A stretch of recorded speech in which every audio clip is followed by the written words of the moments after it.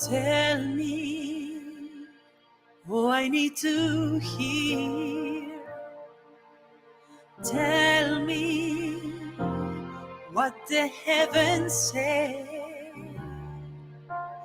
Tell me, oh, I need to know what is in your heart, oh Lord.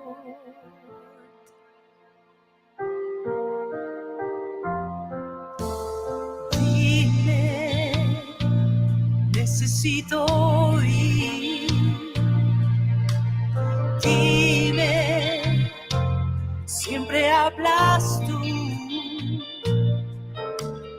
Dime, necesito saber que está en tu corazón. Oh Dios,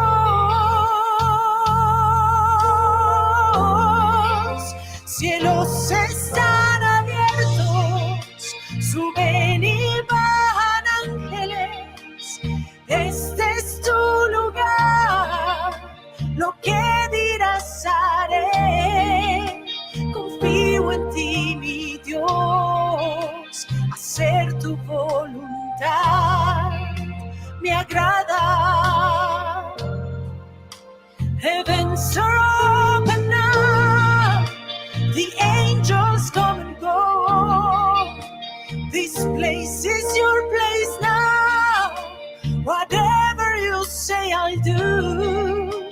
I trust in you, my Lord, 'cause doing your will pleases me.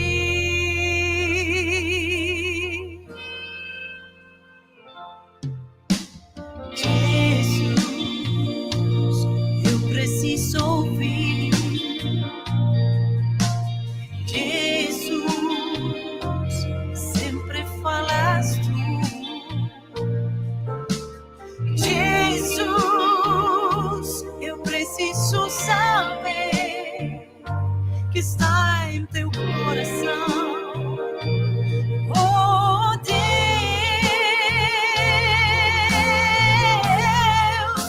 os céus estão abertos, sob onde se anjos. Este é o teu lugar, o que dirás farei. Confio em ti, meu Deus, fazer a tua vontade é meu prazer. Heavens are open now, the angels come and go. This place is your place now. Whatever you say, I'll do. I trust in you, my Lord, 'cause doing your will pleases me. Cielos están abiertos, suben y bajan ángeles. Este es tu lugar, lo que dirás haré. Te amo, mi Jesús, tus glorias cantaré siempre. Cielos están abiertos, suben y bajan ángeles. Este es tu lugar, lo que dirás haré. Confío en ti, mi Dios, hacer tu voluntad me agrada.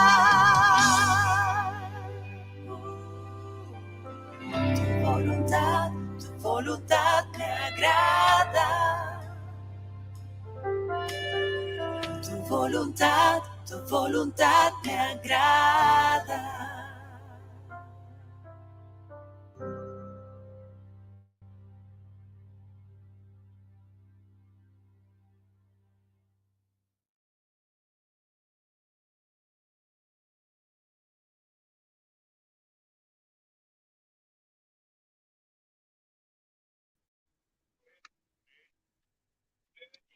Good morning, everyone. We start the reading today in Numbers 24.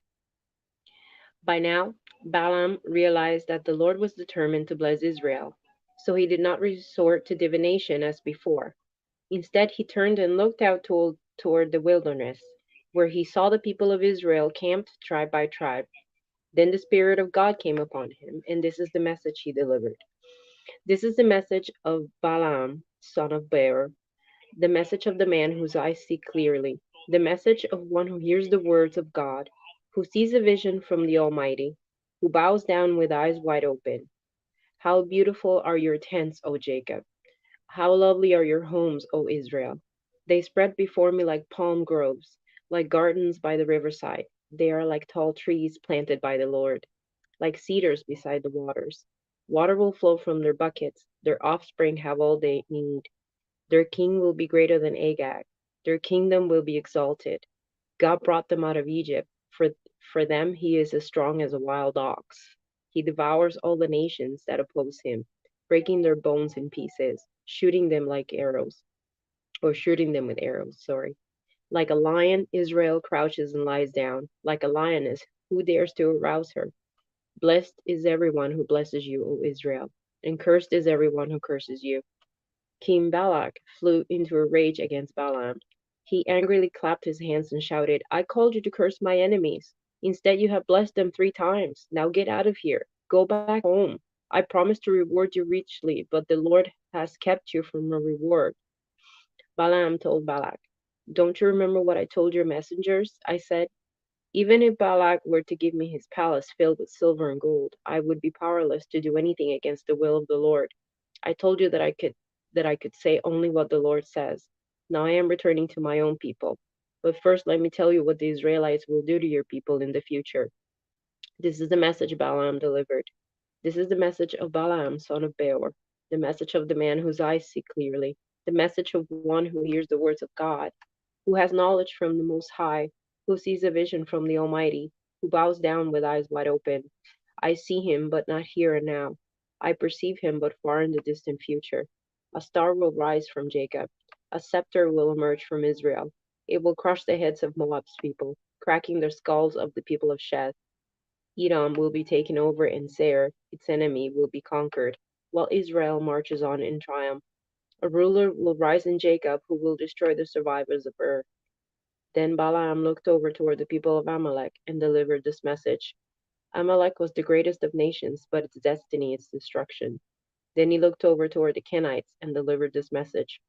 Your home is secure, your nest is set on the rocks, but the Kenites will be destroyed when Assyria takes you captive. Balaam concluded his messages by saying, Alas, who can survive unless God has willed it? Ships will come from the coast of Cyprus. They will open Assyria and afflict Eber, but they too will be utterly destroyed.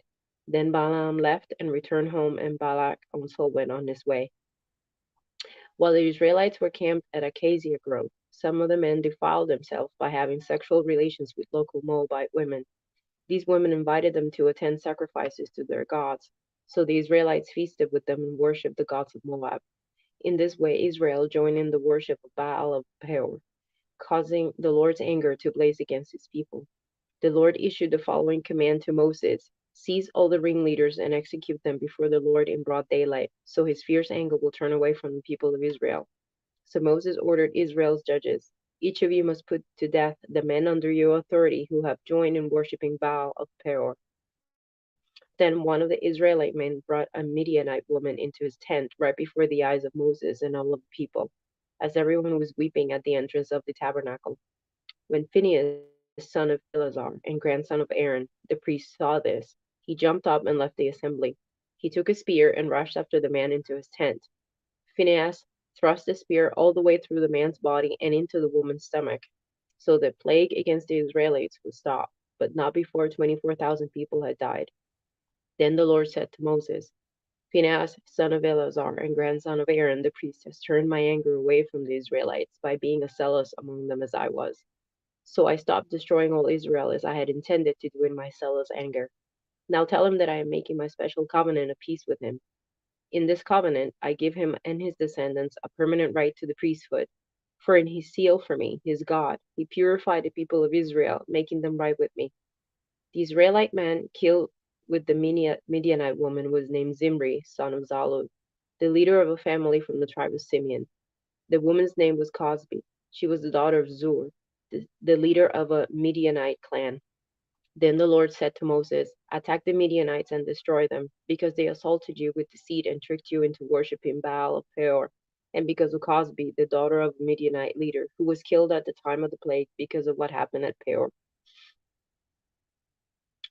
After the plague had ended, the Lord said to Moses and to Eleazar, son of Aaron the priest, from the whole community of Israel, record the names of all the warriors by their families, list all the men 20 years old and older who are able to go to war. So there on the plains of Moab, beside the Jordan River across from Jericho, Moses and Eleazar the priest issued these instructions to the leaders of Israel. List all the men of Israel 20 years old and older, just as the Lord commanded Moses. This is the record of all the descendants of Israel who came out of Egypt. These were the clans descended from the sons of Reuben, Jacob's oldest son, the Hanokite clan, named after the ancestor Hanok, the Paluite clan, named after the ancestor Palu, the Hezronite clan, named after their ancestor Hezron, the Carmite clan, named after their ancestor Carmi. These were the clans of Reuben. Their registered troops numbered 43,730. Palu was the ancestor of Eliab, and Eliab was the father of Nemuel, Dathan, and Abiram.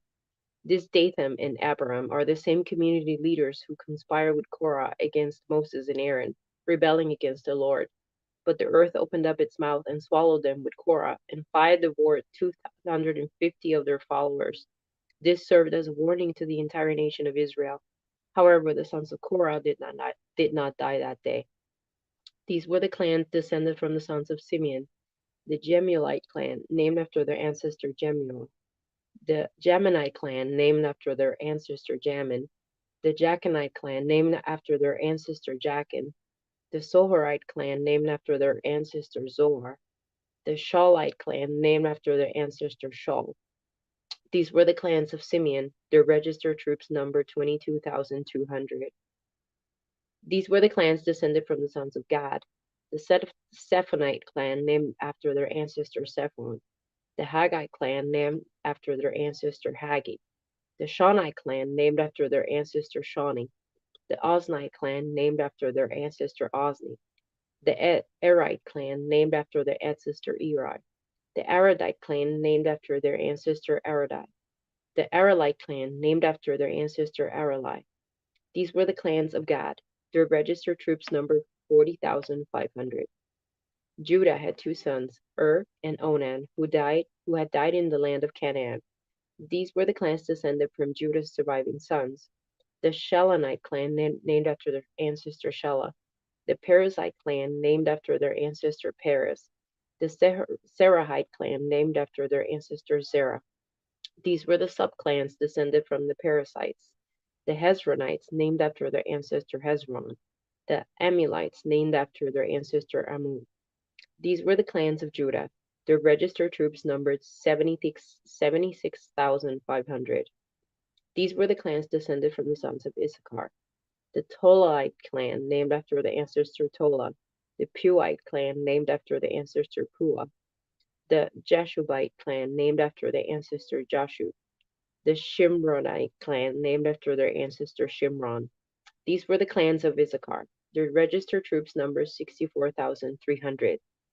These were the clans descended from the sons of Zebulun, the Seredite clan, named after their ancestor Sered, the Elonite clan, named after their ancestor Elon, the Jaelite clan, named after the ancestor Jaliel. These were the clans of Zebulun. Their registered troops numbered 60,500. Two clans were descended from Joseph through Manasseh and Ephraim. These were the clans descended from Manasseh, the Machirite clan, named after their ancestor Machir, the Gileadite clan, named after their ancestor Gilead, Machir's son. These were the subclans descended from the Gileadites, the Irizarites, named after the ancestor Iazer, the Elachites, named after their ancestor Elach, the Azraelites, named after their ancestor Azrael, the Shechemites, named after their ancestor Shechem, the Shemiadites, named after their ancestor Shemida, the Hephrodites, named after their ancestor Hepher, One of Heifer's descendants, Zelophehad, had no sons, but his daughters' names were Mahlah, Noah, Hoglah, Milcah, and Tirzah. These were the clans of Manasseh. Their registered troops numbered 52,700. These were the clans descended from the sons of Ephraim. The Shuthelite clan, named after their ancestor Shuthelah. The Becherite clan, named after their ancestor Becher. The Tahanite clan, named after their ancestor Tahan. This was the subclan descended from the Shuthelahites. The Aaronites, named after their ancestor Aaron. These were the clans of Ephraim. Their registered troops numbered 32,500. These clans of Manasseh and Ephraim were all descendants of Joseph. These were the clans descended from the sons of Benjamin. The Belaite clan, named after their ancestor Bela. The Ashbelite clan, named after their ancestor Ashbel. The Iramite clan, named after their ancestor Iram. The Shaphanite clan, named after their ancestor Shaphan. The Haphamite clan, named after their ancestor Hapham. These were the subclans descended from the Belaites. The Ardites, named after the ancestor Ard. The Naamites, named after their ancestor Naaman. These were the clans of Benjamin. Their registered troops numbered 45,600. These were the clans descended from the sons of Dan. The Shahamite clan, named after their ancestor Shuman. These were the Shuhamite clans of Dan. Their registered troops numbered 64,400. These were the clans descended from the sons of Asher. The Imnite clan, named after the ancestor Imnah. The Ishvite clan, named after the ancestor Ishvi. The Berite clan, named after the ancestor Beriah. These were the subclans descended from the Beriites. The Heberites, named after their ancestor Heber. The Malkilites, named after their ancestor Malkil. Asher also had a daughter named Sarah. These were the clans of Asher. Their registered troops numbered 53,400. These were the clans descended from the sons of Naphtali. The Jathalite clan, named after their ancestor Jaziel. The Gunite clan, named after their ancestor Guni. The Hezarite clan, named after their ancestor Jezer. The Shilamite clan, named after their ancestor Shilom. These were the clans of Naphtali. Their registered troops numbered 45,400. In summary, the registered troops of all Israel numbered 601,730. Then the Lord said to Moses, "Divide the land among the tribes and distribute the grants of land in proportion to the tribes' populations, as indicated by the number of names on the list. Give the larger tribes more land and the smaller tribes less land, each group receiving a grant in proportion to the size of its population. But you must assign the land by lot and give land to each ancestral tribe according to the number of names on the list.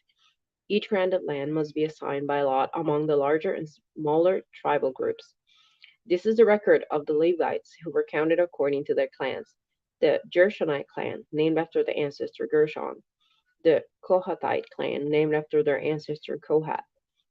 The Merarite clan, named after the ancestor Merari. The Libnites, the Hebronites, the Malites, the Mushites, the Korahites were all subclans of the Levites. Now Kohath was the ancestor of Amram, and Amram's wife was named Jochebed. She also was a descendant of Levi, born among the Levites in the land of Egypt. Amram and Jochebed became the parents of Aaron, Moses, and their sister Miriam. To Aaron were born Nadab, Abihu, Eleazar, and Ithamar. But Nadab and Abihu died when they burned before the Lord the wrong kind of fire, different than he had commanded.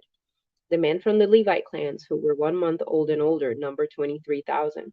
But the Levites were not included in the registration of the rest of the people of Israel, because they were not given an allotment of land when it was divided among the Israelites. So these are the results of the registration of the people of Israel, as conducted by Moses and Eleazar, the priest of the plains of Moab, beside the Jordan River across from Jericho. Not one person on the list had been those listed in the previous registration taken by Moses and Aaron in the wilderness of Sinai. For the Lord had said of them, "They will all die in the wilderness. Not one of them survived except Caleb, son of Jephunneh, and Joshua, son of Nun." One day a petition was presented by the daughters of Zelophehad, Mahlah, Noah, Hoglah, Milcah, and Tirzah. Their father Zelophehad was a descendant of Hefer, son of Gilead, son of Machir, son of Manasseh, son of Joseph. These women stood before Moses, Eleazar the priest, the tribal leaders, and the entire community at the entrance of the tabernacle. Our father died in the wilderness, they said. He was not among Korah's followers who rebelled against the Lord. He died because of his own sin, but he had no sons. Why should the name of our father disappear from his clan just because he had no sons? Give us property along with the rest of our relatives. So Moses brought their case before the Lord, and the Lord replied to Moses, the claim of the daughters of Zelophehad is legitimate. You must give them a grant of land along with their father's relatives. Assign them the property that would have been given to their father, and give the following instructions to the people of Israel. If a man dies and has no son, then give his inheritance to his daughters.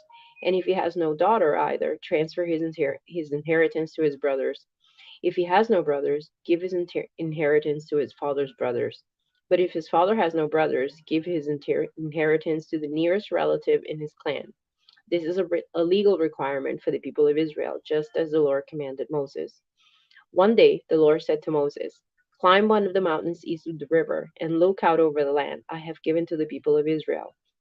After you have seen it, you will die like your brother Aaron, for you both rebelled against my instructions in the wilderness of Zin. When the people of Israel rebelled, you failed to demonstrate my holiness to them at the waters. These are the waters of Meribah at Kadesh, in the wilderness of Zin. Then Moses said to the Lord, O Lord, you are the God who gives breath to all creatures. Please appoint a new man as leader for the community. Give them someone who will guide them wherever they go and will lead them into battle, so the community of the Lord will not be like sheep without a shepherd. The Lord replied, take Joshua son of Nun, who has the Spirit in him, and lay your hands on him. Present him to Eleazar the priest before the whole community, and publicly commission him to lead the people. Transfer some of your authority to him, so the whole community of Israel will obey him.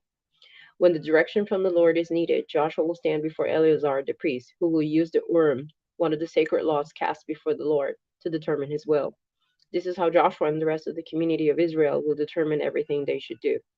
So Moses did as the Lord commanded. He presented Joshua to Eleazar the priest and the whole community. Moses laid his hand on him and commissioned him to lead the people, just as the Lord had commanded through Moses. The Lord said to Moses, give these instructions to the people of Israel. The offerings you present as special gifts are a pleasing aroma to me, so they are my food. See to it that they are brought at the appointed times and offered according to my instructions. Say to the people, this is the special gift you must present to the Lord as your daily burnt offering. You must offer 2 one-year-old male lambs with no defects. Sacrifice one lamb in the morning and the other in the evening. With each lamb, you must offer a grain offering of 2 quarts of choice flour mixed with 1 quart of pure oil of pressed olives. This is a regular burnt offering instituted at Mount Sinai as a special gift, a pleasing aroma to the Lord. Along with it, you must present the proper liquid offering of 1 quart of alcoholic drink with each lamb, poured out in the holy place as an offering to the Lord. Offer the second lamb in the evening with the same grain offering and liquid offering. It too is a special gift, a pleasing aroma to the Lord.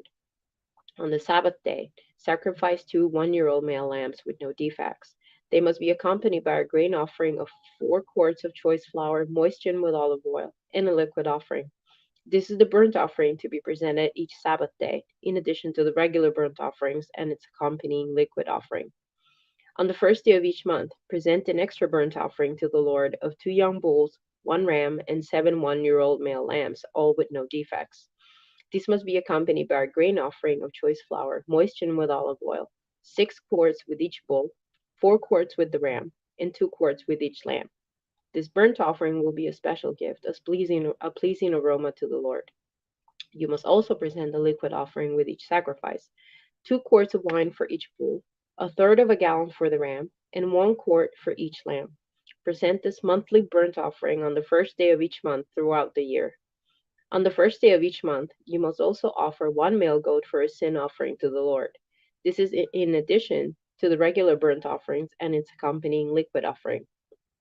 On the 14th day of the first month, you must celebrate the Lord's Passover. On the following day, the 15th day of the month, a joyous 7-day festival will begin, but no bread made with yeast may be eaten. The first day of the festival will be an official day for Holy Assembly, and no ordinary work may be done on that day. As a special gift, you must present a burnt offering to the Lord, 2 young bulls, 1 ram, and 7 one-year-old male lambs, all with no defects. These will be accompanied by grain offerings of choice flour, moistened with olive oil, 6 quarts with each bull, 4 quarts with the ram, and 2 quarts with each of the 7 lambs. You must also offer a male goat as a sin offering to purify yourselves and make yourselves right with the Lord. Present these offerings in addition to your regular monthly burnt offering. On each of the 7 days of the festival, this is how you must prepare the food offering that is presented as a special gift, a pleasing aroma to the Lord. These will be offered in addition to the regular burnt offerings and liquid offerings. The seventh day of the festival will be another official day for Holy Assembly, and no ordinary work may be done on that day. At the festival of harvest, when you present the first of your new grain to the Lord, you must call an official day for Holy Assembly, and you may do no ordinary work on that day. Present a special burnt offering on that day as a pleasing aroma to the Lord. It will consist of 2 young bulls, 1 ram, and 7 one-year-old male lambs. These will be accompanied by grain offerings of choice flour moistened with olive oil, 6 quarts with each bull, 4 quarts with the ram, and 2 quarts with each of the 7 lambs. Also, offer 1 male goat to purify yourselves and make yourselves right with the Lord.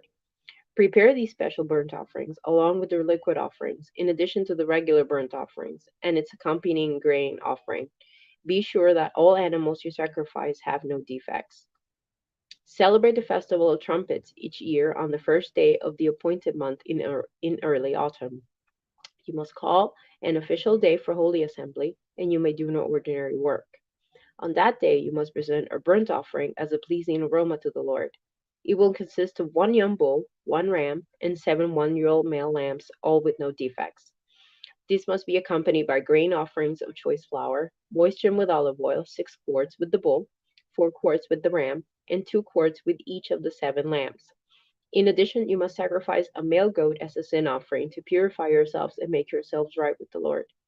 These special sacrifices are in addition to your regular monthly and daily burnt offerings, and they must be given with their prescribed grain offerings and liquid offerings. These offerings are given as a special gift to the Lord, a pleasing aroma to Him. 10 days later, on the 10th day of the same month, you must call another holy assembly. On that day, the Day of Atonement, the people must go without food and must do no ordinary work. You must present a burnt offering as a pleasing aroma to the Lord. It will consist of 1 young bull, 1 ram, and 7 one-year-old male lambs, all with no defects. These offerings must be accompanied by the prescribed grain offerings of choice flour moistened with olive oil, 6 quarts of choice flour with the bull, 4 quarts of choice flour with the ram, and 2 quarts of choice flour with each of the 7 lambs. You must also sacrifice 1 male goat for a sin offering. This is in addition to the sin offering of atonement and the regular daily burnt offerings with its grain offering and their accompanying liquid offerings. 5 days later, on the 15th day of the same month, you must call another holy assembly of all the people, and you may do no ordinary work on that day. It is the beginning of the Festival of Shelters, a 7 day festival to the Lord. On the first day of the festival, you must present a burnt offering as a special gift, a pleasing aroma to the Lord. It will consist of 13 young bulls, 2 rams, and 14 one-year-old male lambs, all with no defects. Each of these offerings must be accompanied by a grain offering of choice flour, moistened with olive oil, 6 quarts for each of the 13 bulls, 4 quarts for each of the 2 rams, and 2 quarts for each of the 14 lambs. You must also sacrifice a male goat as a sin offering, in addition to the regular burnt offering with its accompanying grain offering and liquid offering. On the second day of this 7 day festival, sacrifice 12 young bulls, 2 rams, and 14 one-year-old male lambs, all with no defects. Each of these offerings of bulls, rams, and lambs must be accompanied by its prescribed grain offering and liquid offering. You must also sacrifice a male goat as a sin offering, in addition to the regular burnt offerings with its accompanying grain offering and liquid offering. On the third day of the festival, sacrifice 11 young bulls, 2 rams, and 14 one-year-old male lambs, all with no defects.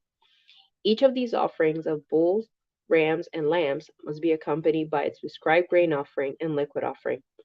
You must also sacrifice a male goat as a sin offering, in addition to the regular burnt offering, with its accompanying grain offering and liquid offering. On the fourth day of the festival, sacrifice 10 young bulls, 2 rams, and 14 one-year-old male lambs, all with no defects.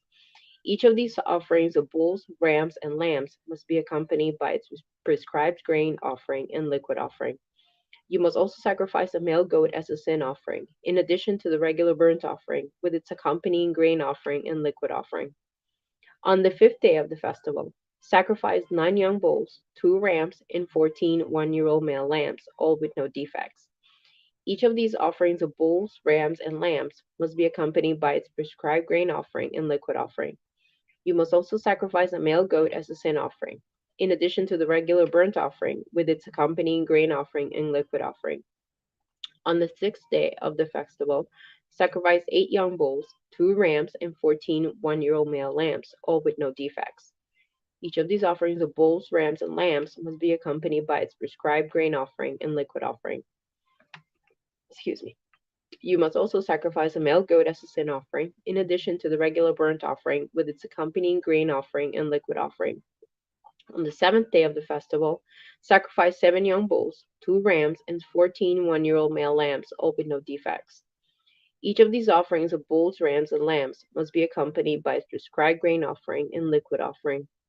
You must also sacrifice 1 male goat as a sin offering, in addition to the regular burnt offering, with its accompanying grain offering and liquid offering. On the eighth day of the festival, proclaim another holy day. You must do no ordinary work on that day. You must present a burnt offering as a special gift, a pleasing aroma to the Lord. It will consist of 1 young bull, 1 ram, and 7 one-year-old male lambs, all with no defects. Each of these offerings must be accompanied by its prescribed grain offering and liquid offering. You must also sacrifice 1 male goat as a sin offering, in addition to the regular burnt offering with its accompanying grain offering and liquid offering. You must present these offerings to the Lord at your annual festivals.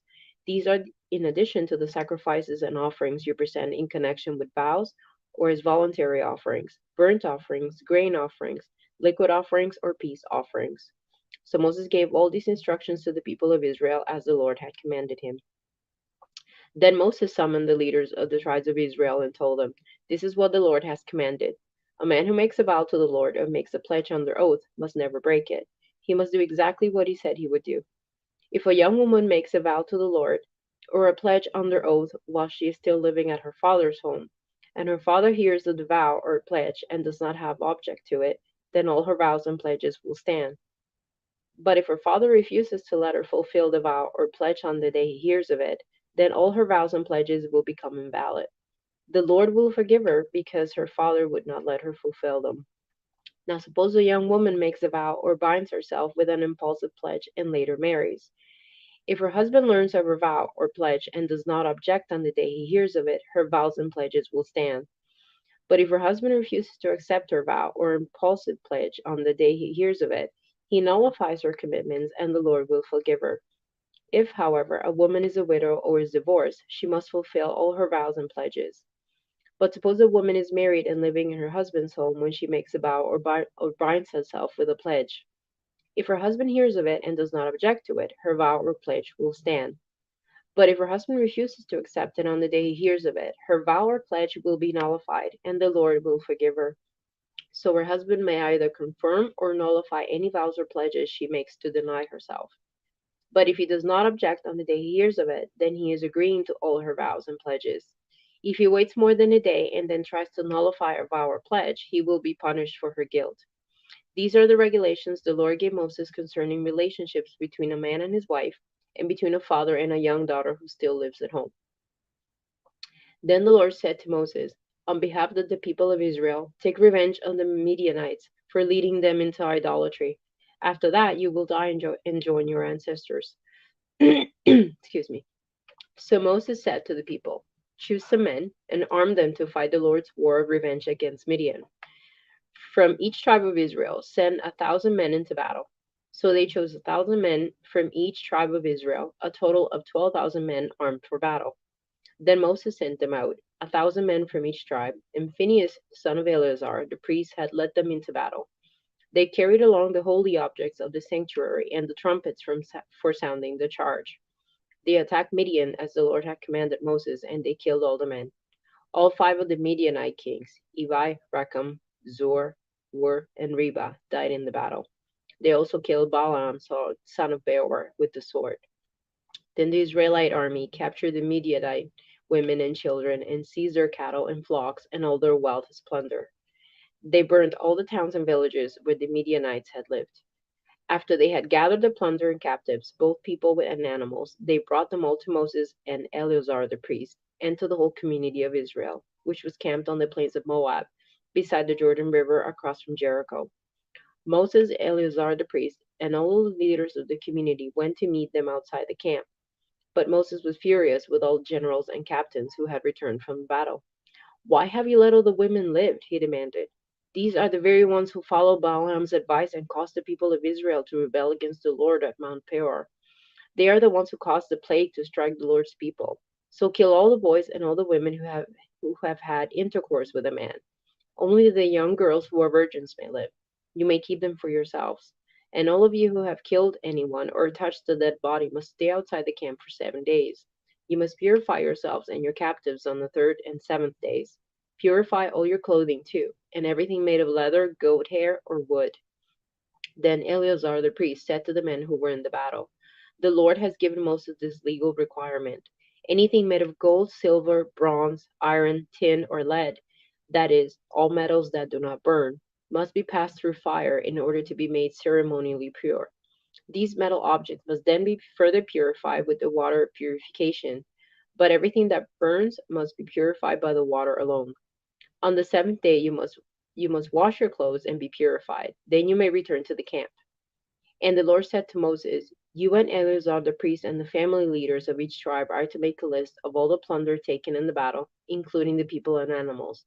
Then divide the plunder into two parts and give half to the men who fought the battle and half to the rest of the people.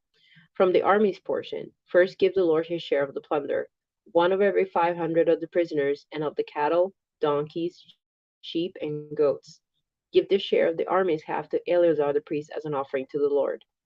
From the half that belongs to the people of Israel, take one of every 50 of the prisoners, and of the cattle, donkeys, sheep, goats, and other animals.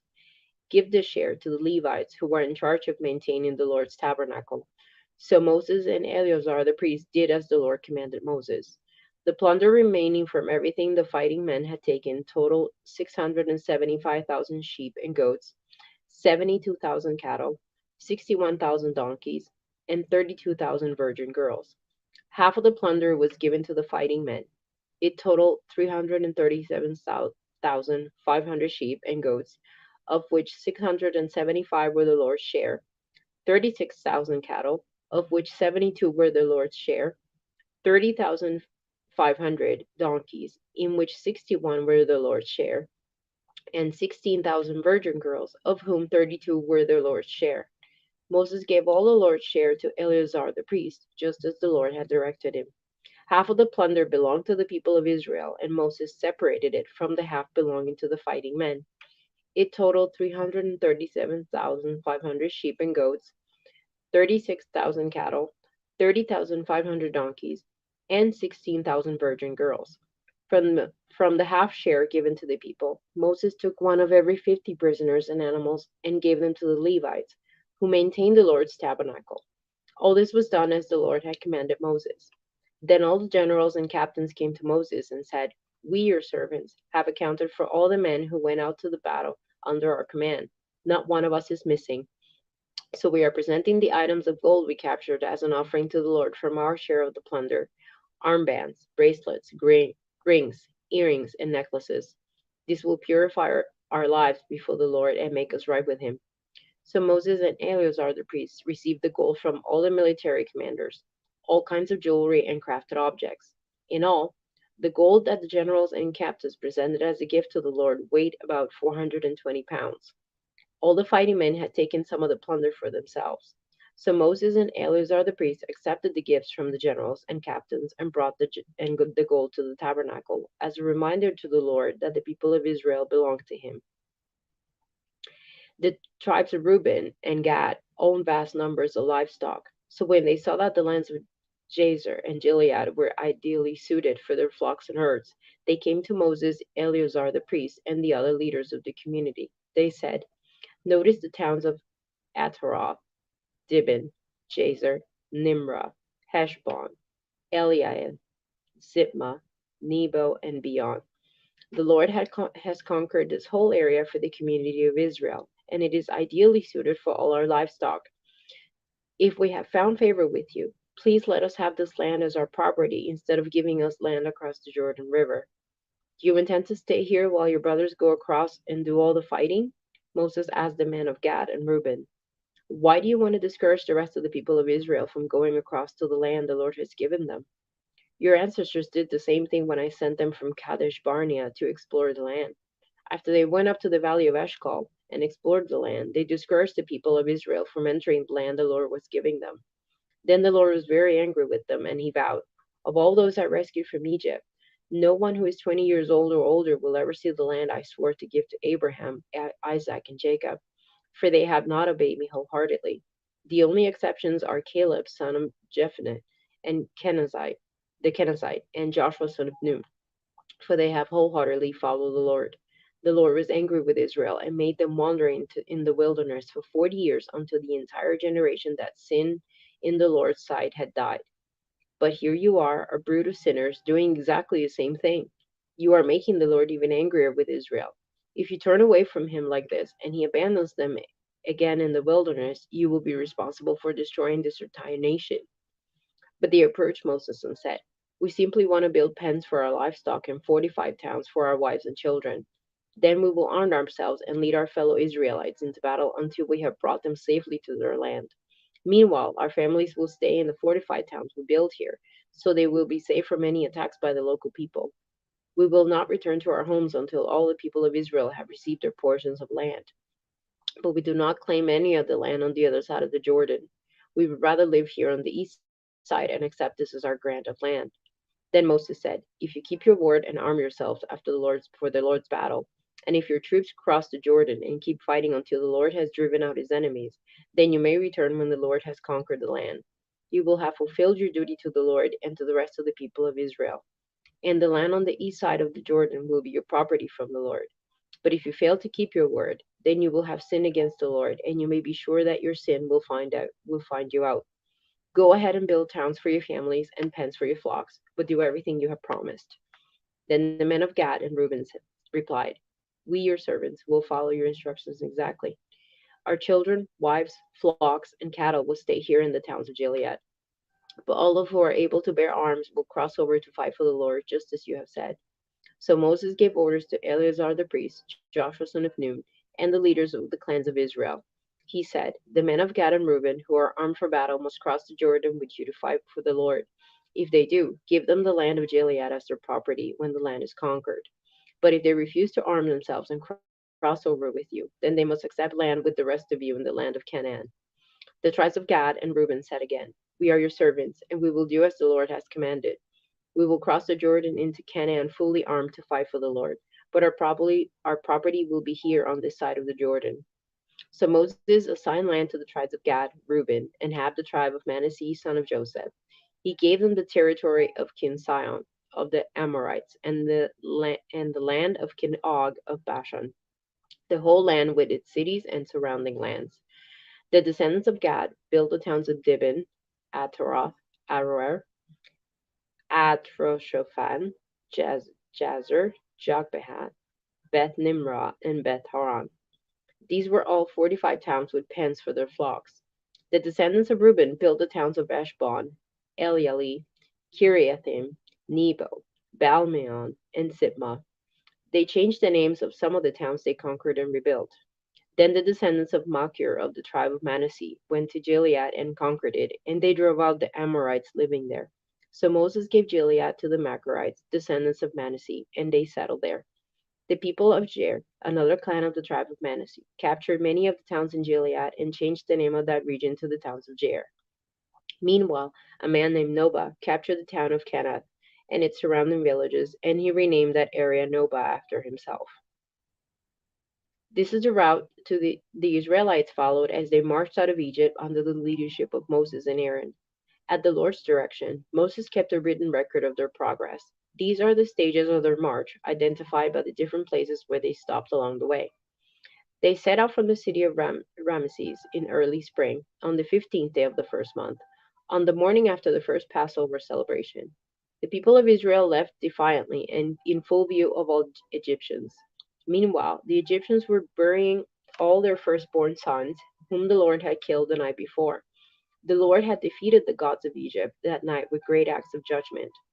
After leaving Ramesses, the Israelites set out camp at Succoth. Then they left Succoth and camped at Etham at the edge of the wilderness. They left Etham and turned back toward Pihareoth, opposite Baal-zephon, and camped near Migdol. Then they left Pihathroth and crossed the Red Sea into the wilderness beyond. Then they traveled for 3 days into the Etham wilderness and camped at Marah. Then they left Marah and camped at Elam, where there were 12 springs of water and 70 palm trees. Then they left Elam and camped beside the Red Sea. They left the Red Sea and camped in the wilderness of Sin.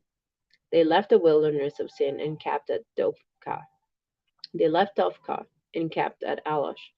They left Alash and camped at Rephidim, where there was no water for the people to drink. They left Rephidim and camped in the wilderness of Sinai. They left the wilderness of Sinai and camped at Kibroth Hattaavah. They left Kibroth Hattaavah and camped at Hazeroth. They left Hazeroth and camped at Rithmah. They left Rithmah and camped at Rimmon Perez. They left Rimmon Perez and camped at Libnah. They left Libnah and camped at Rizah. They left Rizah and camped at Kehelosat. They left Kehelosat and camped at Mount Shepherd. They left Mount Shepherd and camped at Haradah. They left Haradah and camped at Makloth.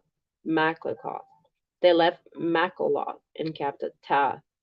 They left Taath and camped at Terah. They left Terah and camped at Mithkah. They left Mithkah and camped at Hashmonah. They left Hashmonah and camped at Moseroth. They left Moseroth and camped at Ben Hakan. They left Ben Hakan and camped at Or Haggidgad. They left Or Haggidgad and camped at Hotbathat. They left Hotbathat and camped at Abranah. They left Abranah and camped at Ezion Geber. They left Ezion Geber and camped at Kadesh in the wilderness of Zin. They left Kadesh and camped at Mount Or at the border of Edom. While they were at the foot of Mount Or, Aaron the priest was directed by the Lord to go up the mountain, and there he died. This happened in midsummer, on the first day of the 5th month of the 40th year after Israel's departure from Egypt. Aaron was 123 years old when he died there on Mount Or. At the time of the Canaanite king of Arad, who lived in the Negev in the land of Canaan, heard that the people of Israel were approaching his land. Meanwhile, the Israelites left Mount Or and camped at Salmonah. Then they left Salmonah and camped at Punon. They left Punon and camped at Oboth. They left Oboth and camped at Ibarim at the border of Moab. They left Ibanim and camped at Dibongad. They left Dibongad and camped at Almon Diblathaim. They left Almon Diblathaim and camped on the mountains east of the river near Mount Nebo. They left the mountains east of the river and camped on the plains of Moab beside the Jordan River across from Jericho. Along the Jordan River they camped from Beth Hashimoth as far as the meadows of Acacia on the plains of Moab. While they were camped near the Jordan River on the plains of Moab opposite Jericho, the Lord said to Moses, "Give the following instructions to the people of Israel. When you cross the Jordan River into the land of Canaan, you must drive out all the people living there. You must destroy all their carved and molten images and demolish all their pagan shrines. Take possession of the land and settle in it, because I have given it to you to occupy. You must distribute the land among the clans by sacred lot and in proportion to their size. A larger portion of land will be allotted to each of the larger clans, and a smaller portion will be allotted to each of the smaller clans. The decision of the sacred lot is final. In this way, the portions of land will be divided among your ancestral tribes. But if you fail to drive out the people who live on the land, those who remain will be like splinters in your eyes and thorns in your sides. They will harass you in the land where you live, and I will do to you what I have planned to do to them." Then the Lord said to Moses, "Give these instructions to the Israelites. When you come into the land of Canaan, which I am giving you as your special possession, these will be the boundaries. The southern portion of your country will extend to the wilderness of Zin along the edge of Edom. The southern boundary will begin on the east of the Dead Sea. It will then run south past Scorpion Pass in the direction of Zin. Its southernmost point will be Kadesh Barnea, from which it will go to Asar Adar and on the Asmon.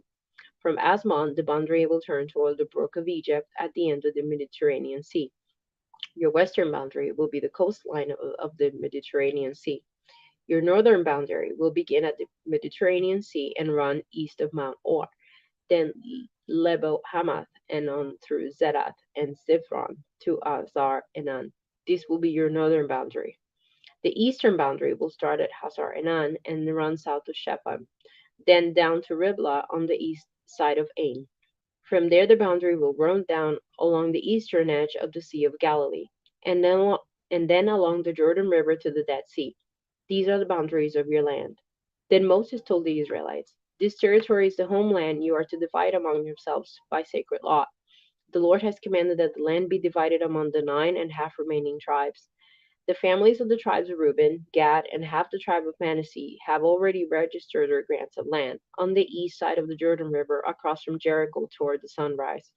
And the Lord said to Moses, "Eleazar the priest and Joshua son of Nun are the men designated to divide the grants of land among the people. Enlist one leader from each tribe to help them with the task. These are the tribes and the names of the leaders. Uh, tribe of Judah, leader Caleb son of Jephunneh. Tribe of Simeon, Shemuel son of Amminadab. Benjamin, Elilat son of Kislon. Dan, Buki son of Jogli. Manasseh son of Joseph, Haniel son of Ephod.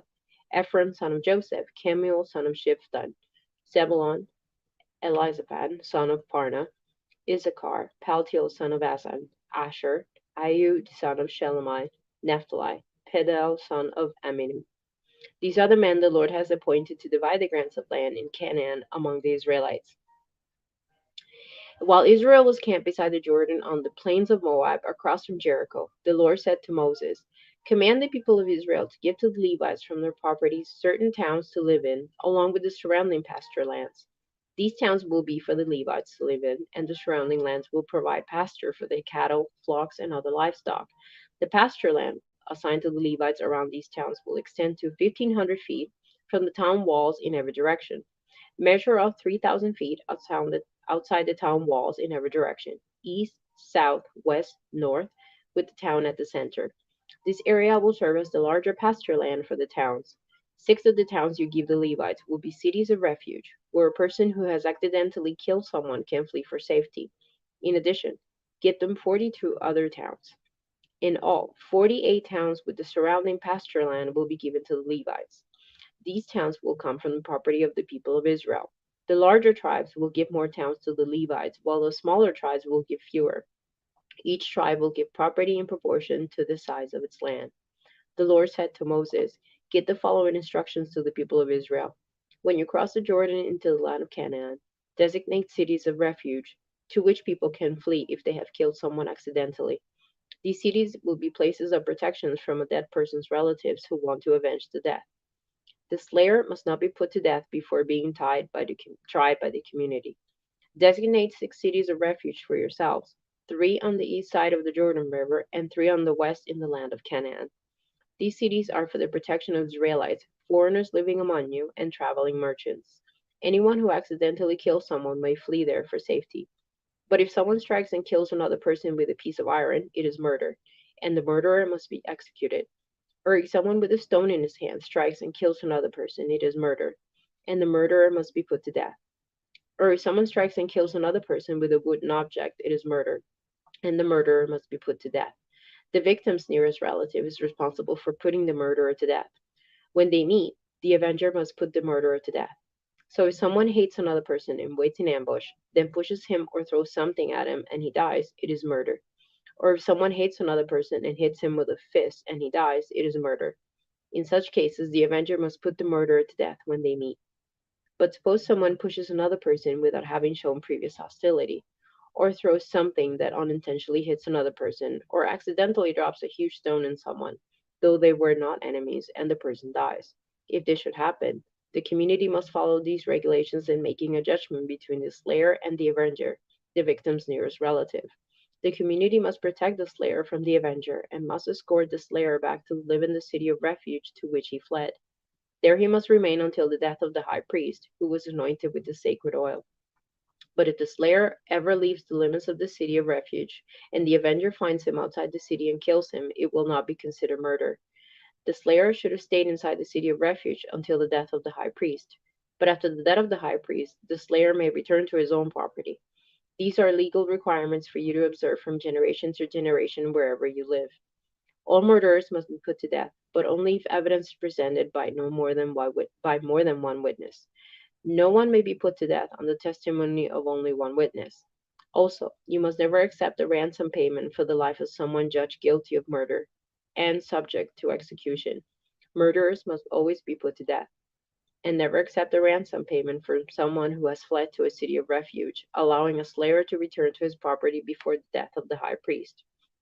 This will ensure that the land where you live in will not be polluted, for murder pollutes the land, and no sacrifice except the execution of the murderer can purify the land of murder. You must not defile the land where you live, for I live there myself. I am the Lord who lives among the people of Israel. When the heads of the clans of Gilead, descendants of Machir, son of Manasseh, son of Joseph, came to Moses and the family leaders of Israel with a petition, they said, Sir, the Lord instructed you to divide land by sacred lot among the people of Israel. You were told by the Lord to give the grant of land owned by your brother Zelophehad to his daughters. But if they marry men from another tribe, their grants of land will go with them to the tribe into which they marry. In this way, the total area over tribal land will be reduced. Then, when the year of Jubilee comes, their portion of land will be added to that of the new tribe, causing it to be lost forever to our ancestral tribe. So Moses gave the Israelites this command from the Lord. The claim of the men of the tribe of Joseph is legitimate. This is what the Lord commands concerning the daughters of Zelophehad. Let them marry anyone they like, as long as it is within their own ancestral tribe. None of the territorial land may pass from tribe to tribe, for all the land given to each tribe must remain within the tribe to which it was first allotted. The daughters throughout the tribes of Israel who are in line to inherit property must marry within their tribe, so that all the Israelites will keep their ancestral property. No grant of land may pass from one tribe to another. Each tribe of Israel must keep its allotted portion of land. The daughters of Zelophehad did as the Lord commanded Moses. Mahlah, Tirzah, Hoglah, Milcah, and Noah, all married cousins on their father's side. They married into the clans of Manasseh, son of Joseph. Thus their inheritance of land remained within their ancestral tribe. These are the commands and regulations that the Lord gave to the people of Israel through Moses while they were camped on the plains of Moab beside the Jordan River across from Jericho. And that's my part for today. God bless you. Amen. Thank you so much, Rosa. You always ahead. So I'm going to continue. That will help me a lot. Thank you so much. Okay, thank you. Okay, we're going to continue reading Deuteronomy 1 to 12. These are the words Moses spoke to all Israel in the desert east of the Jordan, that is in the Arabah, opposite Soph, between Parah and Tophel, Laban, Hatzerot, and Dizahab. It takes 11 days to go from Horeb to Kadesh Barnea by the Mount Seir road. In the 4th year, on the first day of the 11th month, Moses proclaimed to the Israelites all that the Lord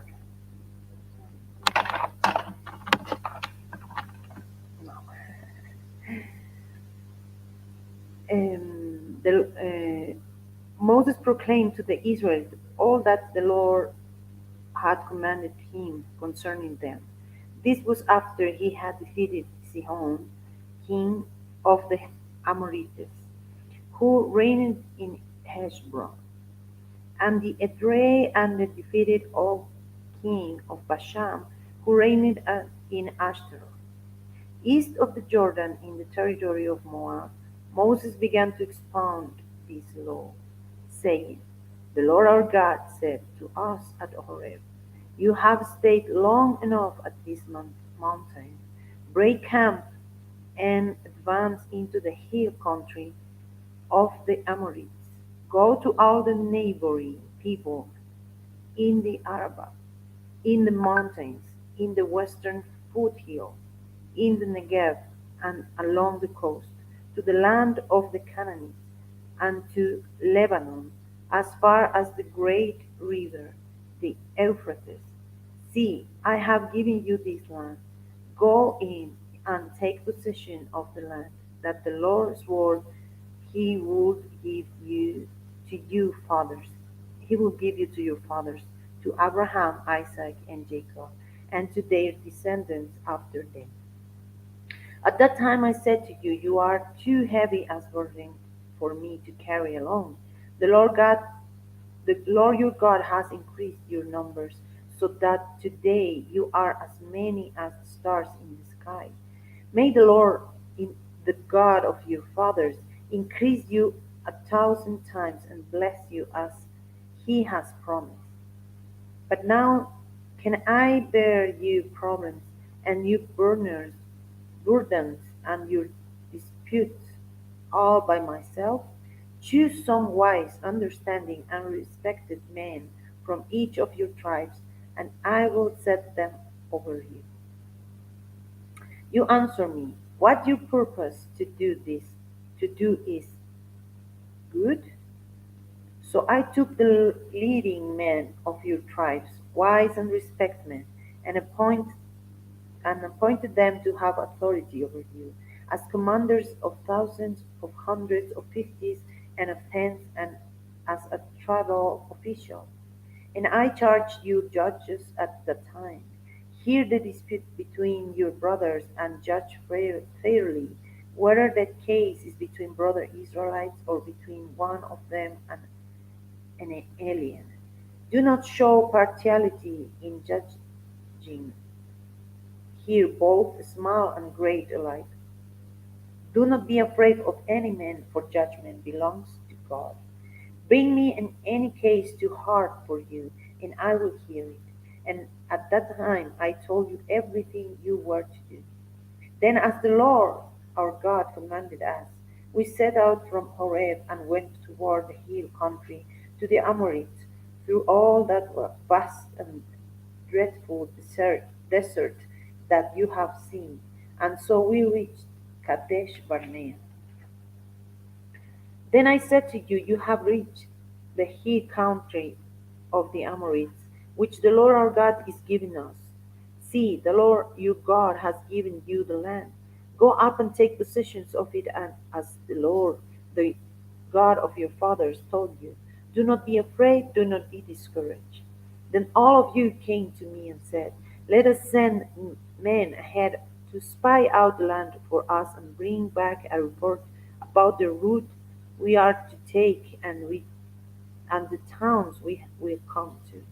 The idea seemed too good for me, so I selected 12 of you, one man for each tribe. They left and went up into the hill country and came to the valley of the skull and explored it. Taking with them some of the fruit of the land, they brought it down to us and reported, it is a good land that the Lord our God is giving us. But you were unwilling to go up. You rebelled against the command of the Lord your God. You grumbled in your tents and said, the Lord hates us. So he brought us out of Egypt to deliver us into the hands of the Amorites to destroy us. Where can we go? Our brothers have made us lose heart. They said, the people are stronger and taller than we are. The cities are large with walls up to the sky. We even saw the Anakites there. Then I said to you, do not be terrified, do not be afraid of them. The Lord your God who is going before you will fight for you, as he did for you in Egypt before your very eyes, and in the desert. There you saw how the Lord your God carried you, as a father carries his son, all the way you went until you reached this place. In spite of these, you did not trust in the Lord your God, who went ahead of you on your journey, in fire by night, in a cloud by day, to search out places for you to camp and to show you the way you should go. When the Lord what you said, he was angry and solemnly swore, not a man of this evil generation shall see the good land I swore to give you for forefathers, except Caleb, son of Jephunneh. He will see it, and I will give him and his descendants the land has set his feet on, because he followed the Lord wholeheartedly. Because of you, the Lord became angry with me also and said, You shall not enter either, but your assistant Joshua, son of Nun, will enter it. Encourage him because he will lead Israel to inherit it. And the little ones that you said will be taken captive, your children who do not yet know good from bad, they will enter the land. I will give it to them, and they will take possession of it. But as for you, turn around and set out toward the desert along the route to the Red Sea. Then you replied, We have sinned against the Lord. We will go up and fight, as the Lord our God commanded us. So every one of you put on his weapons, thinking it easy to go up into the hill country. But the Lord said to me, Tell them, Do not go up and fight, because I will not be with you. You will be defeated by your enemies. So I told you, but you will not listen. You rebelled against the Lord's command, and in your arrogance you marched up into the hill country. The Amorites who lived in those hills came out against you. They chased you like a swarm of bees and beat you down from Seir all the way to Hormah. You came back and wept before the Lord, but he paid no attention to your weeping, and turned a deaf ear to you. And so you stayed in Kadesh many days, all the time you spent there. When we turned back and set out toward the desert along the route to the Red Sea, as the Lord had directed me, for a long time we made our way around the hill country of Seir. The Lord said to me, You have made your way around this hill country long enough. Now turn north. Give the people these orders. You are about to pass through the territory of your brothers, the descendants of Esau, who live in Seir. They will be afraid of you, but you be very careful.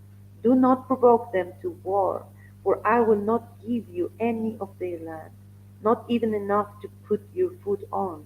I have given Esau the hill country of Seir as his own. You are to pay them in silver for the food you eat and the water you drink. The Lord your God has blessed you and in all the work of your hands. He has watched over your journey through this vast desert.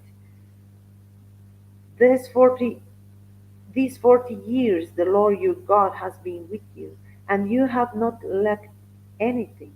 So we went on past our brothers, the descendants of Esau, who live in Seir.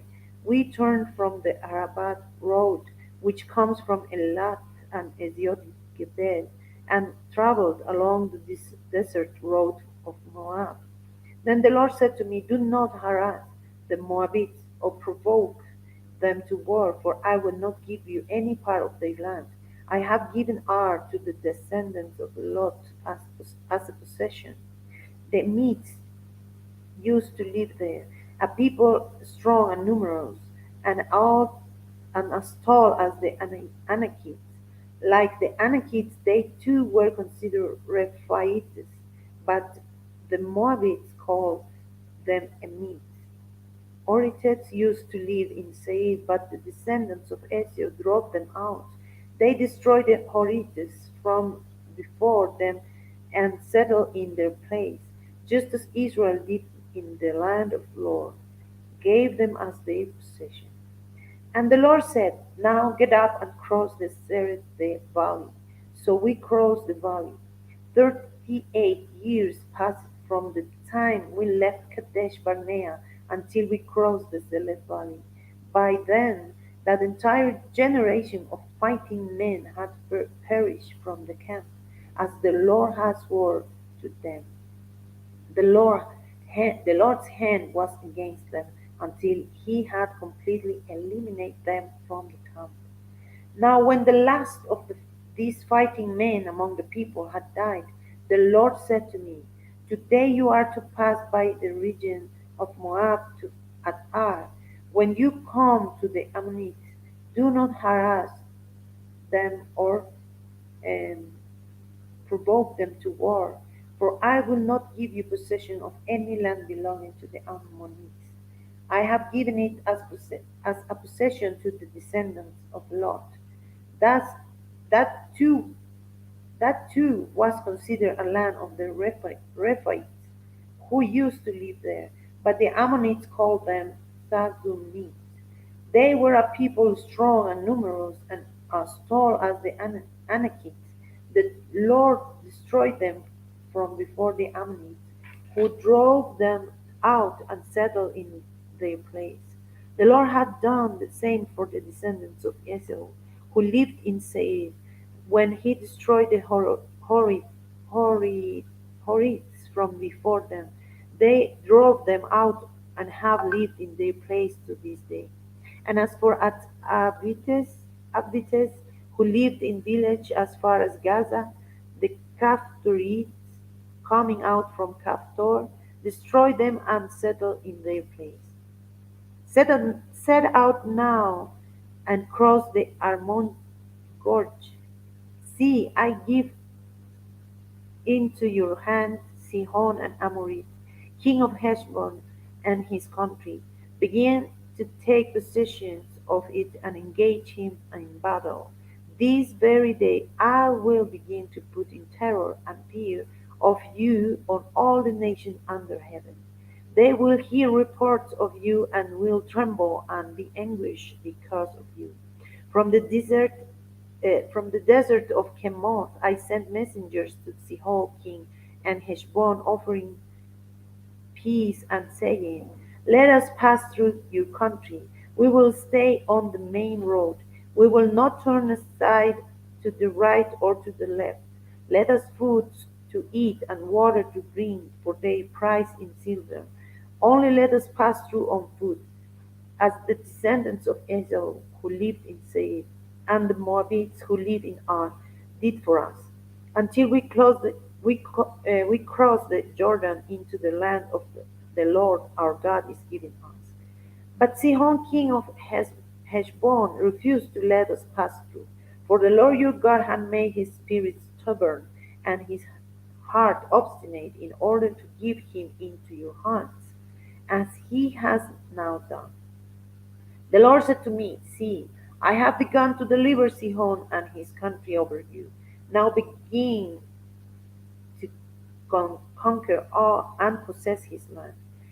When Sihon and all his army came out to meet us in battle at Haat, the Lord our God delivered him over to us, and we struck him down, together with his sons and his whole army. And that time we took all his towns and completely destroyed them, men, women, and children. We left no survivors. But we livestock and the plunder from the towns we had captured we carried off for ourselves. From Aroer on the rim of the Arnon gorge, and from the town in the gorge even as far as Gilead, not one town was too strong for us. The, the Lord of the Lord our God gave us all of them. But in accordance with the command of the Lord our God, you did not encroach on any of the land of the Ammonites, neither the land along the course of the Jabbok, nor that around the towns in the hills. Next, we turned and went up along the road toward Bashan, and Og king of Bashan with his whole army marched out to meet us in battle at Edrei. The Lord said to me, "Do not be afraid of him, for I have handed him to you with his whole army and his land. Do to him what you did to Sihon king of the Ammonites, who reigned in Heshbon. So the Lord our God also gave into our hands Og king of Bashan and all his army. We struck them down, leaving no survivors. At that time we took all his cities. There was not one, no one of the 60 cities that we did not take from them. The whole region of Argob, Og's kingdom in Bashan. All these cities were fortified with high walls and with gates and bars. And there were also great many unwalled villages. We completely destroyed them, as we had done with Sihon king of Heshbon, destroying every city, men, women, and children. But all the livestock and the plunder from their cities we carry off for ourselves. Livestock. So that so at that time we took from these two kings of the Amorites the territory east of the Jordan from the Argon George gorge as far as Mount Hermon. Hermon is called Siron by the Sidonians, and Amorites called in Senir.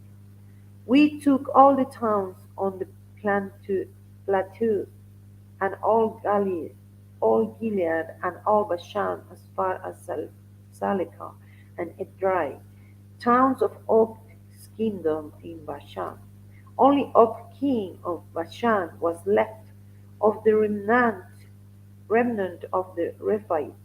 His bed was made of iron and was more than 13 feet long and 6 feet wide.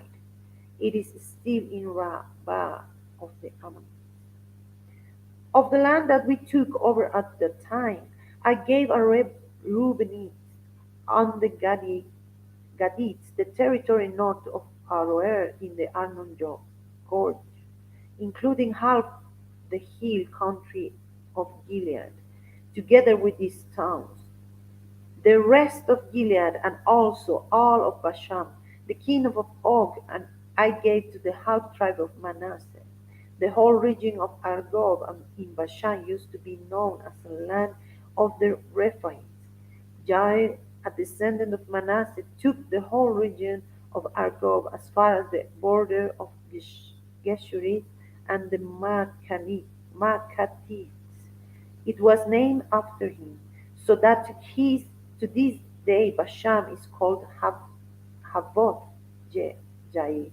And I gave Gilead to Machir, but the Reubenites and the Gadites I gave the territory extending from Gilead down to the Arnon gorge, the middle of the gorge being the border. And out of the Jabbok river, which is the border of Ammonites, its western border was the Jordan in the Arabah, from Kinnereth to the sea of the Arabah, the Salt Sea, below the slopes of Pisgah.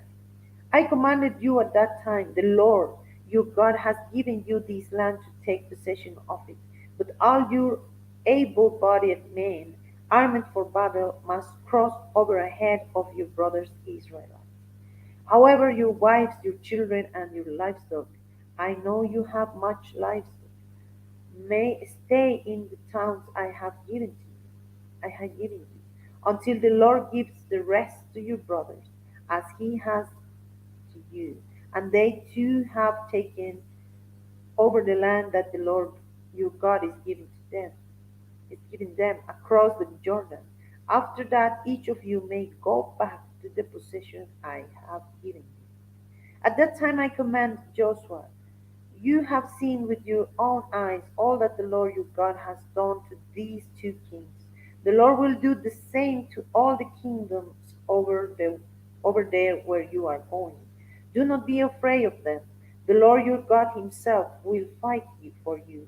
At that time I plead with the Lord, O sovereign God, you have begun to show you to your servant your greatness and your strong hand.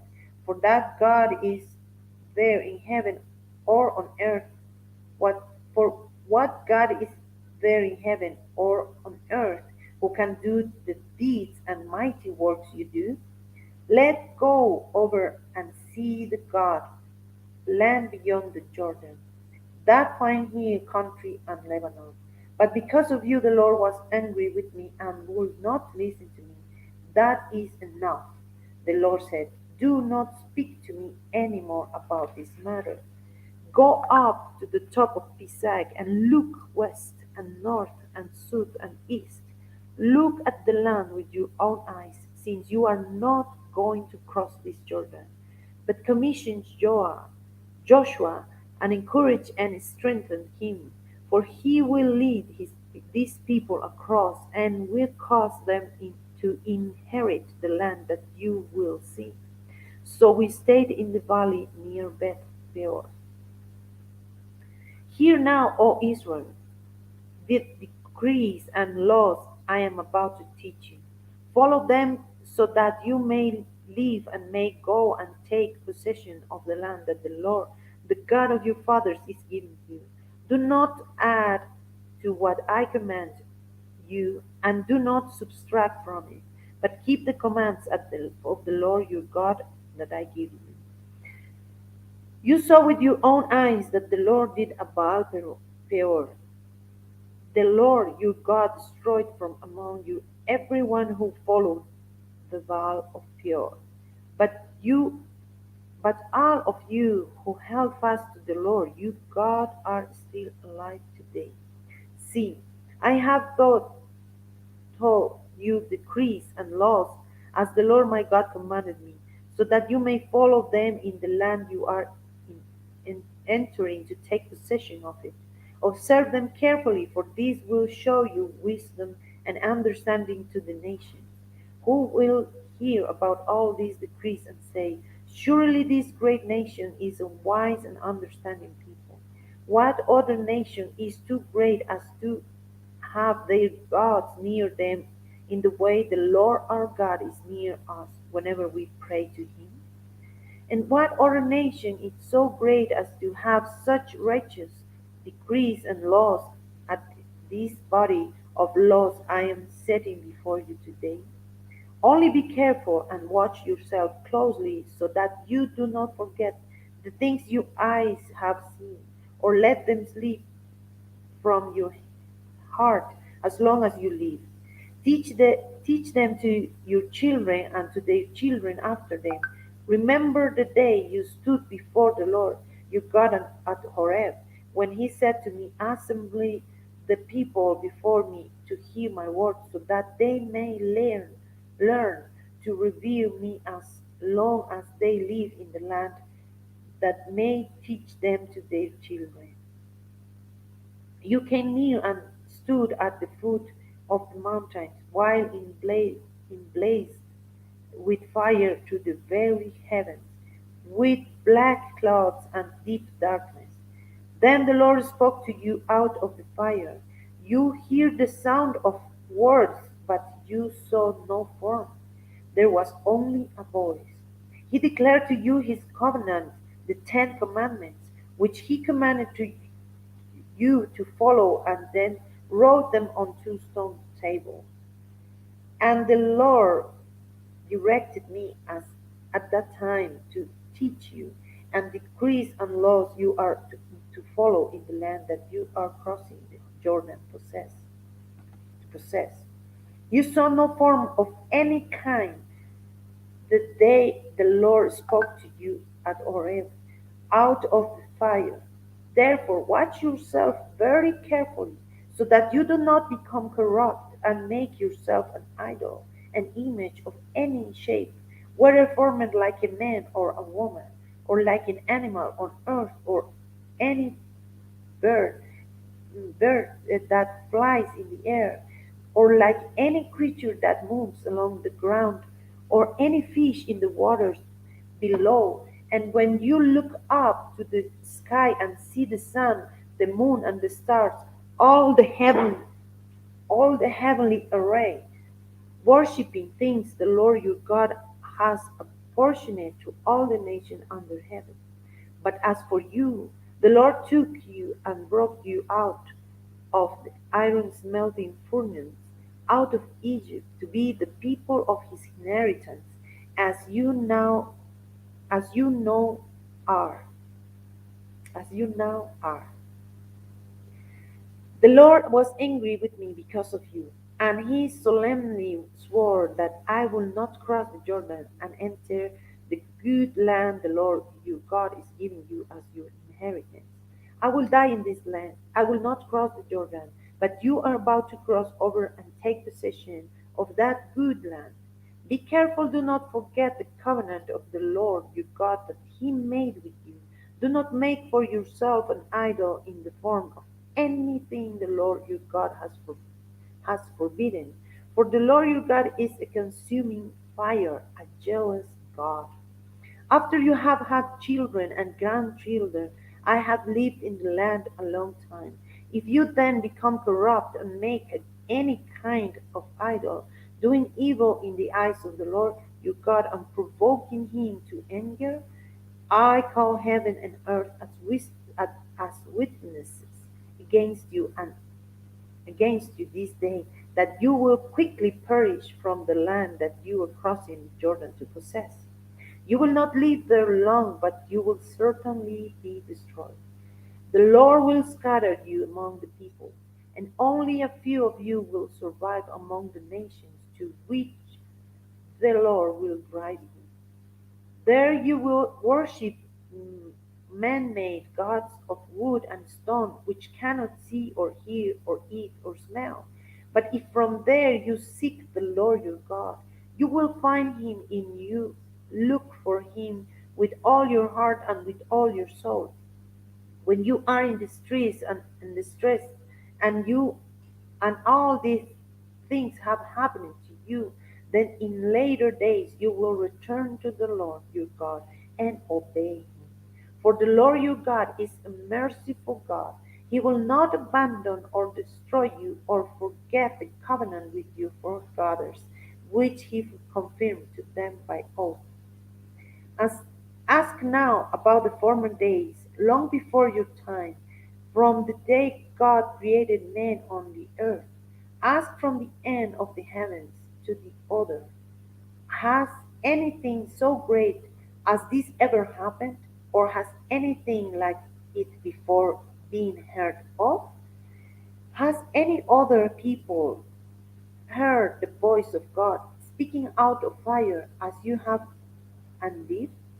Has any good ever tried to take for himself one nation out of another nation by testing, by miracles, signs, and wonders, by war, by a mighty hand and an outstretched arm, or by great and awesome deeds, like all the things the Lord your God did for you in Egypt before your very eyes?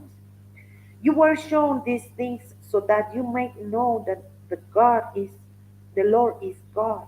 Beside him there is no other. From heaven he made you hear his voice to discipline you.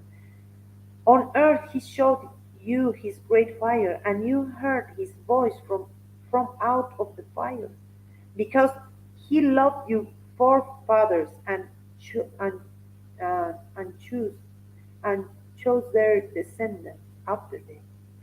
He brought you out of Egypt by his presence and his great strength, to drive out before you nations greater and stronger than you, and to bring you into their land, to give it to you for your inheritance as it is today.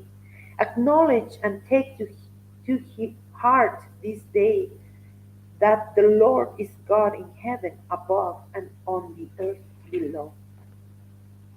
This there is no other. Keep his decrees and commands which I am giving you today, so that I may go well with you and your children after you, and that you may live long in the land the Lord your God gives you for all time.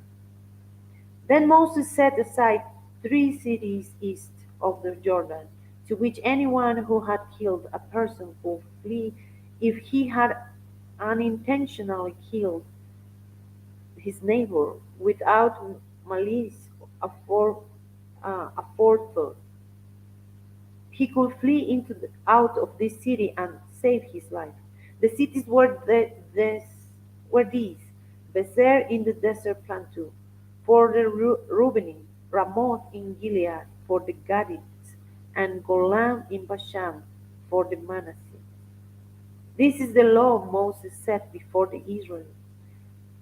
These are the stipulations, decrees, and laws Moses gave them when they came out of Egypt, and were in the valley near Beth Peor, east of the Jordan, is in the land of Sihon, king of the Amorites, who reigned in Heshbon and was defeated by Moses and the Israelites as they came out of Egypt. They took possession of his land and the land of Og, king of Bashan, the two Amorite kings east of the Jordan. This land extended from Aroer on the rim of the Arnon Gorge to Mount Sion, that is Hermon, and included all the Arabah east of the Jordan, as far as the sea of the Arabah, below slopes of Pisgah. 5. Moses summoned all Israel and said, Hear, O Israel, the decrees and laws I declare in you hearing today. Learn them and be sure to follow them. The Lord our God made a covenant with us at Horeb. It was not with our fathers that the Lord made this covenant, but with us, with all of us who are alive here today. The Lord spoke to you face to face out of the fire on the mountain. At that time I stood between the Lord and you to declare to you the word of the Lord, because you were afraid of the fire and did not go up the mountain. And he said, I am the Lord your God, who brought you out of Egypt, out of the land of slavery. You shall have no other gods before me. You shall not make for yourself an idol in the form of anything in heaven above, or on the on the earth beneath, or in the waters below. You shall not bow down to them or worship them, for I, the Lord your God, am jealous God, punishing the children for the sin of the fathers to the third and fourth generation of those who hate me, but showing love to 1,000 generations of those who love me and keep my commandments. You shall not the name of the Lord, misuse the name of the Lord your God, for the Lord will not hold anyone guilty who misuse his name. Observe the Shabbat day by keeping it holy, as the Lord your God has commanded you. 6 days you shall labor and do all your work, but the seventh day it's a Shabbat to the Lord your God. On it you shall not do any work, neither you nor your son or daughter, nor your manservant or maidservant, nor your ox, your donkey, or any of your animals, not the alien within your gates, so that your menservants and maidservants may rest as you do. Remember that you were slaves in Egypt, and that the Lord your God brought you out of there with a mighty hand and outstretched arm. Um, there, therefore, the Lord your God has commanded you to observe the Shabbat day. Honor your father and your mother as the Lord God your God has commanded you, so that you may live long and that it may go well with you in the land of the Lord your God is giving you. You shall not murder, you shall not commit adultery, you shall not steal, you shall not give false testimony against your neighbor, you shall not covet your neighbor's wife, you shall not see your desire on your neighbor's house or land, his manservant or maidservant, his ox or donkey, or anything that belongs to your neighbor. These are the commandments the Lord proclaimed in a loud voice to your whole assembly there on the mountain from out of the fire, the cloud and deep darkness, and he added nothing more. Then he wrote them on two stone tables tape tablet, tape tablet, tablets, and gave them to me. When you hear, heard voice out of the darkness, while the mountain was ablaze with fire, all the leading men of your tribes and your elders came to me. And you said, the Lord our God has shown us his glory and his majesty, and we have heard his voice from the fire. Today we have seen that a man can live even if God speaks with him.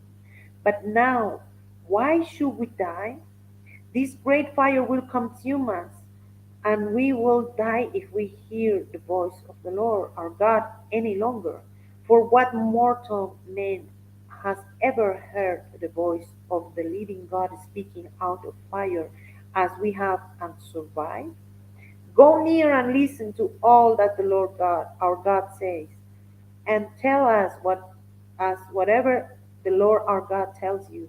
We will listen and obey. The Lord heard you when you spoke to me, and the Lord said to me, I have heard what these people said to you. Everything they say was good. Oh, that their hearts would be in, inclined to fear me and keep all my commandments always, so that I might go well with them and their children forever. Go, tell them to return to their tents, but you stay with me, so that I may give you all the commandments, decrees, and laws you are to teach them to follow in the land I given them to possess. Be careful to do what the Lord God your God has commanded you. Do not turn aside to the right or to the left. Walk in all the way that the Lord your God has commanded you, so that you may live and prosper and prolong your days in the land that you will possess.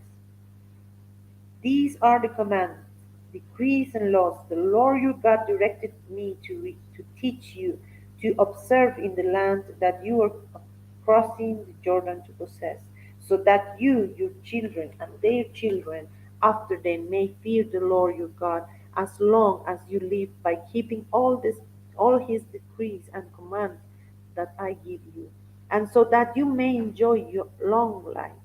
Hear, O Israel, and be careful to obey, so that it may go well with you, and that you may increase greatly in land flowing with milk and honey, just as the Lord, the God of your fathers, promised you.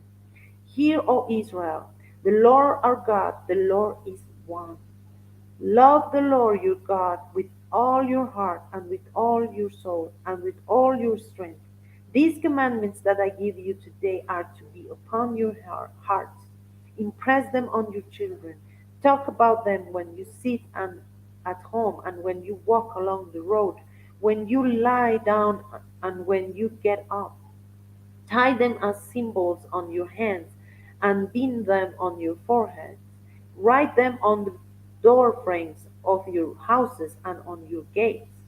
When the Lord your God brings you into the land he swore to your fathers, to Abraham, Isaac, and Jacob to give you, a land with large, flourishing cities you did not build, houses filled with all kinds of good things you did not provide, wells you did not dig, and vineyards and olive groves you did not plant.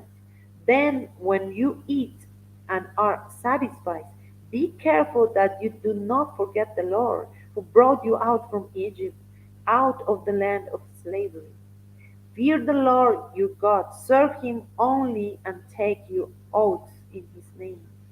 Do not follow other gods, the gods of the peoples around you. For the Lord your God, who is among you, is a jealous God, and his anger will burn against you, and he will destroy you from the face of the land. Do not test the Lord your God as you did in Massah. Be sure to keep the commands of the Lord your God and the stipulation and decrees he has given you. Do what is right and good in the Lord's sight, you so that it may go well with you in you, and you may go and in take over the good land that the Lord promised on oath to you forefathers. thrusting out all your enemies before you, as the Lord said.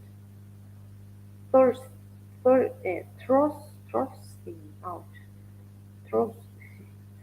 In the future, when your son asks you, what is the meaning of the stipulations, decrees, and laws the Lord our God has commanded you, tell him, where we were slaves of Pharaoh in Egypt, but the Lord brought us out of Egypt with a mighty hand. Before our eyes, the Lord sent miraculous signs and wonders, great and terrible, upon Egypt and Pharaoh and his whole household. But he brought out from there to bring us an in and give us the land that promised on oath to our forefathers. The Lord commanded us to obey all these decrees and to fear the Lord our God, so that we might always prosper and be kept alive, as is the case today. And if we are careful to obey all this law before the Lord our God, as He has commanded us, that will be our righteousness. When the Lord your God brings you into the land you are entering to possess and drives you before you many nations, the Hittites, the Girgashites, Amorites, Canaanites, Perizzites, Hivites, and Jebusites, 7 nations larger and stronger than you.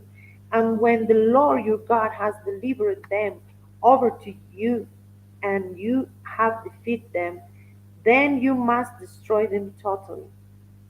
Make no treaty with them, and show them no mercy. Do not intermarry with them. Do not give your daughters to their sons, or take their daughters for your sons, for they will turn your sons away from following me to serve other gods, and the Lord's anger will burn against you and will quickly destroy you. This is what you are to do to them: break down their altars, smash their sacred stones, cut down their Asherah poles, and burn the idols in the fire.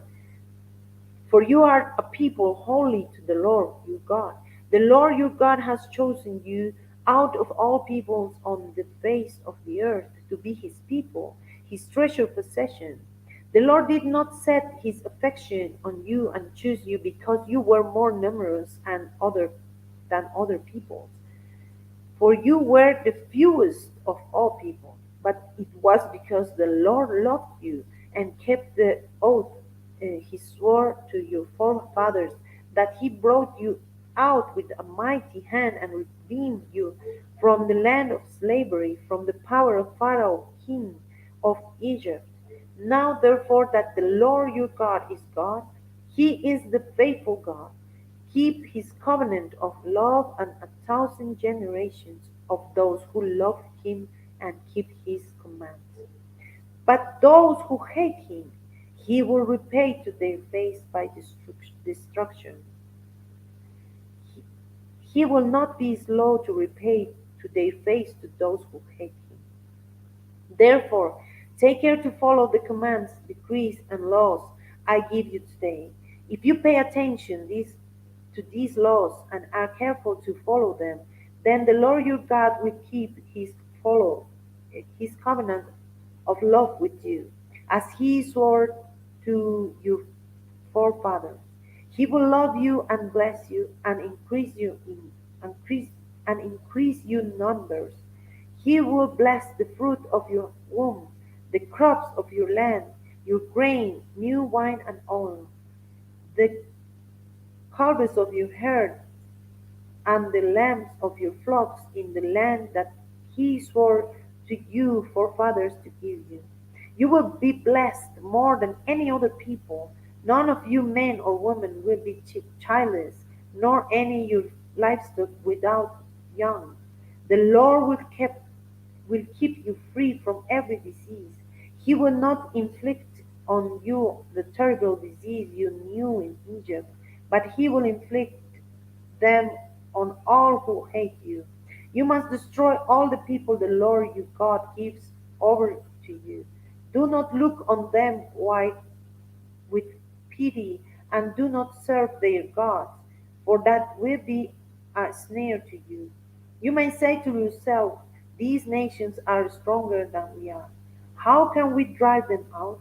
But do not be afraid of them. Remember well that the Lord your God did not Pharaoh and to all Egypt did to Pharaoh and all Egypt. You saw with your own eyes the great trials, the miracle signs and wonders, the mighty hand and outreached arm with which the Lord your God brought you out. The Lord God your God will do the same to the all peoples you now fear. Moreover, the Lord your God will send the honest among them until even the survivors who hide from you have perished. Do not be terrified by them, for the Lord your God, who is among you, is a great and awesome God. The Lord your God will drive out those nations before you. Little by little, you will not be allowed to eliminate them all at once. Or the wild animals will multiply around you, but the Lord our God will deliver them over you, throwing them into great confusion until they are destroyed. He will give their kings into your land, and you will wipe out their names from under heaven. No one will be able to stand up against you. You will destroy them. The image of their gods you are to burn in the fire. Do not covet the silver and gold on them, and do not take it for yourself, or you will be ensnared by it. For it is detestable to the Lord your God. Do not bring a detestable thing into your house, or you, like it, will be set apart for destruction, utterly abhor and detest it, for it is set apart for destruction. Be careful to follow every command I am giving you today, so that you may live and increase and may enter and possess the land that the Lord promised on oath of your forefathers. Remember how the Lord your God led you all the way in the desert these 40 years, to humble you and to test you in order to know what was in your heart, whether or not you will keep his commands. He humbled you, causing you to hunger and then feeding you with manna, which neither you nor your fathers had known, to teach you that man does not live on bread alone, but on every word that comes from the mouth of the Lord. Your clothes did not wear, and your feet did not swell during these 40 days, 40 years. Now then in your heart that as a man disciplines his son, so the Lord your God disciplines you. Observe the commands of the Lord your God, walking in these ways and revering him. For the Lord your God is bringing you into a good land, a land with streams and pools of water, with springs flowing in the valleys and hills, and land with wheat and barley, vines and fig trees, from pomegranates, olive oil, and honey. A land where bread will not be scarce, and you will lack nothing. A land where the rocks are iron, and you can dig copper out of the hills. When you have eaten and are satisfied, praise the Lord your God for the good land he has given you. Be careful that you do not forget the Lord your God, failing to observe his commands, his law and his failing to observe his commands, his laws and his decrees, and I am giving you this day. Otherwise, when you eat and are satisfied, when you build fine houses and settle down, and when your herds and flocks eh, grow large, and your silver and gold increase, and all you have is multiplied, then your heart will become proud, and you will forget the Lord your God, who brought you out from Egypt, out of the land of slavery.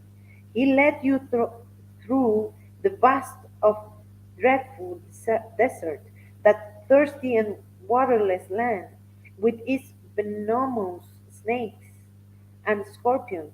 He brought you water out of hard rock. He gave you manna to eat in the desert, something your fathers had never known, to humble and to test you, and at in the end it might go well with you. You may say to yourself, my power and the strength of my hands have produced this wealth for me. But remember the Lord your God, for it is who gives you the ability to produce wealth, and so confirms his covenant the swore which he swore to your forefathers as it is to you as it is today. If you ever forget the Lord your God and follow other gods and worship, bow down to them, and testify against you today that you will surely be destroyed. Like the nations the Lord destroyed before you, so you will be destroyed for not obeying the Lord your God. Hear, O Israel, you are now about to cross the Jordan to go and dispossess nations greater and stronger than you, with large cities that have walls up to the sky. The people are strong and tall. Anakites. You know about them and have heard it says, who can stand up against the Anakites? But be assured today that the Lord your God is the one who goes across ahead of you like a devouring fire. He will destroy them, he will subdue them before you, and you will drive them out and annihilate them quickly as the Lord has promised you, after the Lord your God has driven you out before you. Do not say to yourself, the Lord has, do not say to yourself, the Lord, do not say, after the Lord your God has driven you them out before you. Do not say you to yourself, the Lord has brought me here to take possession of his land because of my righteousness. No, it is on account of the weakness of this nation that the Lord is going to drive them out before you. It is not because of your righteousness or your integrity that you are going to take possessions of their land, but on account of the weakness of these nations. The Lord your God will drive them out before you to accomplish what he swore to your fathers, to Abraham, Isaac, and Jacob. Understand you understand them that it is not because of your righteousness that the Lord your God is giving you this good land to possess, for you are the stiff-necked necked people. Remember this and never forget how you provoked the Lord your God to anger in the desert. From the day you left Egypt until you arrived here, you have been rebellious against the Lord. At Horeb, you aroused uh, the Lord's wrath, so that he was angry enough to destroy you. When I went up on the mountain to receive the tablets of stone, the tablets of covenant that the Lord had made with you, I stayed on the mountain 40 days and 40 nights. I ate no bread or and drank no water. The Lord gave me two stone tablets inscribed by the finger of God. On them were all the commandments and Lord proclaimed to you on the mountain out of the fire, one day of the assembly. And at the end of the 40 days and 40 nights, the Lord gave me the two stones ta- tablets, tablets, the tablets of the covenant. Then the Lord told me, go down from here at once, because your people whom you brought out of Egypt have become corrupt. They have turned away quickly from what I commanded them, and have made a cast idol for themselves. And the Lord said to me, I have seen these people, and they are a stiff-necked people indeed. Let me alone so that I may destroy them and blot out their name from under heaven, and I will make you into nations stronger and more numerous than they, So I turned and went down from the mountain while it was ablaze with fire, and the two tablets of the covenant were in my hand. When I looked, I saw that you had sinned against the Lord your God. You had made yourself an idol cast in the shape of a calf. You had turned aside quickly from the way that the Lord had commanded you.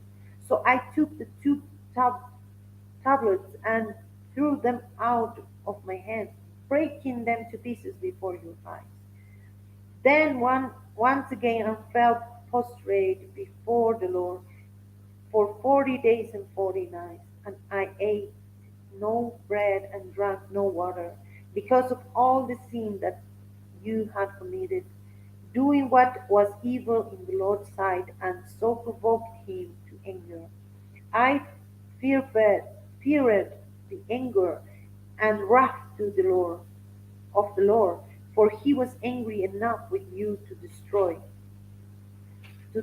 you.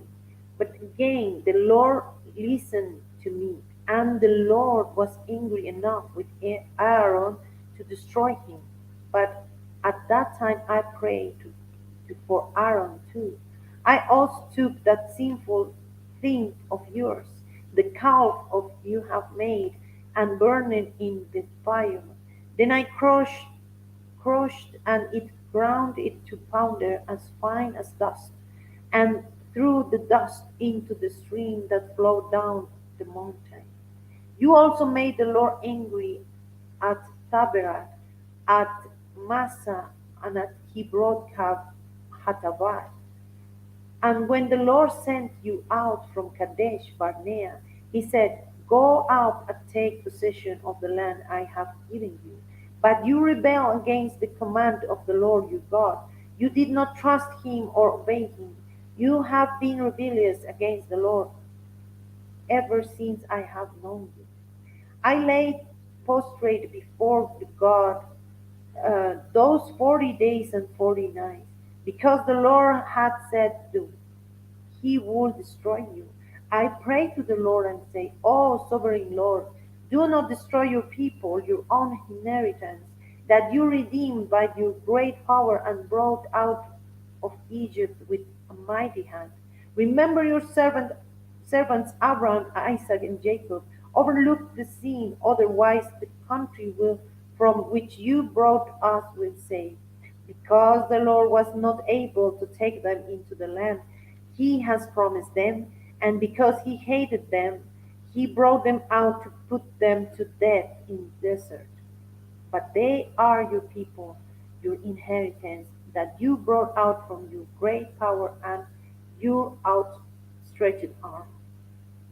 At that time the Lord said to me, uh, "Chisel out two stone tablets like the first one, and come up to me on the mountain. Also make a wooden chest. I will write on the tablets the words that were on the first tablet which you broke. Then you are to put them in the chest." So I made the ark out of acacia wood in uh, chiseled out two stone tablets like the first one. And I went up on the mountain with the two tablets in my hands. The Lord wrote on these tablets what he had written before, the 10th commandment he had proclaimed to you on the mountain, out of the fire, on the day of assembly, and the Lord gave them to me. Then I came back down the mountain and put the tablets in the ark, and I had made as the Lord commanded me, and they are there now. The Israelites traveled from the wells of the Jacanites and to Moserah. There Aaron died and was buried, and Eleazar his son succeeded him as priest. From there they traveled to Gudgodah and to Jothabah, a land with streams water. At that time the Lord set apart the tribe of Levi to carry the ark to the covenant of the Lord. to stand before the Lord to minister and pronounce blessings in his name, as they still do today. That is why the Levites have no share or inheritance among their brothers. The Lord is their inheritance, as the Lord your God told them. Now I stayed on the mountain 40 days and 40 nights, as I did the first time, and the Lord listened to me, and this time also. It was not his will to destroy you. Go, the Lord said to me, and lead the people on their way, so that they might enter and possess the land that I swore to their fathers to give them. And now, O Israel, what does the Lord God your God ask you, but to fear the Lord your God, to walk in all his ways, to love him, to serve Lord your God with all your heart and with all your soul, and to observe the Lord's commands and decrees that I am giving you today for your own good? To the Lord your God belong the heavens, even the highest heavens, the earth and everything in it. Yet the Lord set his affection on your forefathers and loved them, and he chose you, their descendants, above all the nations as it is today. Circumcise your hearts, therefore, and do not be stiff necked any longer. For the Lord your God is God of good, it's God of gods and Lord of lords. The great God is mighty and awesome, who shows no partiality, and accepts no bribes. He defends the cause of the fatherless and the widow. He loves the alien, giving him food and clothing. And you are to love those who are aliens, for you yourself were aliens in Egypt. Fear the Lord your God and serve him. Hold fast to him and take your oaths in his name. He is your praise. He is your God, who performed you those great and awesome wonders you saw with your own eyes. Your forefathers who went down into Egypt were 70 in all, and now the Lord your God has made you as numerous as the stars in the sky. 11. Love the Lord your God and keep his requirements, his decrees, his law, and his commands. Always remember today that your children were not the ones who say and experience the discipline of the Lord your God, his majesty, his mighty hand, his outstretched arm, the signs that he performed, and the things he did in the heart of Egypt, both to Pharaoh, king of Egypt, and to his whole country, that he did to the Egyptian army, to its horses and chariots, how he overwhelmed them with the waters of the Red Sea, as they were pursuing you, and how the Lord brought lasting ruin on them. It was not your children who saw what he did for you in the desert until you arrived at this place, and what he did to Dathan and Abiram, sons of Eliab and Reuben, when the earth opened its mouth right in the middle of all Israel and swallowed them up with their households, their tents and everything, every living thing that belongs to them. But it was your own eyes that saw all these great things the Lord has done. Observe therefore all the commands and I am giving you today, so that you may have strength to go in and take over the land that you are crossing the Jordan to possess, and so that you may live long in the land that the Lord swore to your forefathers to give to them and their descendants, a land flowing with milk and honey. The land you are entering to take over is not like the land of Egypt, from which you have come, where you planted your seed and irrigated it by food as in vegetable gardens. But the land you have crossing the Jordan to take possession of is a land of mountains and valleys, and that drinks rain from heaven. It is land the Lord your God cares for. The eyes of the Lord your God are continually on it from the beginning of the year to the end. So if you faithfully obey the commands I'm giving you today, you love the Lord your God and to serve him with all your heart and with all your soul. Then I will send rain on your land and it is season, both autumn and spring rains, so that you may gather in your grain, new wine and oil. I will provide grass in the fields on your cattle, for your cattle, and you will eat and be satisfied. Be careful, or you will be enticed to turn away and worship other gods and bow down to them.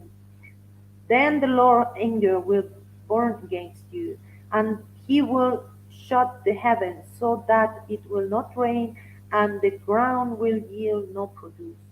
And you will soon perish from the good land the Lord is giving you. Fix these words of mine in your hearts and minds. Tie them as symbols on your hands and bind them on your forehead. Teach them to your children, taking about them when you sit at home, when you walk along the road, when you lie down, and when you get up. Write them on the door frames of your houses and on your gates, so that your days and the days of your children may be many in that land that the Lord swore to give you forefathers, as many as days that the heavens are above the earth. If you carefully observe all these commands and I'm giving you to follow, to love the Lord your God, to walk in all his ways, and to hold fast to him, then the Lord will drive out all these nations before you, and you will dispossess nations larger and stronger than you. Every place where you set your foot will be yours. Your territory will extend from the desert to the sea. No man will be able to stand against you, the Lord, and fear you on the whole land. Wherever you go, wherever you go, and wherever you go, see, I'm setting before you today a blessing and a curse. The blessing if you obey the commands of the Lord your God that I am giving you today. The curse if you disobey the commands of the Lord your God and turn from the way that I command you today by following other gods which you have not known.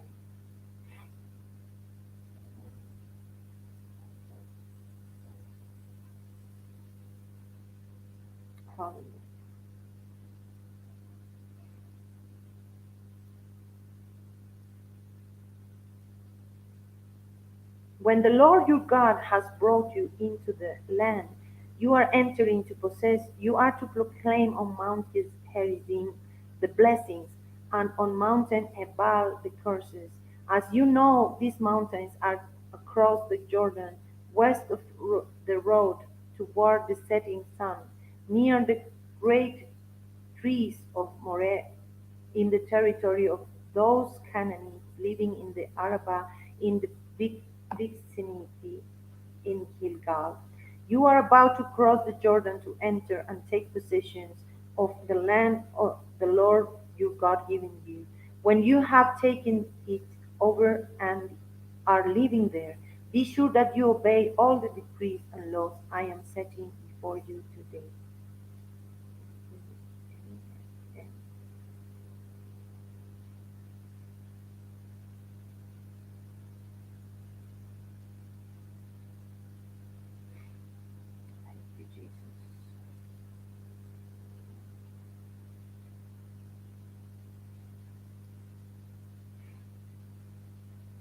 12. These are the decrees and laws you must be careful to follow in the land that the Lord, the God of your fathers, has given you to possess.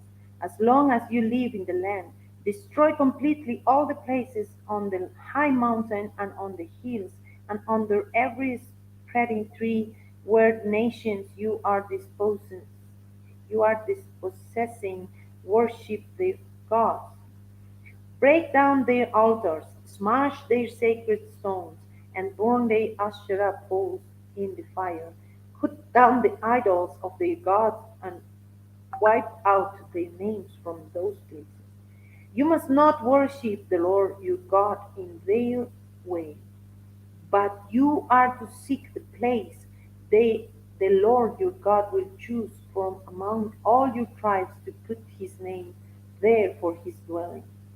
To that place you must go. There bring your burnt offerings and sacrifice, your tithes and special gifts, what you have vowed to give, and your free will offerings, and the firstborn of your herds and flocks.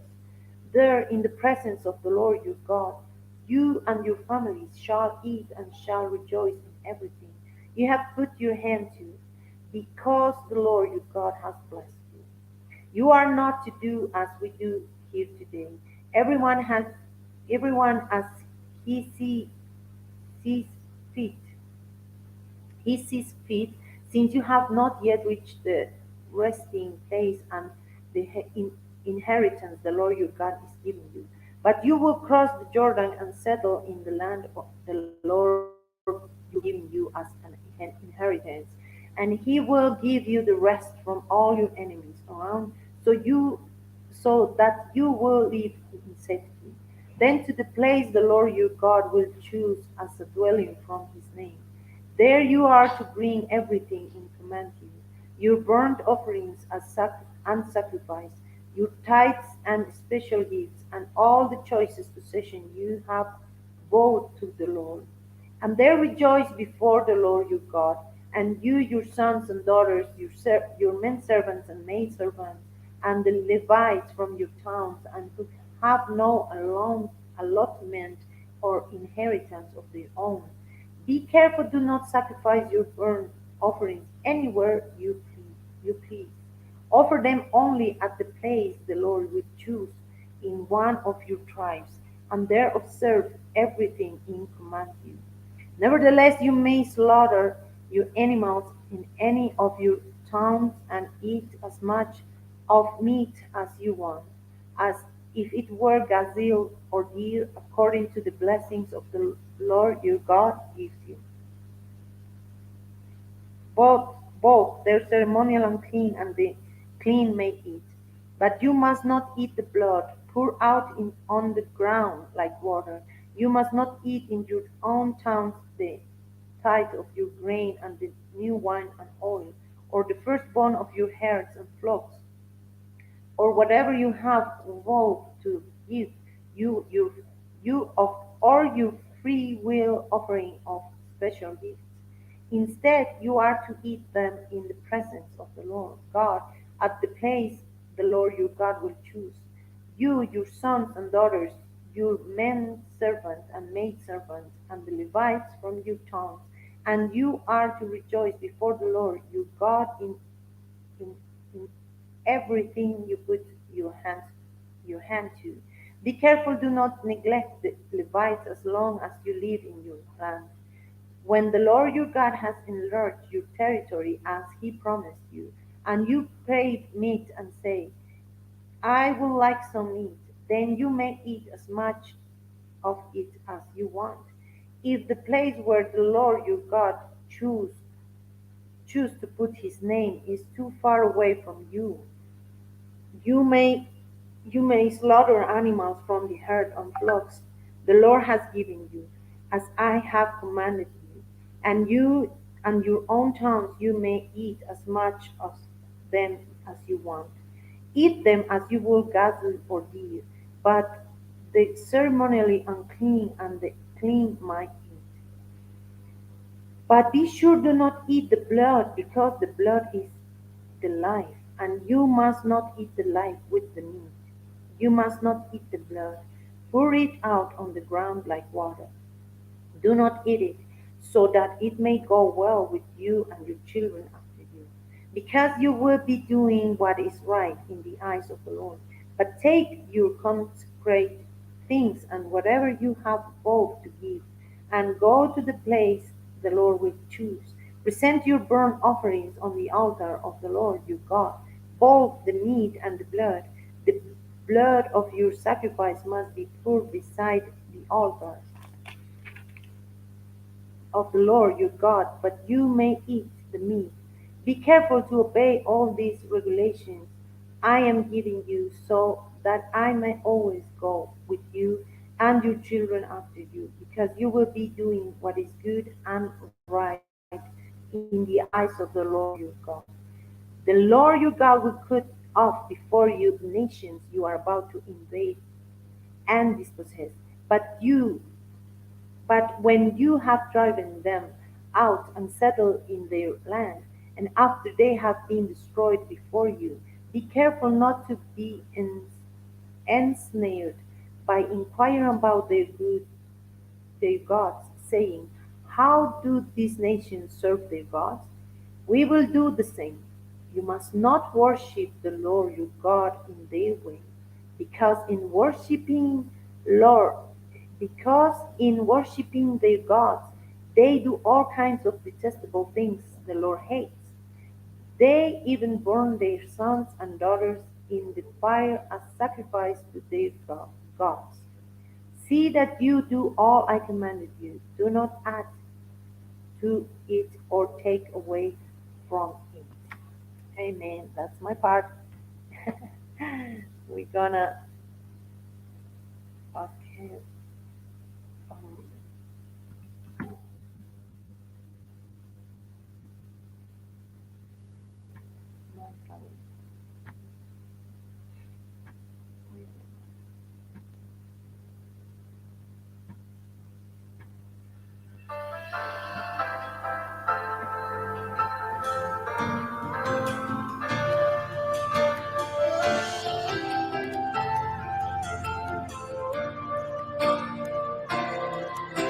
Hermosa es tu palabra, oh Dios, da vida a mi corazón.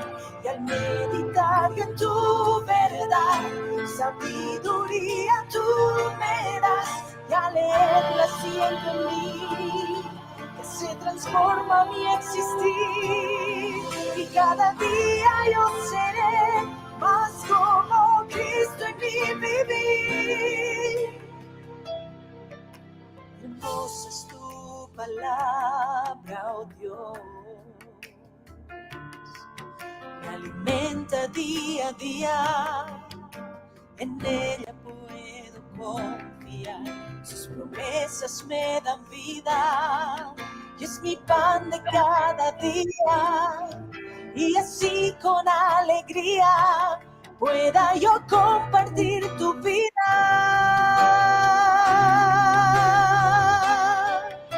Hermosa es tu palabra, oh Dios, da vida a mi corazón. Y al meditar en tu verdad, sabiduría tú me das. Y al leerla siempre en mí se transforma mi existir. Y cada día yo seré más como Cristo en mi vivir.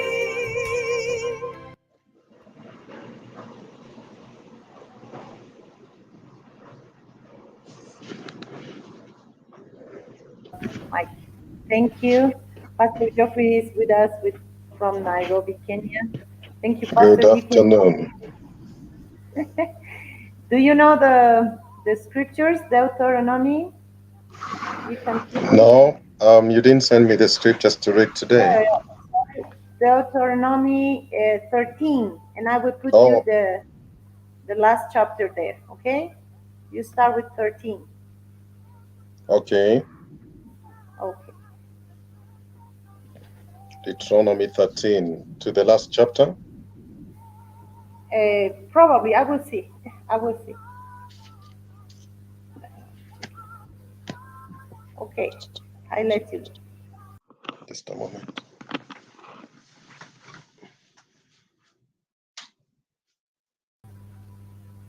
Your camera is off.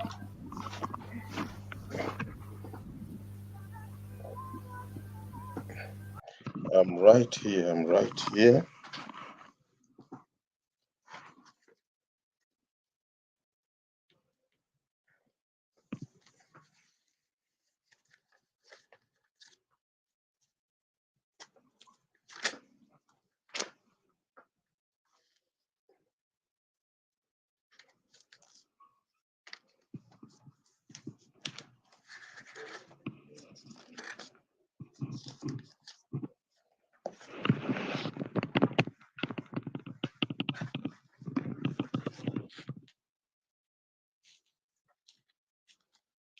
Deuteronomy 13. If a prophet or one who foretells by dreams appears among you and announces to you a miraculous sign or wonder, and if the sign or wonder of which he has spoken takes place, and he says, let us follow other gods, gods you have not known, and let us worship them, you must not listen to the words of that prophet or dreamer.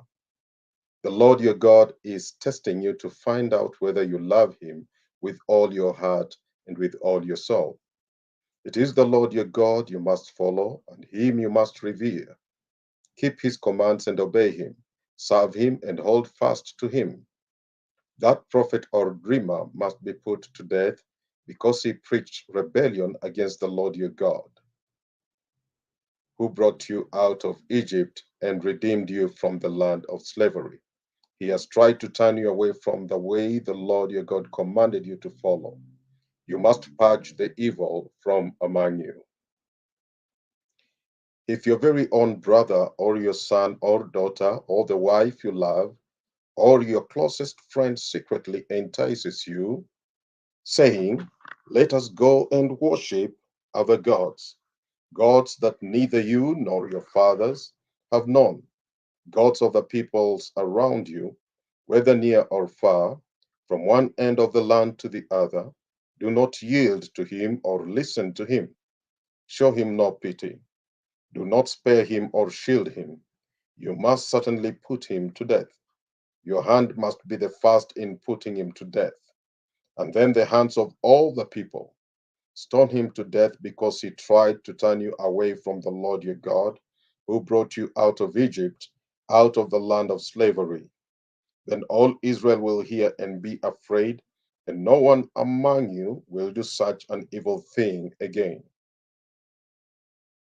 If you hear it said about one of the towns, the Lord your God is giving you to live in, that wicked men have arisen among you, and have led the people of their town astray, saying, let us go and worship other gods, gods you have not known, then you must inquire, probe, and investigate thoroughly.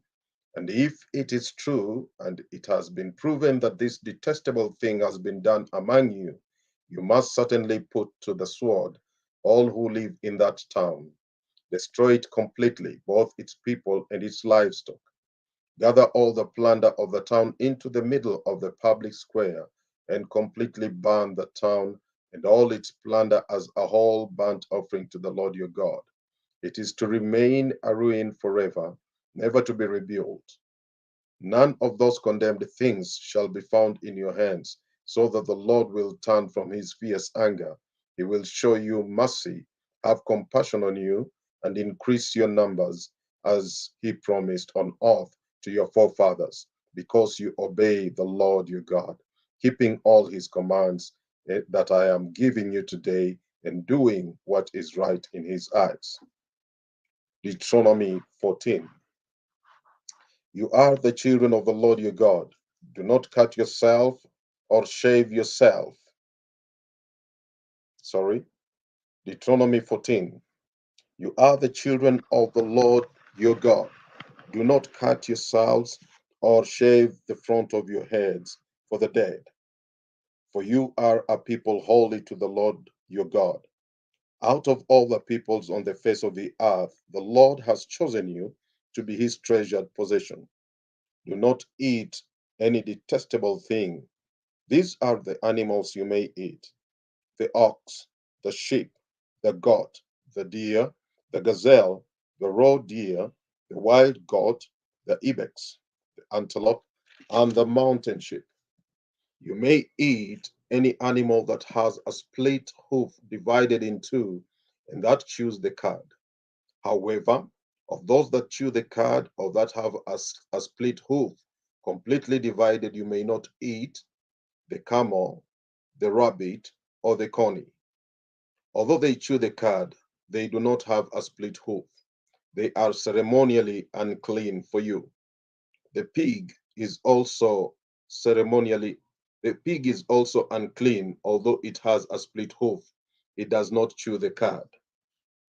You are not to eat their meat or touch their carcasses.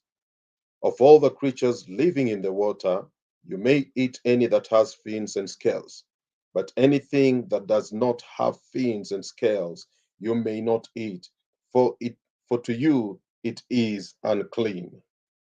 You may eat you may eat any clean bird, but this you may not eat: the eagle, the vulture, the black vulture, the red kite, the black kite, any kind of falcon, any kind of raven, the horned owl, the screech owl, the gull, any kind of hawk, the little owl, red owl, the white owl, the desert owl, the osprey, the cormorant, the stork, any kind of heron, the hoopoe, the hoopie, and the bat. All flying insects that swarm are unclean to you. Do not eat them. But any winged creature that is clean you may eat. Do not eat anything you find already dead. You may give it to an alien living in any of your towns that he may eat it, or you may sell it to a foreigner. But you are a people holy to the Lord your God. Do not cook a young goat in its mother's milk. Be sure to set aside a tenth of all that your field produce each year. Eat the tithe of your grain, new wine, and oil, and the firstborn of your herds and flocks in the presence of the Lord your God, at the place he will choose as a dwelling for his name, so that you may learn to revere the Lord your God always. But if that place is too distant and you have been blessed by the Lord your God and cannot carry your tithe, because the place where the Lord will choose to put his name is far away, then exchange your tithe for silver and take the silver with you and go to the place the Lord your God will choose. Use the silver to buy whatever you like: cattle, sheep, wine, or fermented drink, or anything you wish. Then you and your household shall eat there in the presence of the Lord your God and rejoice. And do not neglect the Levites living in your towns, for they have no allotment or inheritance of their own. At the end of every 3 years, bring all the tithes of that year's produce and store it in your towns, so that the Levites who have no allotment or inheritance of their own, and the aliens, the fatherless, and the widows who live in your towns may come and eat and be satisfied, and so that the Lord your God may bless you in all the work of your hands. Deuteronomy 15. At the end of every 7 years, you must cancel debts. This is how it is to be done. Every creditor shall cancel the loan he has made to his fellow Israelite. He shall not require payment from his fellow Israelite or brother, because the Lord's time for canceling debts has been proclaimed. You may require payment from a foreigner, but you must cancel any debt your brother owes you. However, there should be no poor among you, for in the land the Lord your God is giving you to possess as your inheritance, he will richly bless you, if only you fully obey the Lord your God and are careful to follow all these commands I'm giving you today. For the Lord your God will bless you as he has promised, and you will lend to many nations, but will borrow from none. You will rule over many nations, but none will rule over you. If there is a poor man among your brothers in any of the towns, the land that the Lord your God is giving you, do not be hard-hearted or tight-fisted toward your poor brother. Rather be open-handed and freely lend whatever he needs. Be careful not to harbor this wicked thought. The seventh year, the year for canceling debts, is near, so that you do not show ill will toward your needy brother and give him nothing. He may then appeal to the Lord against you, and you will be found guilty of sin. Give generously to him, and so and do so without a grudging heart. Then, because of this, the Lord your God will bless you in all your work and in everything you put your hand to. There will always be poor people in the land. Therefore, I command you to be open handed toward your brothers and toward the poor and the needy in your land. If a fellow Hebrew, a man or a woman, sells himself to you and serves you 6 years, in the seventh year you must let him go free. And when you release him, do not send him away empty handed. Supply him liberally from your flock, your threshing floor, and your winepress. Give to him as the Lord your God has blessed you. Remember that you were slaves in Egypt, and the Lord your God redeemed you. That is why I give this command today. But if your servant says to you, I do not want to leave you because he loves you and your family and is well off with you, then take an awl and push it through his earlobe into the door, and he will become your servant for life. Do the same for your maidservant. Do not consider it a hardship to set your servant free, because his service to you these years has been worth twice as much as that of a hired hand. And the Lord your God will bless you in everything you do. Set apart for the Lord your God every firstborn male of your herds and flocks. Do not put the firstborn of your oxen to work, and do not shear the firstborn of your sheep. Each year you and your family are to eat them in the presence of the Lord your God at the place he will choose. If an animal has a defect, is lame or blind, or has any serious flaw, you must not sacrifice it to the Lord your God. You are to eat it in your own towns. Both the ceremonially unclean and the clean may eat it, as if it were a gazelle or deer. But you must not eat the blood, pour it out on the ground like water. Deuteronomy 16. Observe the month of Abib and celebrate the Passover of the Lord your God, because in the month of Abib he brought you out of Egypt by night. Sacrifice as the Passover to the Lord your God an animal from your flock or herd at the place the Lord will choose as a dwelling for his name. Do not eat it with bread made with yeast, but for 7 days eat unleavened bread, the bread of affliction, because you left Egypt in haste, so that all the days of your life you may remember the time of your departure from Egypt. Let no yeast be found in your possession in all your land for 7 days. Do not let any of the meat you sacrifice in the evening of the first day remain until morning. You must not sacrifice the Passover in any town the Lord your God gives you, except in the place he will choose as a dwelling for his name. There you must sacrifice the Passover in the evening when the sun goes down on the anniversary of your departure from Egypt. Roast it and eat it at the place the Lord your God will choose. Then in the morning return to your tents. For 6 days eat unleavened bread, and on the seventh day hold an assembly to the Lord your God, and do no work. Count off 7 weeks from the time you begin to put the sickle to the standing grain. Then celebrate the Feast of Weeks to the Lord your God by giving a freewill offering in proportion to the blessings the Lord your God has given you. And rejoice before the Lord your God at the place he will choose as a dwelling for his name. You, your sons and daughters, your men servants and maid servants, the Levites in your towns, and the aliens, the fatherless, and the widows living among you. Remember that you were slaves in Egypt, and follow carefully these decrees. Celebrate the Feast of Tabernacles for 7 days after you have gathered the produce of your threshing floor and your winepress. Be joyful at your feast, you, your sons and daughters, your men servants and maid servants, and the Levites, the aliens, the fatherless, and the widows who live in your towns. For 7 days celebrate the feast to the Lord your God at the place the Lord will choose. For the Lord your God will bless you in all your harvest and in all the work of your hands, and your joy will be complete. 3 times a year, all your men must appear before the Lord your God at the place he will choose, at the feast of unleavened bread, the feast of weeks, the feast of tabernacles. No man should appear before the Lord empty handed. Each of you must bring a gift in proportion to the way the Lord your God has blessed you. Appoint judges and officials for each of your tribes in every town the Lord your God is giving you. And they shall judge the people fairly. Do not pervert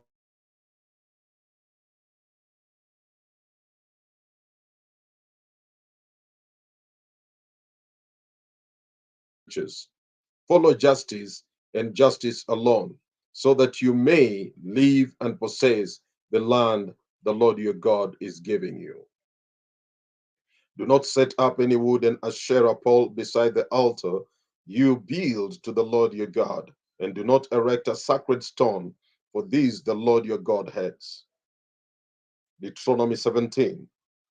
Do not sacrifice to the Lord your God an ox or a sheep that has any defect or flaw in it, for that would be detestable to him. If a man or woman living among you in one of the towns the Lord gives you is found doing evil in the eyes of the Lord your God, in violation of his covenant, and contrary to my command, has worshipped other gods, bowing down to them or to the sun or the moon or the stars of the sky, and this has been brought to your attention, then you must investigate it thoroughly.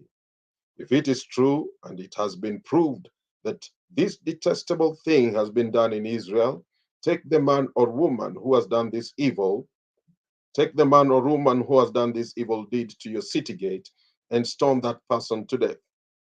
On the testimony of 2 or 3 witnesses, a man shall be put to death, but no one shall be put to death on the testimony of only one witness.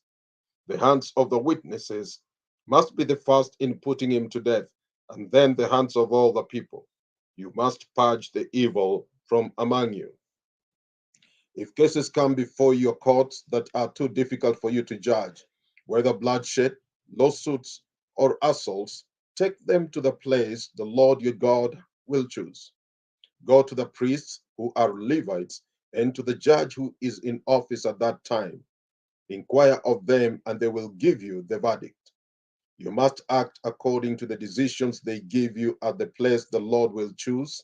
Be careful to do everything they direct you to do. Act according to the law they teach you and the decisions they give you. Do not turn aside from what they tell you, to the right or to the left. The man who shows contempt for the judge or for the priest who stands ministering there to the Lord your God must be put to death. You must purge the evil from Israel. All the people will hear and be afraid and will not be contemptuous again. When you enter the land the Lord your God is giving you and have taken possession of it and settled in it, and you say, let us set a king over us like all the nations around us. Be sure to appoint over you the king the Lord your God chooses. He must be from among your own brothers. Do not place a foreigner over you, one who is not a brother Israelite. The king, moreover, must not acquire great numbers of horses for himself or make the people return to Egypt to get more of them. For the Lord has told you, you are not to go back that way again. He must not take many wives, or his heart will be led astray. He must not accumulate large amounts of silver and gold. When he takes the throne of his kingdom, he is to write for himself on a scroll a copy of this law taken from that of the priests who are Levites. It is to be with him, and he is to read it all the days of his life, so that he may learn to revere the Lord his God and follow carefully all the words of this law and these decrees, and not consider himself better than his brothers, and turn from the Lord to the right or to the left. Then he and his descendants will reign a long time over his kingdom in Israel. Deuteronomy 18. The priests who are Levites, indeed the whole tribe of Levi, are to have no allotment or inheritance with Israel. They shall live on the offerings made to the Lord by fire, for that is their inheritance. They shall have no inheritance among their brothers. The Lord is their inheritance, as he promised them. This is the share due the priests from the people who sacrifice a bull or a sheep, the shoulder, the jowls, and the inner parts. You are to give them the first fruit of your grain, new wine and oil, and and the first wool from the shearing of your sheep. For the Lord your God has chosen them and their descendants out of all your tribes to stand and minister in the Lord's name always. If a Levite moves from one of your towns anywhere in Israel where he is living and comes in all earnestness to the place the Lord will choose, he may minister in the name of the Lord his God, like all his fellow Levites who serve there in the presence of the Lord. He is to share equally in their benefits, even though he has received money from the sale of family possessions. When you enter the land the Lord your God is giving you, do not learn to imitate the detestable ways of the nations there. Let no one be found among you who sacrifices his son or daughter in the fire, who practices divination or sorcery, interprets omens, engages in witchcraft, or casts spells, or who is a medium or spiritist, or who consults the dead. Anyone who does these things is detestable to the Lord. And because of these detestable practices, the Lord your God will drive out the Lord your God will drive out those nations before you. You must be blameless before the Lord your God. The nations you will dispossess listen to those who practice sorcery or divination. But as for you, the Lord your God has not permitted you to do so. The Lord your God will raise up for you a prophet like me from among your own brothers. You must listen to him. For this is what you asked of the Lord your God at Horeb of the day of the assembly, when you said, let us not hear the voice of the Lord our God, nor see this great fire anymore, or we will die. The Lord said to me, what they say is good. I will raise up for them a prophet like you from among their brothers. I will put my words in his mouth, and he will tell them everything I command him. If anyone does not listen to my words that the prophet speaks in my name, I myself will call him to account. But a prophet who presumes to speak in my name anything I have not commanded him to say, or a prophet who speaks in the name of other gods, must be put to death. You may say to yourselves, how can we know when a message has not been spoken by the Lord? If what a prophet proclaims in the name of the Lord does not take place or come true, that is a message the Lord has not spoken. That prophet has spoken presumptuously. Do not be afraid of him. Deuteronomy 19. When the Lord your God has destroyed the nation whose land he is giving you, and when you have driven them out and settled in their towns and houses, then set aside for yourselves 3 cities centrally located in the land the Lord your God is giving you to possess. Build roads to them and divide into 3 parts the land the Lord your God is giving you as an inheritance, so that anyone who kills a man may flee there. This is the rule concerning the man who kills another and flees there to save his life, one who kills his neighbor unintentionally without malice aforethought. For instance, a man may go into the forest with his neighbor to cut wood, and as he swings his axe to fell a tree, the head may fly off and hit his neighbor and kill him. That man may flee to one of these cities and save his life. Otherwise, the avenger of blood might pursue him in a rage, overtake him if the distance is too great, and kill him, even though he is not deserving of death, since he did it to his neighbor without malice aforethought. This is why I command you to set aside for yourselves 3 cities. If the Lord your God enlarges your territory as he promised on earth to your forefathers and gives you the whole land he promised them, because you carefully follow all these laws, I command you today to love the Lord your God and to walk always in his ways, then you are to set aside 3 more cities. Do this so that innocent blood will not be shed in your land, which the Lord your God is giving you as your inheritance.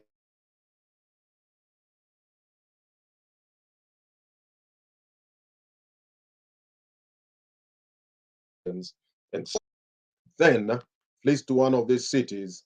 The elders of his town shall send for him, bring him back from the city, and hand him over to the avenger of blood to die. Show him no pity. You must purge from Israel the guilt of shedding innocent blood, so that it may go well with you. Do not move your neighbor's boundary stone set up by your predecessors in the inheritance you receive in the land the Lord your God is giving you to possess. One witness is not enough to convict a man accused of any crime or offense he may have committed. The matter must be established by the testimony of two or three witnesses. If a malicious witness takes the stand to accuse a man of a crime, the two men involved in the dispute must stand in the presence of the Lord before the priests and the judges who are in the office at the time. The judges must make a thorough investigation, and if the witness proves to be a liar, giving false testimony against his brother, then do to him as he intended to do to his brother. You must purge the evil from among you. The rest of the people will hear of this and be afraid, and never again will such an evil thing be done among you. Show no pity. Life for life, eye for eye, tooth for tooth, hand for hand, foot for foot. When you go to war against your enemies and see horses and chariots and an army greater than yours, do not be afraid of them, because the Lord your God who brought you up out of Egypt will be with you. When you are about to go into battle, the priest shall come forward and address the army. He shall say, Hear, O Israel, today you are going into battle against your enemies. Do not be faint hearted or afraid. Do not be terrified or give way to panic before them. For the Lord your God is the one who goes with you to fight for you against your enemies to give you victory. The officers shall say to the army, Has anyone built a new house and not dedicated it? Let him go home, or he may die in battle, and someone else may dedicate it. Has anyone planted a vineyard and not begun to enjoy it? Let him go home, or he may die in battle, and someone else enjoy it. Has anyone become pledged to a woman and not married her? Let him go home, or he may die in battle, and someone else marry her. Then the officers shall add, Is any man afraid or faint hearted? Let him go home, so that his brothers will not become disheartened too. When the officers have finished speaking to the army, they shall appoint commanders over it. When you march up to attack a city, make its people an offer of peace. If they accept and open their gates, all the people in it shall be subject to forced labor and shall work for you. If they refuse to make peace and they engage you in battle, lay siege to that city. When the Lord your God delivers it into your hand, put it to the sword, all the men in it. As for the women, the children, the livestock, and everything else in the city, you may take this as plunder for yourselves, and you may use the plunder the Lord your God gives you from your enemies. This is how you are to treat all the cities that are at a distance from you and do not belong to the nations nearby.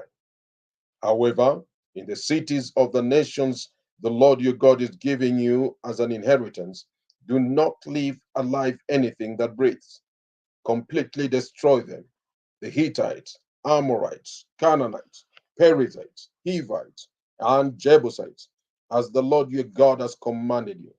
Otherwise, they will teach you to follow all the detestable things they do in worship, all the detestable things they do in worshiping their gods, and you will sin against the Lord your God. When you lay siege to a city for a long time, fighting against it to capture it, do not destroy its trees by putting an axe to them, because you can eat their fruit. Do not cut them down. Are the trees of the are the trees of the field people that you should besiege them? However, you may cut down trees that you know are not fruit trees and use them to build siege works until the city at war with you falls. Deuteronomy 21. If a man is found slain, lying in a field in the land the Lord your God is giving you to possess, and it is not known who killed him, your elders and judges shall go out and measure the distance from the body to the neighboring towns. Then the elders of the town nearest the body shall take a heifer that has never been worked and has never worn a yoke, and lead her down to a valley that has not been plowed or planted, and where there is a flowing stream. There in the valley they are to break the heifer's neck. The priests, the sons of Levi, shall step forward, for the Lord your God has chosen them to minister and to pronounce blessings in the name of the Lord and to decide all cases of dispute and assault.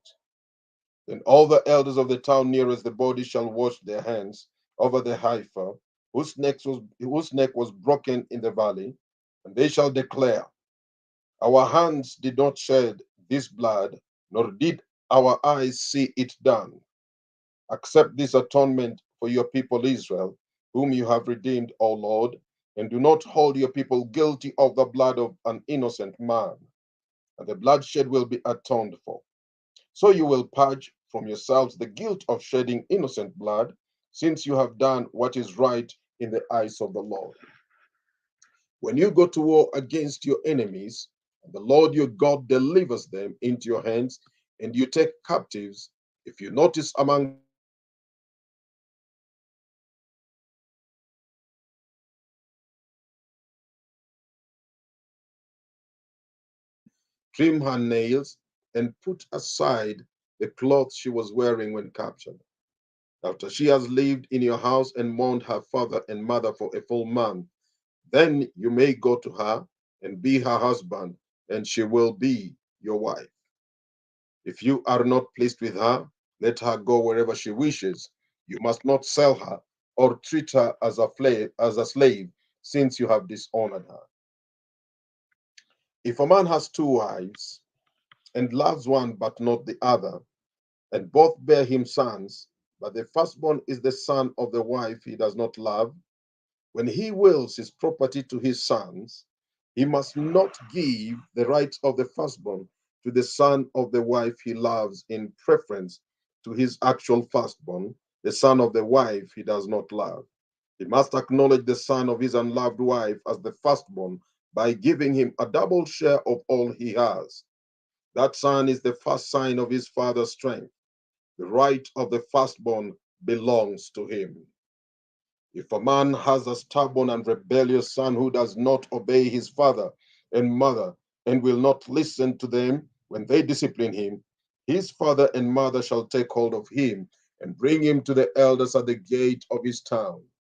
They shall say to the elders, this son of ours is stubborn and rebellious. He will not obey us. He is a profligate and a drunkard. Then all the men of his town shall stone him to death. You must purge the evil from among you. All Israel will hear of it and be afraid. If a man if a man guilty of a capital offense is put to death and his body is hung on a tree, you must not leave his body on the tree overnight. Be sure to bury him that same day, because anyone who is hung on a tree is under God's curse. You must not desecrate the land the Lord your God is giving you as an inheritance. Deuteronomy 22. If you see your brother's ox or sheep straying, do not ignore it, but be sure to take it back to him. If the brother does not live near you, or if you do not know who he is, take it home with you and keep it until he comes looking for it. Then give it back to him. Do the same if you find your brother's donkey or his cloak or anything he loses. Do not ignore it.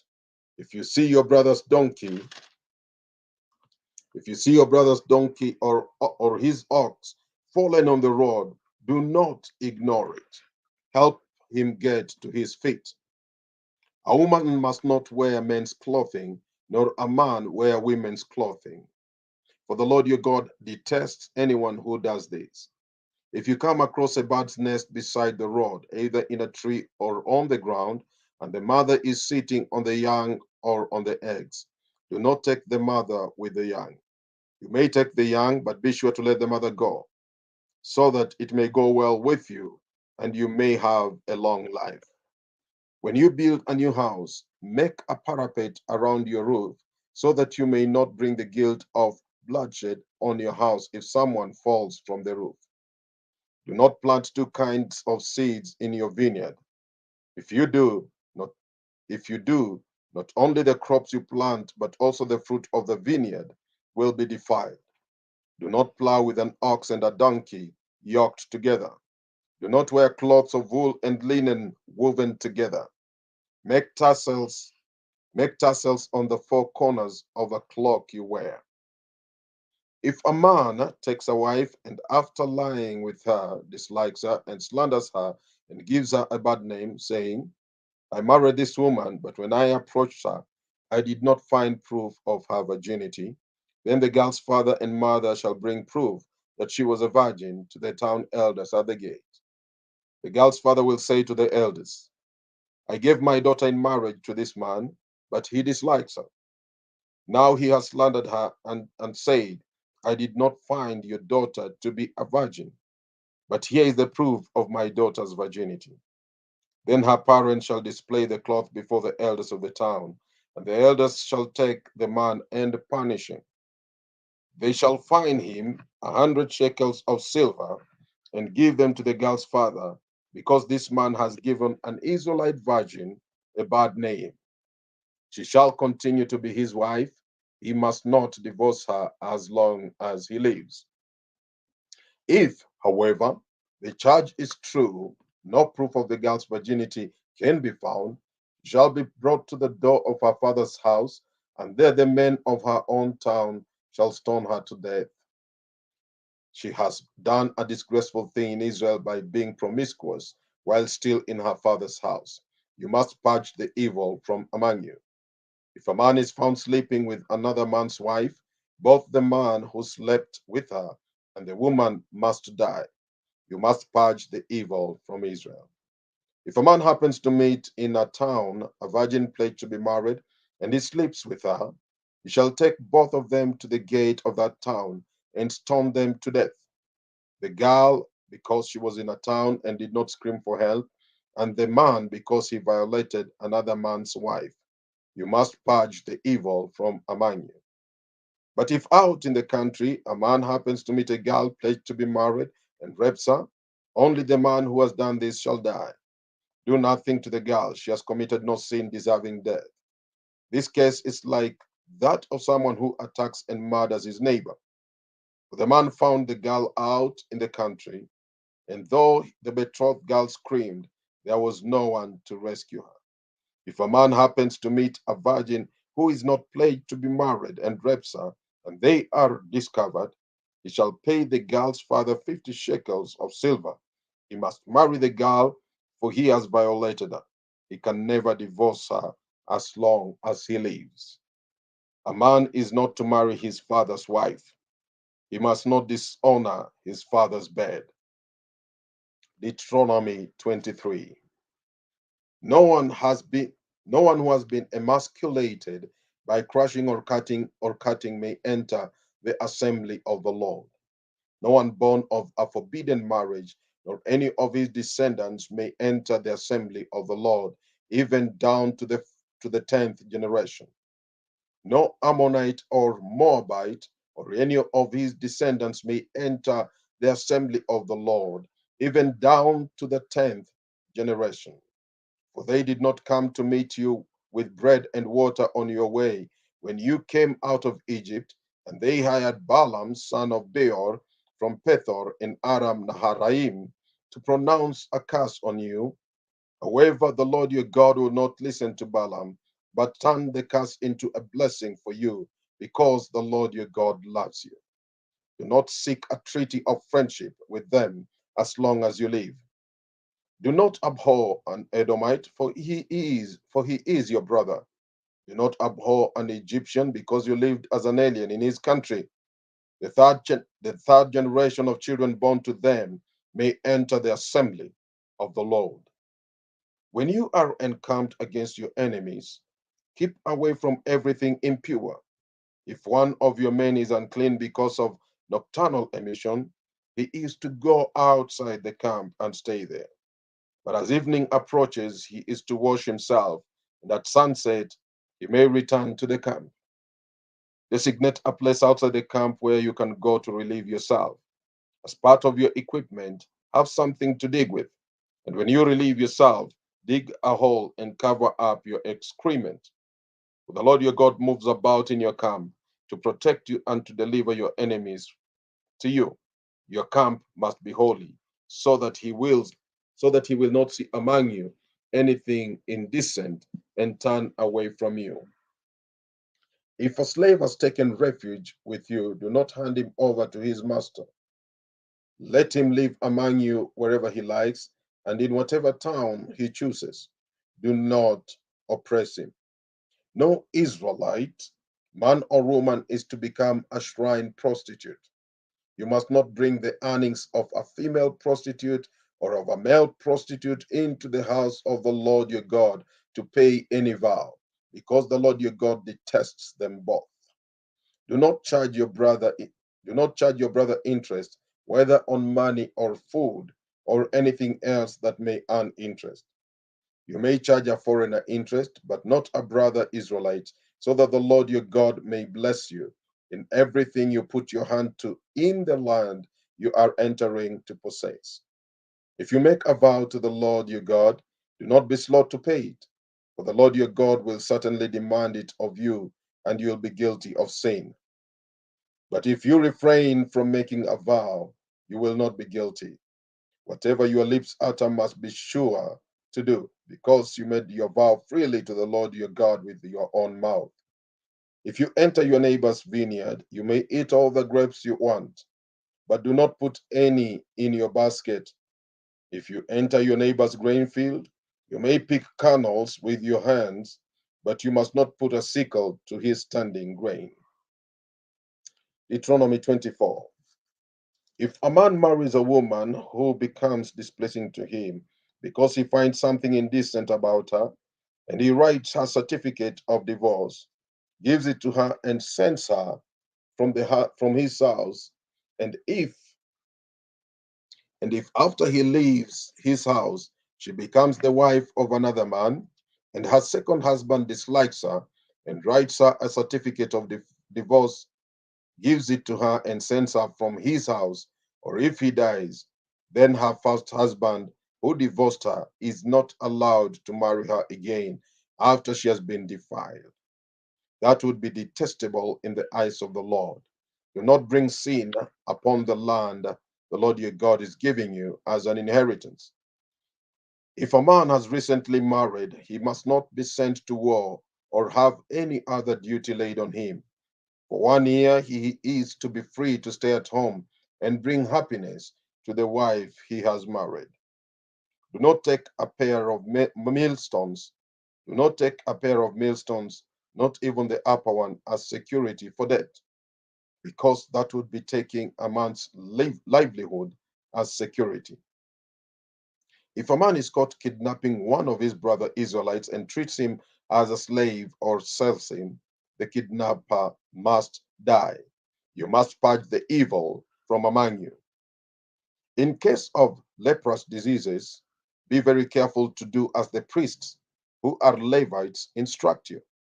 You must follow carefully what I have commanded them. Remember what the Lord your God did to Miriam along the way after you came out of Egypt. When you make a loan of any kind to your neighbor, do not go into his house to get what he is offering as a pledge. Stay outside and let the man to whom you are taking the loan bring the pledge out to you.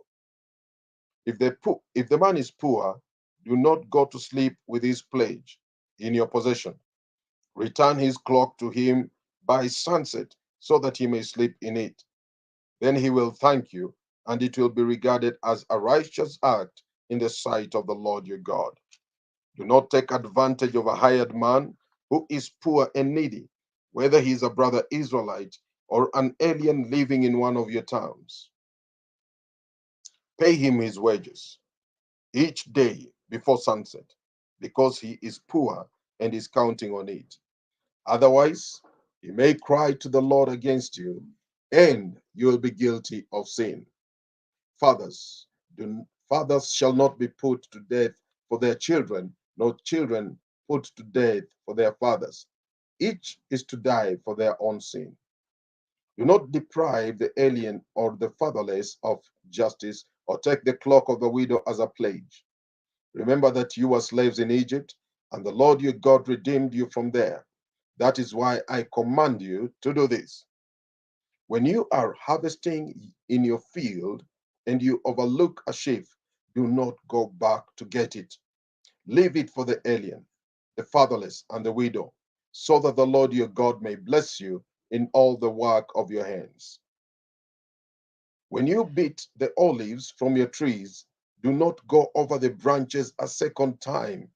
Leave what remains for the alien, the fatherless, and the widow. When you harvest the grapes in your vineyard, do not go over the vines again.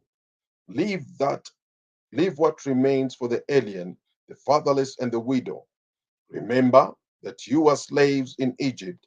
That is why I command you to do this.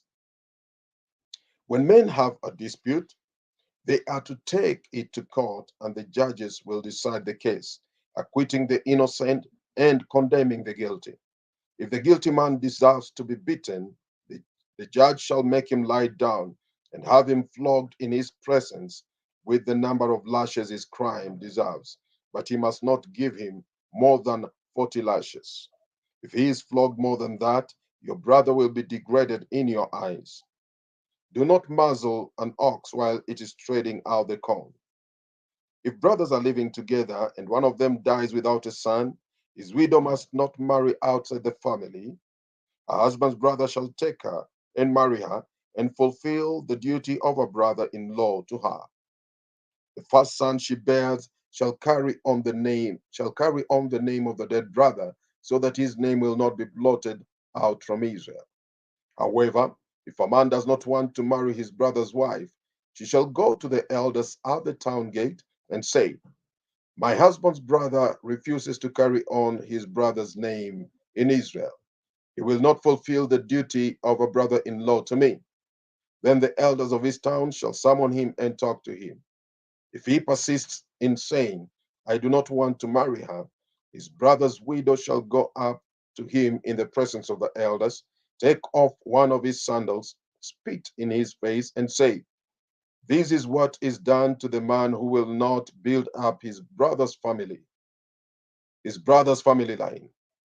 That man's line shall be known in Israel as the family of the unsandaled.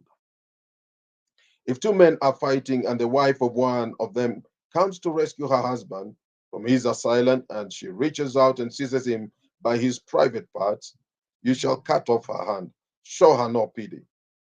Do not have two differing weights in your bag, one heavy, one light.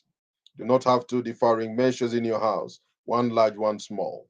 You must have accurate and honest weights and measures, so that you may live long in the land the Lord your God is giving you. For the Lord your God detests anyone who does these things, anyone who deals dishonestly. Remember what the Amalekites did to you along the way when you came out of Egypt. When you were weary and worn out, they met you on your journey and cut off all who were lagging behind. They had no fear of God. When the Lord your God gives you rest from all the enemies around you in the land he is giving you to possess as an inheritance, you shall blot out the memory of Amalek from under heaven. Do not forget. Deuteronomy 26. When you have entered the land the Lord your God is giving you as an inheritance and have taken possession of it and settled in it, take some of the first fruits of all that you produce from the soil of the land the Lord your God is giving you, and put them in a basket. Then go to the place the Lord your God will choose as a dwelling for his name, and say to the priest in office at the time, I declare today to the Lord your God that I have come to the land the Lord swore to our forefathers to give us. The priest shall take the basket from your hands and set it down in front of the altar of the Lord your God. Then you shall declare before the Lord your God, my father was a wandering Aramean, and he went down into Egypt with a few people, and lived there and became a great nation, powerful and numerous. but the Egyptians mistreated us and made us suffer, putting us to hard labor. Then we cried out to the Lord, the God of our fathers, and the Lord heard our voice and saw our misery, toil, and oppression. So the Lord brought us out of Egypt with a mighty hand and an outstretched arm, with great terror and with miraculous signs and wonders.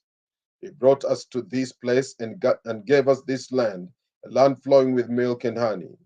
And now I bring the first fruit of the soil that you, O Lord, have given me. Place the basket before the Lord your God and bow down before him. And you and the Levites and the aliens among you shall rejoice in all the good things the Lord your God has given to you and your household. When you have finished setting aside a tenth of all your produce in the third year, the year of the tithe, you shall give it to the Levite, the alien, the fatherless, and the widow, so that they may eat in your towns and be satisfied. Then say to the Lord your God, I have removed from my house the sacred portion, and have given it to the Levites, the alien, the fatherless, and the widow, according to all your commands, nor have I forgotten any of them. I've not eaten any of the sacred portion while I was in mourning, nor have I removed any of it while I was unclean, nor have I offered any of it to the dead. I have obeyed the Lord my God. I have done everything you commanded me. Look down from heaven, your holy dwelling place, and bless your people Israel and the land you have given us as you promised on earth to our forefathers, a land flowing with milk and honey. The Lord your God commands you today, sorry, the Lord your God commands you this day to follow these decrees and laws carefully, observe them with all your heart and with all your soul. You have declared this day that the Lord is your God, and that you will walk in his ways, that you will keep his decrees, commands, and laws, and that you will obey him. And the Lord has declared this day that you are his people, his treasured possession, as he promised that you are to keep all his commands. He has declared that he has declared that he will set you in praise, fame, and honor high above all the nations he has made, and that you will be a people holy to the Lord your God, as he promised. Deuteronomy 27. Moses and the elders of Israel commanded the people, keep all these commands that I give you today. When you have crossed the Jordan into the land the Lord your God is giving you, set up large stones and, and cut them with plaster. Write on them all the words of this law when you have crossed over to enter the land the Lord your God is giving you, a land flowing with milk and honey, just as the Lord, the God of your fathers, promised you. And when you have crossed the Jordan, set up these stones on Mount Ebal, as I commanded you today, and cut them with plaster. Build there an altar to the Lord your God, an altar of stones. Do not use any iron tool upon them. Build the altar of the Lord your God with fieldstones and offer burnt offerings to the Lord your God. Sacrifice fellowship offerings there, eating them and rejoicing in the presence of the Lord your God. And you shall write very clearly all the words of this law on these stones you have set up. Then Moses and the priests, who are Levites, say to all Israel, be silent, O Israel, and listen. You have now become the people of the Lord your God. Obey the Lord your God and follow his commands and decrees that I give you today. On the same day, Moses commanded the people, when you have crossed the Jordan, this tribe shall stand on Mount Gerizim to bless the people: Simeon, Levi, Judah, Issachar, Joseph, and Benjamin. And these tribes shall stand on Mount Ebal to pronounce curses: Reuben, Gad, Asher, Zebulun, Dan, and Naphtali. The Levites shall recite to all the people of Israel in a loud voice. Cursed is the man who carves an image or casts an idol a thing detestable to the Lord, the work of the craftsman's hands, and sets it up in secret. Then all the people shall say, Amen. Cursed is the man who dishonors his father or his mother. Then all the people shall say, Amen. Cursed is the man who moves his neighbor's boundary stone. Then all the people shall say, Amen. Cursed is the man who leads the blind astray on the road. Then all the people shall say, Amen. Cursed is the man who withholds justice from the alien, the fatherless, or the widow. Then all the people shall say, Amen. Cursed is the man who sleeps with his father's wife, for he dishonors his father's bed. Then all the people shall say, Amen. Cursed is the man who has sexual relations with any animal. Then all the people shall say, Amen. Cursed is the man who sleeps with his sister, the daughter of his father, or the daughter of his mother. Then all the people shall say, Amen. Cursed is the man, cursed is the man who sleeps with his mother-in-law. Then all the people shall say, Amen. Cursed is the man who kills his neighbor secretly. And all the people shall say, Amen. Cursed is the man who accepts a bribe to kill an innocent person. Then all the people shall say, Amen. Cursed is the man who does not uphold the words of this law by carrying them out. Then all the people shall say, Amen. Deuteronomy 28. If you fully obey the Lord your God and carefully follow all his commands I give you today, the Lord your God will set you high above all the nations on the earth. All these blessings will come upon you and accompany you if you obey the Lord your God. You'll be blessed in the city and blessed in the country. The fruit of your womb will be blessed, and the crops of your land, and the young of your livestock, the calves of your herds, and the lambs of your flocks. Your baskets and your kneading trough will be blessed. You'll be blessed when you come in, and blessed when you go out. The Lord will grant that the enemies who rise up against you will be defeated before you. They will come at you from one direction, but flee from you in seven. The Lord will send a blessing on your barns and on everything you put your hand to. The Lord your God will bless you in the land he's giving you. The Lord will establish you as his holy people, as he promised you on earth, if you keep the commands of the Lord your God and walk in his ways. Then all the peoples on earth will see that you are called by the name of the Lord, and they will fear you. The Lord will grant you abundant prosperity in the fruit of your womb, the young of your livestock, and the crops of your ground in the land he swore to your forefathers to give you. The Lord will open the heavens, the storehouse of his bounty, to send rain on your land in season and to bless all the work of your hands. You will lend to many nations, but will borrow from none. The Lord will make you the head and not, the Lord will make you the head, not the tail. If you pay attention to the commands of the Lord your God that I give you this day and carefully follow them, you will always be at the top, never at the bottom. Do not turn aside from any of the commands I give you today, to the right or to the left. Follow other gods and serving them. However, if you do not obey the Lord your God and do not carefully follow all his commands and decrees I'm giving you today, all these curses will come upon you and overtake you. You will be cast in the city and cast in the country.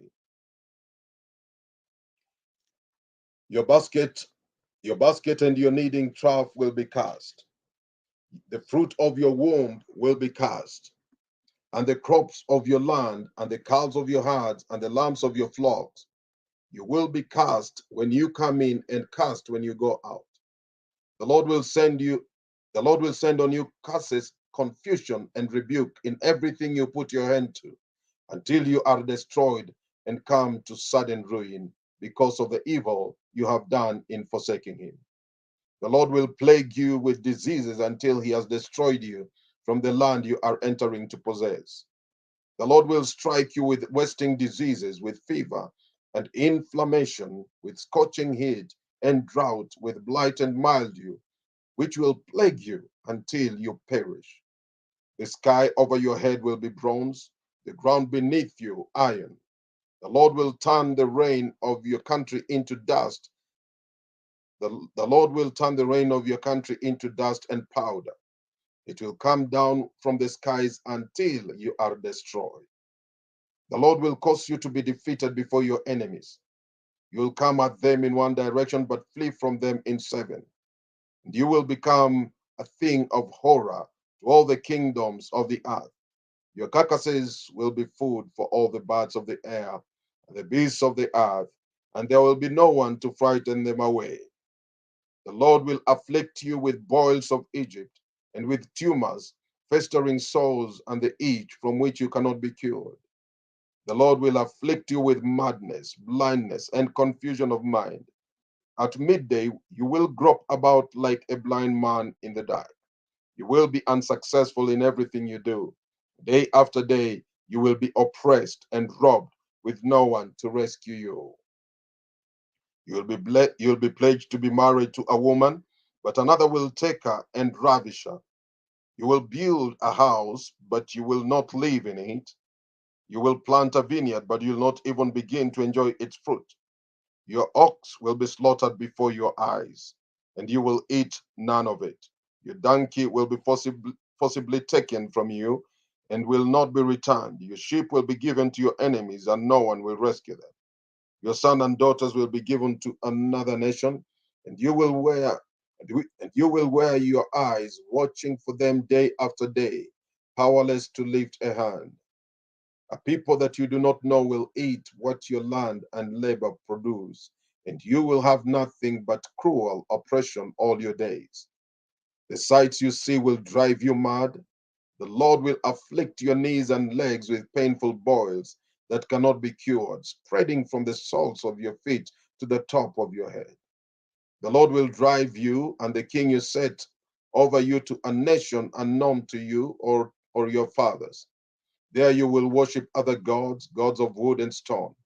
You will become a thing of horror and an object of scorn and ridicule to all the nations where the Lord will drive you. You will sow much seed in the field, but you will harvest little, because locusts will devour it. You will plant vineyards and cultivate them, but you will not drink the wine or gather the grapes, because worms will eat them. You will have olive trees throughout your country, but you will not use the oil, because the oils will drop off, the olives will drop off. You will have sons and daughters, but you will not keep them, because they will go into captivity. Swarms of locusts will overtake all your trees, and swarms of locusts will take over all your trees and the crops of your land. The alien who lives among you will rise above you. The alien who lives among you will rise above you higher and higher, but you will sink lower and lower. He will lend to you, but you will not lend to him. He will be the head, but you will be the tail. All these curses will come upon you, and they will pursue you and overtake you until you are destroyed, because you did not obey the Lord your God and observe the commands and decrees he gave you. They will be a sign and a wonder to you and your descendants forever, because you did not serve the Lord your God joyfully and gladly in the time of prosperity. Therefore, in hunger and thirst, in nakedness and dire poverty, you will serve the enemies the Lord sends against you. He will put an iron yoke on your neck until he has destroyed you. The Lord will bring a nation against you from far away, from the ends of the earth, like an eagle swooping down, a nation whose language you will not understand, a fierce looking nation without respect for the old or pity for the young. They will devour the young of your livestock and the crops of your land until you are destroyed. They will leave you no grain, they will leave you no grain, new wine or oil, nor any calves of your herds or lambs of your flocks until you are ruined. They will lay siege to all the cities throughout your land until the high fortified walls in which you trust fall down. They will besiege all the cities throughout the land the Lord your God is giving you. Because of the suffering that your enemies will inflict on you during the siege, you will eat the fruit of the womb, the flesh of the sons and daughters the Lord your God has given you. Even the most gentle and sensitive man among you will have no compassion on his own brother or the wife he loves or his surviving children, and he will not give to one of them any of the flesh of his children that he is eating. It will be all he has left because of the suffering your enemy will inflict on you during the siege of all your cities. The most gentle and sensitive woman among you, so sensitive and gentle that she will not venture to touch the ground with the sole of her foot, will begrudge the husband she loves and her own son or daughter, the afterbirth of from her womb, and the children she bears, for she intends to eat them secretly during the siege and in the distress that your enemy will inflict on you in your cities. If you do not carefully follow all the words of this law, which are written in this book, and do not revere this glorious and awesome name, the Lord your God, the Lord will send fearful plagues on you and your descendants, harsh and prolonged disasters, and severe and lingering illnesses. He will bring upon you all the diseases of Egypt that you dreaded, and they will cling to you. The Lord will also bring on you every kind of sickness and disaster not recorded in this book of the law until you are destroyed. You who are as numerous as the stars in the sky will be left but few in number, because you did not obey the Lord your God. Just as it pleased the Lord to make you prosper and increase in number, so it will please him to ruin and destroy you. You will be uprooted from the land you are entering to possess. Then the Lord will scatter you among all the nations, from one end of the earth to the other. There you will worship other gods, gods of wood and stone, which neither you nor your fathers have known. Among those nations you will find no repose, no resting place for the sole of your foot. There the Lord will give you an anxious mind, eyes weary with longing, and a despairing heart. You will live in constant suspense, filled with dread both night and day, never sure of your life.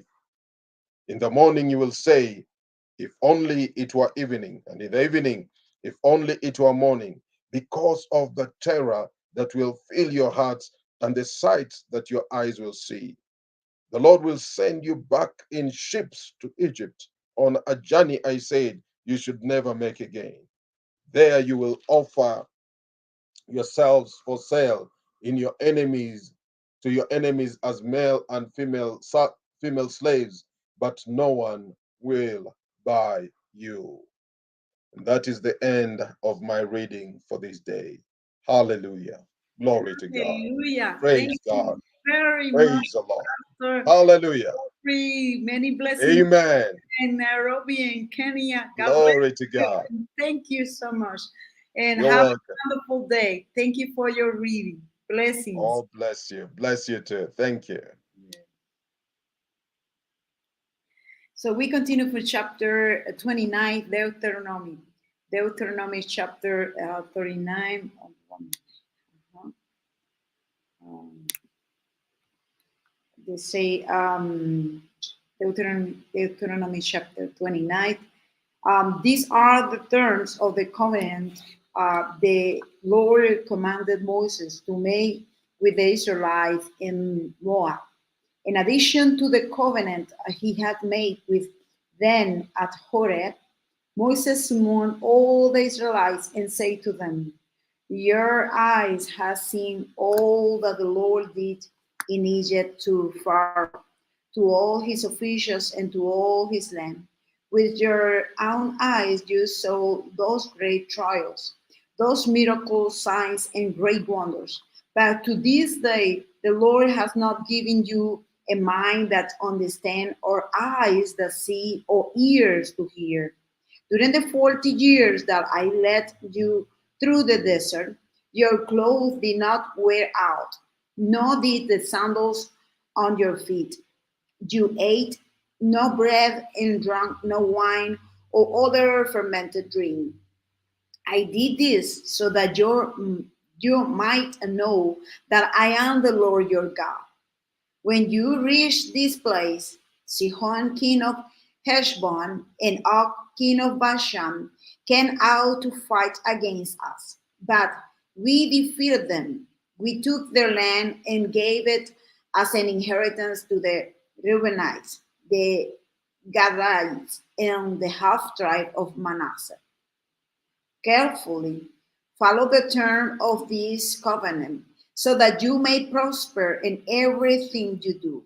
All of you are standing today in the presence of the Lord your God, your leaders and chief men, your elders and officials, and all the other men of Israel, together with your children and your wife, and the aliens living in your camps, who crop your good and carry your water.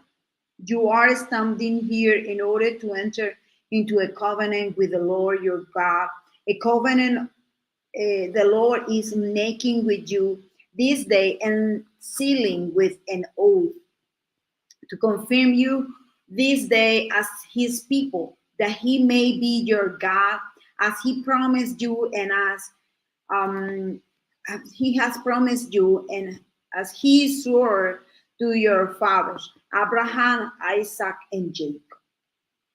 I am making this covenant with his oath, not only with you, who are standing here with us today in the presence of the Lord our God, but also with those who are not here today. You yourself know how we live in Egypt and how we passed through the countries on the way here. You saw among their detestable images and idols of wood and stone, of silvers and gold. Make sure there is no man or woman, clan or tribe among you today whose heart turns away from the Lord our God to go and worship the gods of these nations. Make sure there is no root among you that produce such bitter poison. When such a person hears the words of this oath, he invoke a blessing on himself and therefore think, I will be saved, even though I persist in going my own way. This will bring disaster on the waterland as well as the dry. The Lord will never be willing to forgive him. His wrath and seal will burn against that man. All the curses written in this book will fall upon him, and the Lord will blot out his name from under heaven. The Lord will single him out from all the tribe of Israel for disaster, according to all the curses of the covenant written in this book of the law. Your children who followed you in later generation and foreigners who come from distant lands will see the calamities that have fallen on the land and the disaster with which the Lord has afflicted. The whole land will be burned waste of salt and sulfur, nothing planted, nothing sprouting, no vegetation growing on it. It will be like the destruction of Sodom and Gomorrah, Admah and Zeboim, with the Lord overthrew in fierce anger.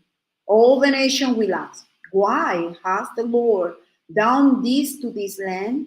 Why this fierce burning anger? And the answer will be, it is because these people abandoned the covenant of the Lord, the God of their fathers, the covenant that He made with them when He brought them out of Egypt. They went off and worshiped other gods and bowed down to them, gods they did not know, gods He had not given them.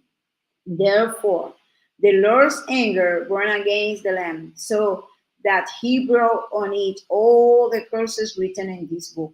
In furious anger and in great wrath, the Lord uprooted them from their land and thrust them into another land as it is now.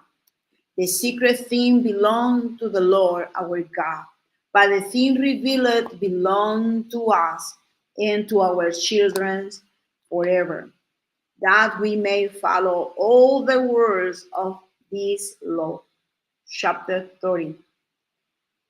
When all these blessings and curses I have set before you come upon you, and you take them to heart, wherever the Lord your God dispersed you among the nations, and when you and your children return to the Lord your God and obey him with all your heart and with all your soul, according to everything I command you today, then the Lord your God will restore your fortunes, and have compassion on you, and gather you again all of the nation where he has scattered you. Even if you have been banished to the most distant land under the heavens, from there the Lord your God will gather you and bring you back. He will bring you to the land that belongs to your fathers, and you will be taking possession of it. He will make you more prosperous and numerous than your fathers. The Lord your God will circumcise your heart and the hearts of your descendants, so that you may love him with all your heart and with all your soul and live. The Lord your God will put all these curses on your enemies who hate and persecute you. You will against obey the Lord and follow all his commands, and I am giving you today. Then the Lord your God will make you most prosperous in all the work of your hands and in the fruit of your womb, the young of your livestock, and the crops of your land. The Lord will again delight in you and make you prosperous, just as he delighted in your father and your fathers. If you obey the Lord your God and keep his command and decrees that are written in this book of the law, and turn to the Lord your God with all your heart and with all your soul. Now, what I am commanding you today is not too difficult for you or beyond your reach. It is not up in heaven, so that you have to ask, who will ascend into heaven to get it and proclaim it to us so we may obey it? No, nor it is beyond the sea, so that you have to ask, who will cross the sea to get it and proclaim it to us so we may obey it? No, the word is very near you. It is in your mouth and in your heart, so you may obey it.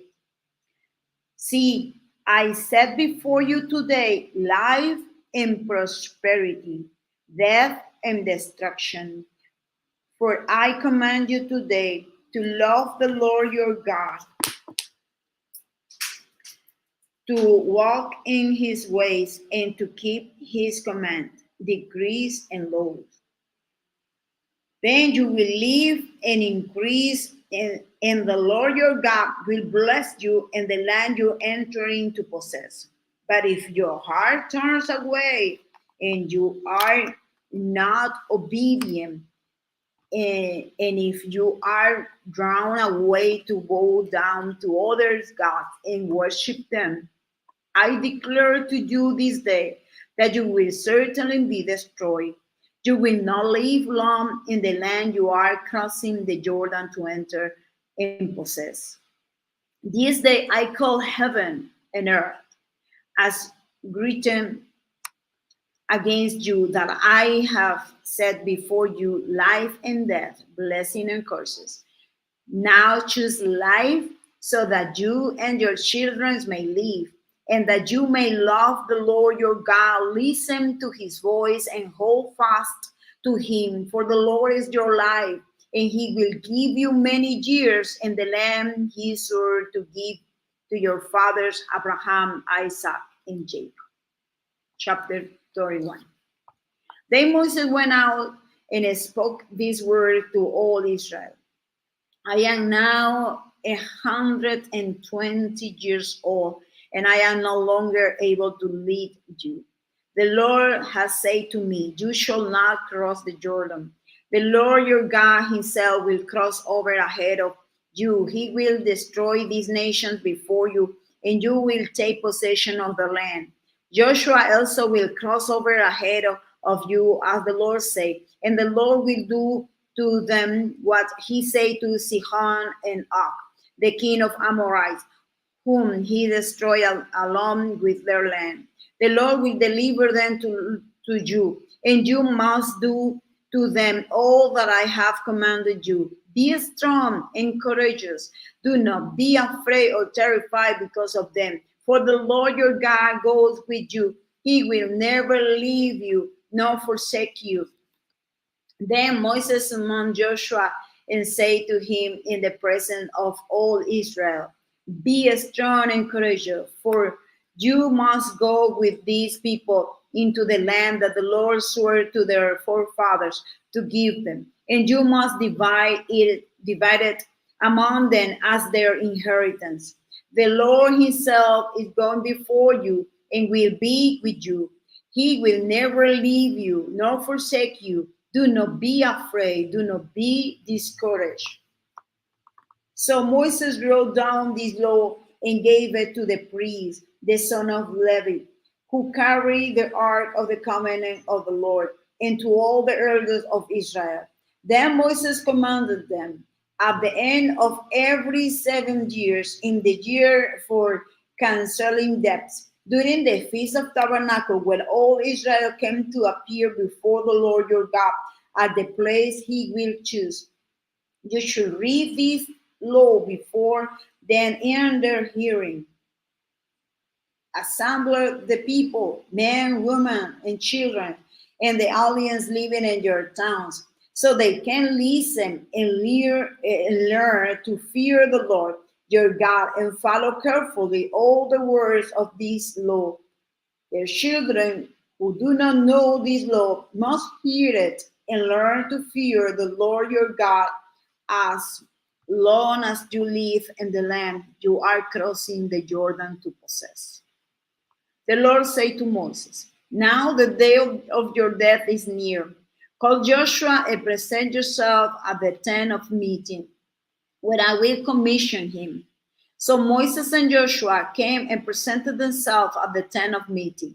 Then the Lord appeared at the tent in a pillar of cloud, and the cloud stood over the entrance to the tent. And the Lord said to Moses, you are going to rest with your fathers, and these people will soon prostitute themselves to the foreign God of the land they are entering.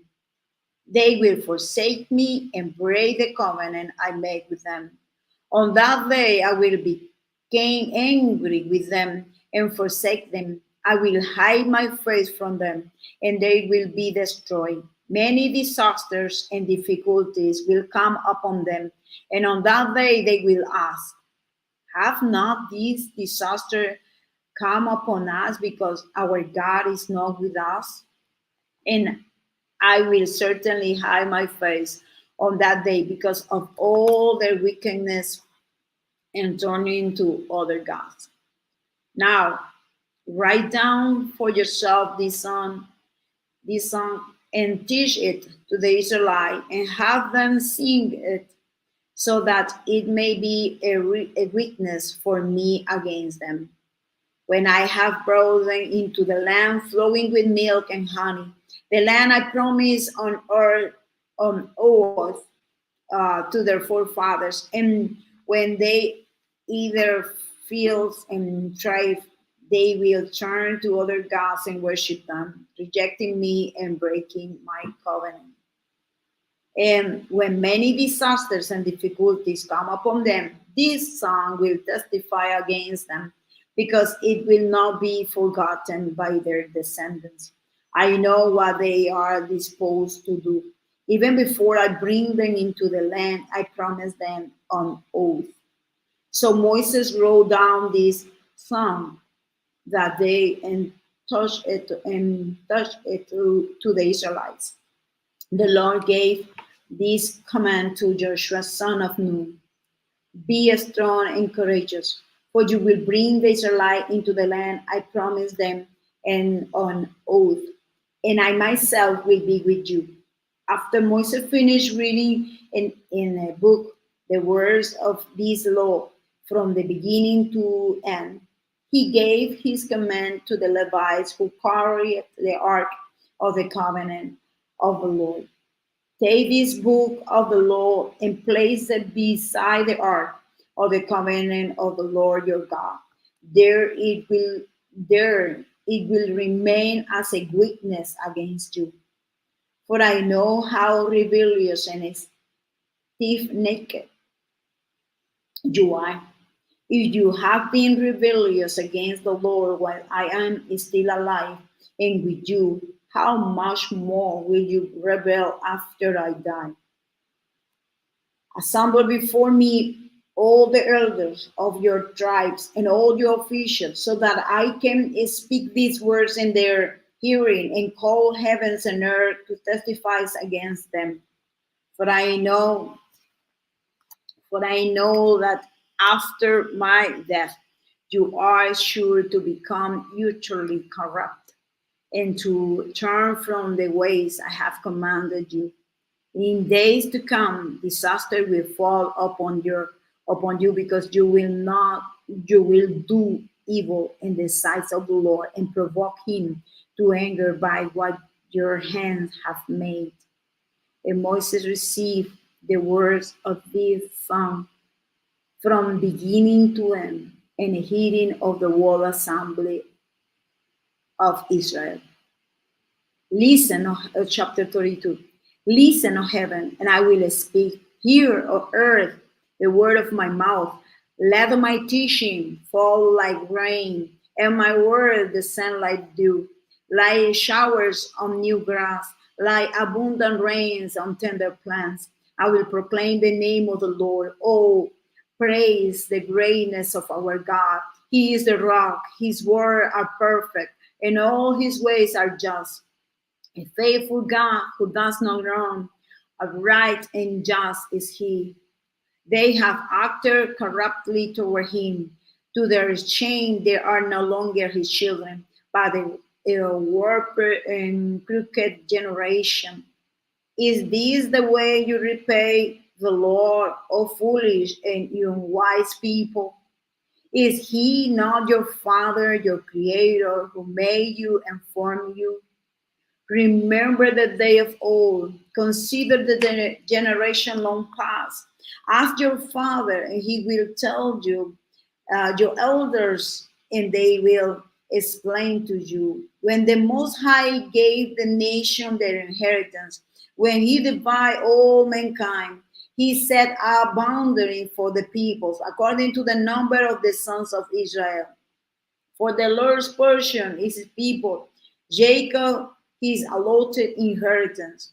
In, in a desert land he found him, in a barren and howling waste. He sheltered him and cared for him.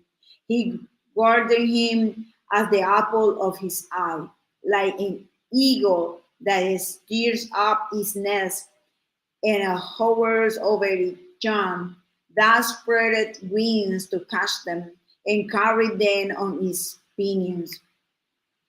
The Lord alone led him. No foreigner God was with him.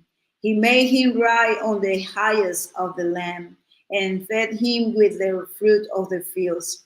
He nourished him with honey from the rock and with oil from the flinty rock, with curds and milk from the herds and flock, and with fatter lambs and goats, with choice rams of Bashan, and the finest kernels of wheat. The Jew drowned the forming blood of the grape. Yeshurun grew fat and kicked. Filled with food, he became heavy and sleek. He abandoned the God who made him and rejected the rock, his Savior. They made him jealous with their foreigner gods and angered him with their detestable idols. They sacrificed to demons with which are not God, gods they had not known, that recently appeared, gods your father did not fear. You deserted the rock who fathered you.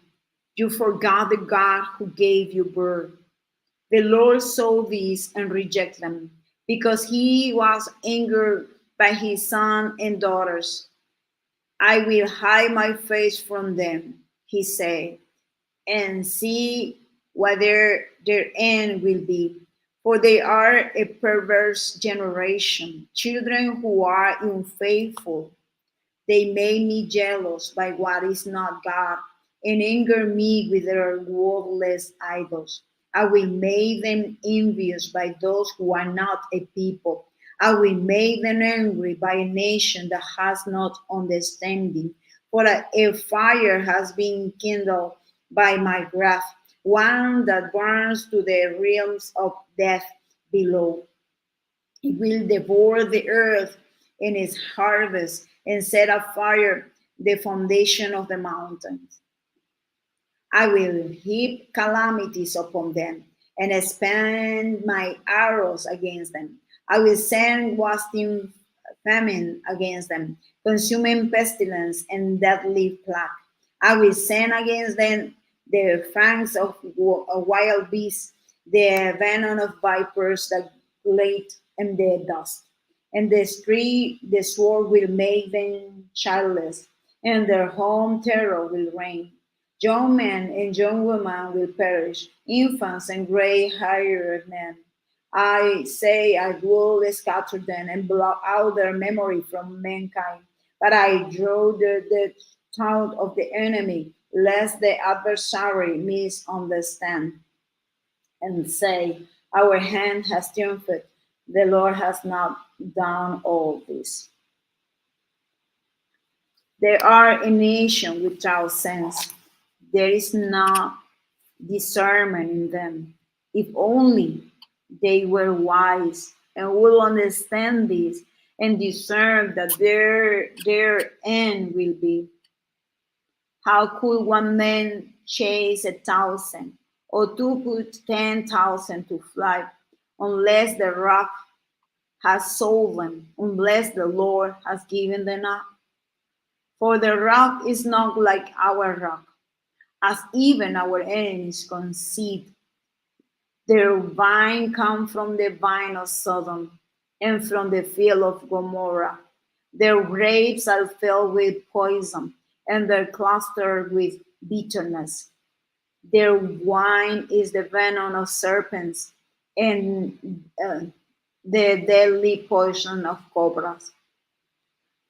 Have I not kept these in reserve and sealed in my vault? It is mine to avenge. I will repay in due time their food will sleep. Their day of disaster is near, and the doom rushed upon them. The Lord will judge his people and have compassion on his servant when he sees their strength is gone and no one is left, a slave or free. He will say, now, where are their gods? The rocks they took refuge in it. The gods who ate the fat of their sacrifices and drank the wine of their drink offerings. Let them rise up to help you. Let them give you shelter. See now that I myself am He. There is no God beside me. I put to death and bring to life. I have wounded and I will heal. and no one can deliver out of my hands. I lift my hands to heaven and declare, as certain as I live forever, when I sharpen my flashing sword, and my hand grasps in it in judgment, I will take vengeance of my adversaries and repay those who hate me. I will make my arrows drown with blood, while my sword devour flesh, the blood of the slain and the captives, the head of the enemy leaders. Rejoice, O nations, with his people, for he will avenge the blood of his servants. He will take vengeance of his enemies and make atonement for his land and people. Moses came with Joshua, son of Nun, and spoke all the words of this song and the hearing of the people. When Moses finished reciting all these words to all Israel, he said to them, "Take to heart all the words and I have solemnly declared to you this day, so that you may command your children to obey carefully all the words of this law. They are not just idle words for you, they are your life. By them you will live long in the land you are crossing the Jordan to possess." On that same day, the Lord told Moses, "Go up into the Abarim range to Mount Nebo in Moab, across the Jericho, and view Canaan, the land I am giving the Israelites as their own possession. There on the mountain that you have claimed, you will die and be gathered to your people, just as your brother Aaron died on Mount Hor and was gathered to his people.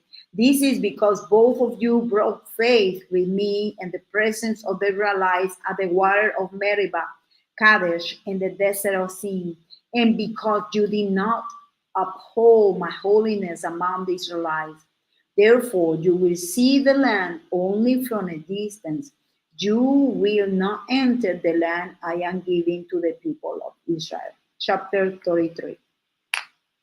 This is the blessing that Moses, the man of God, pronounced to pronounce it on the Israelites before his death. He said, "The Lord came to Sinai and drowned over them from Seir. He shone forth from Mount Paran. He came with myriad of holy ones from the south, from his mountain slope. Surely it is you who love the people. All the holy ones are in your hands. At your feet they all bow down, and from you receive instruction. The law that Moses gave us, the possession of the assembly of Jacob. He was king over Jeshurun when the leaders of the people assembled along with the tribe of Israel. Let Reuben live and not die, nor his man be few. And this he say among Judah, Hear, O Lord, the cry of Judah, bring him to his people. With his own hands he defend his cause.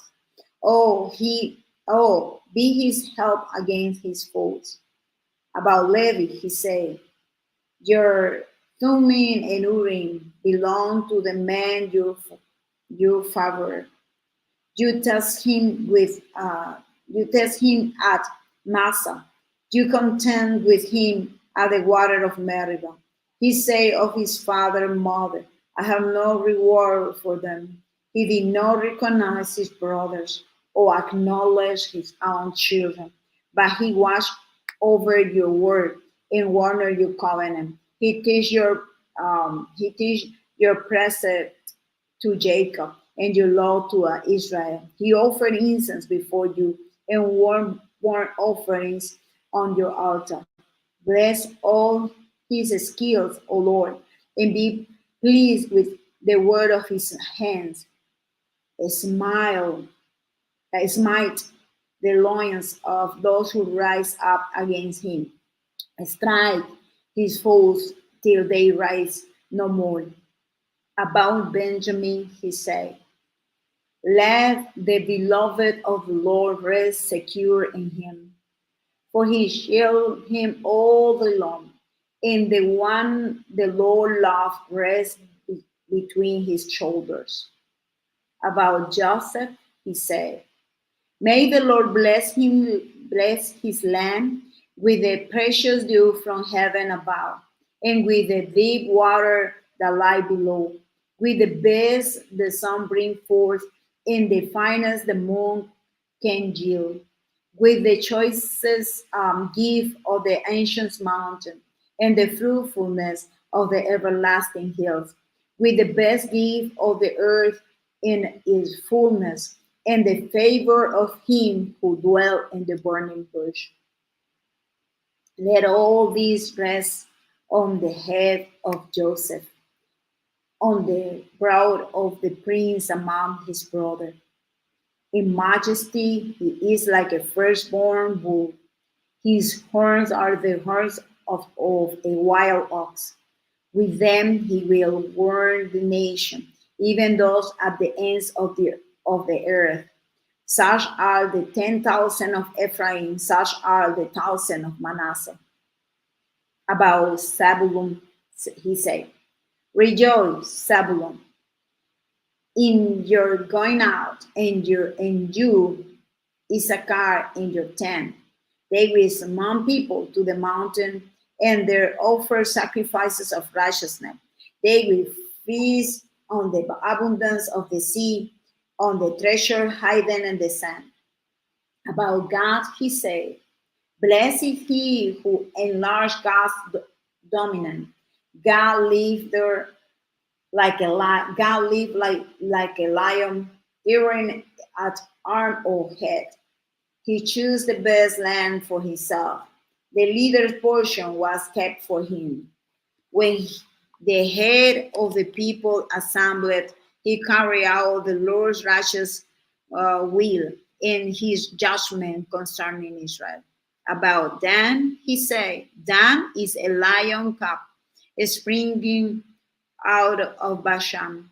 About Naphtali, he said, Naphtali is abounding with the favor of the Lord and is full of his blessing. He will inherit southwards to the lake.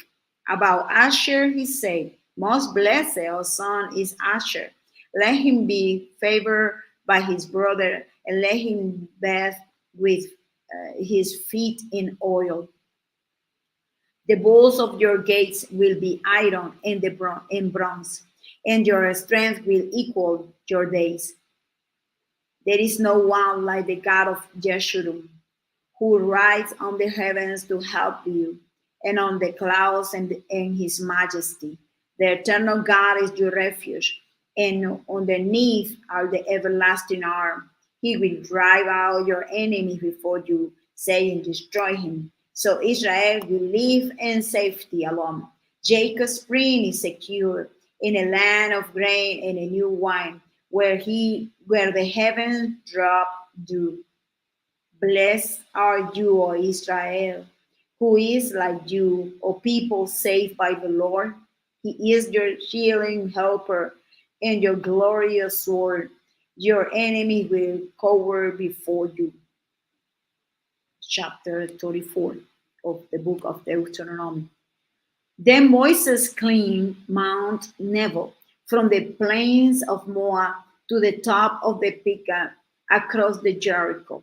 There the Lord showed him the whole land from Gilead to Dan, all of Naphtali, the territory of Ephraim and Manasseh, all the land of Judah as far as the western sea, the Negev and the whole region from the valley of Jericho, the city of Palm, as far as Zoar.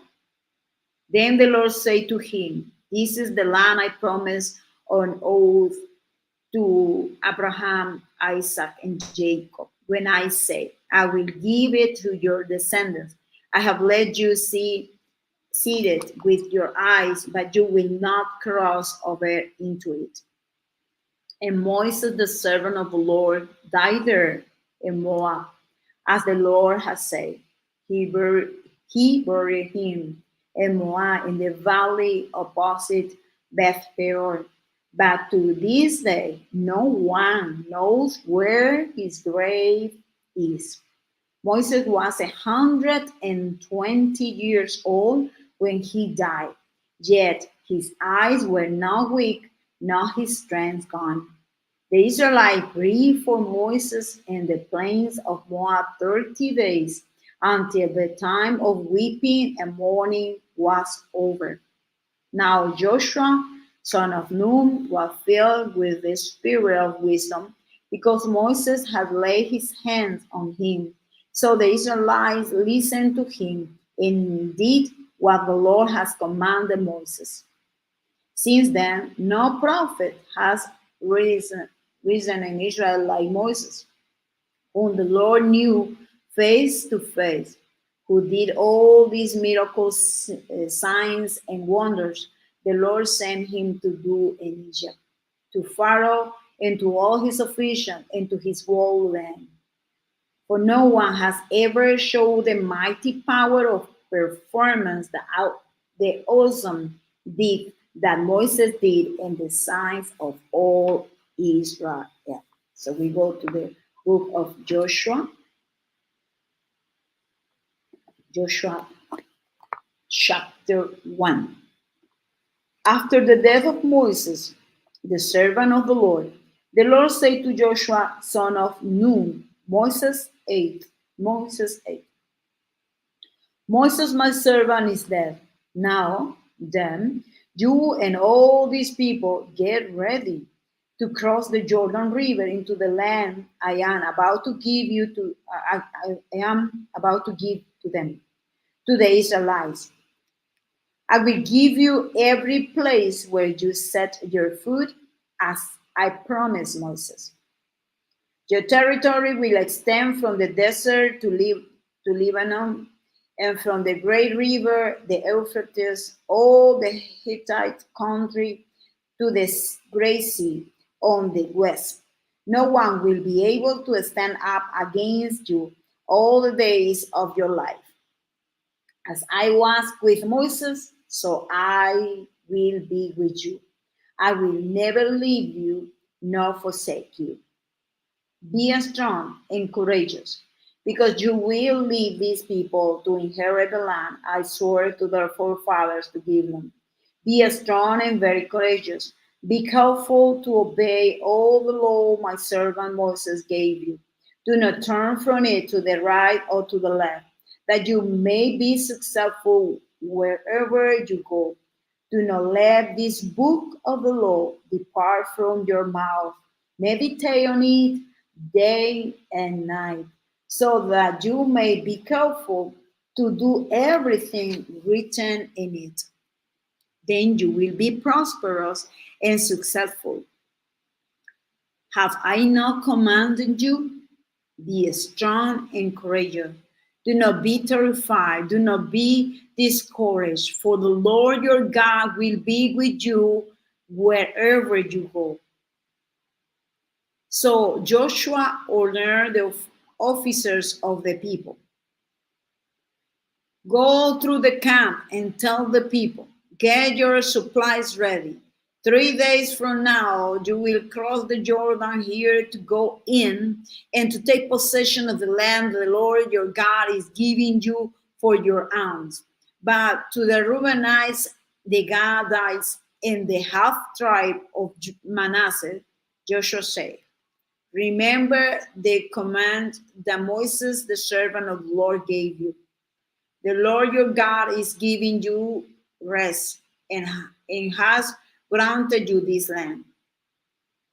Your wife, your children, and your livestock may stay in the land that Moses gave you east of the Jordan. But all your fighting men, fully armed, must cross over ahead of your brothers. You are to help your brothers until the Lord give them rest, as he has done for you, and until they too have taken possession of the land that the Lord your God is giving them. After that, you may go back and occupy your own land, which Moses, the servant of the Lord, gave you east of the Jordan toward the sunrise.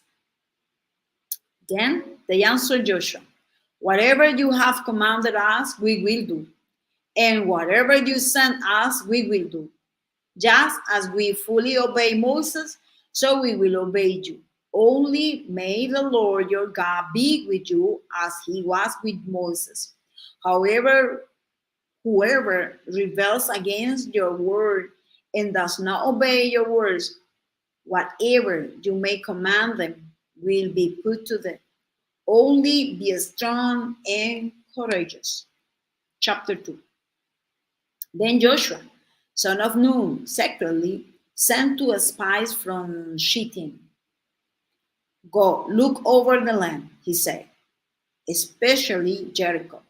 So they went and entered the house of the prostitute named Rahab and stayed there. The king of Jericho was told, look, some of the Israelites have come here tonight to spy out the land. So the king of Jericho sent this message to Rahab, bring out the men who came to you and enter your house, because they have come to spy out the whole land. But the woman has taken the two men and hidden them. She said, yes, the men came to me, but I did not know where they had come from. At dusk, when it was time to close the city gate, the men left. I don't know which way they went. Go after them quickly. You may catch up with them. But she had taken them up to the roof and hidden them under the stock of logs she had laid out of the roof. So the men set out in pursuit of the spies on the road that led to the fords of the Jordan. And as soon as the pursuers had gone out, the gate was shut. Before the spies lay down for the night, she went up on the roof and said to them, I know that the Lord has given this land to you, and that a great fear of you has fallen on us, so that all who live in this country are melting in fear because of you.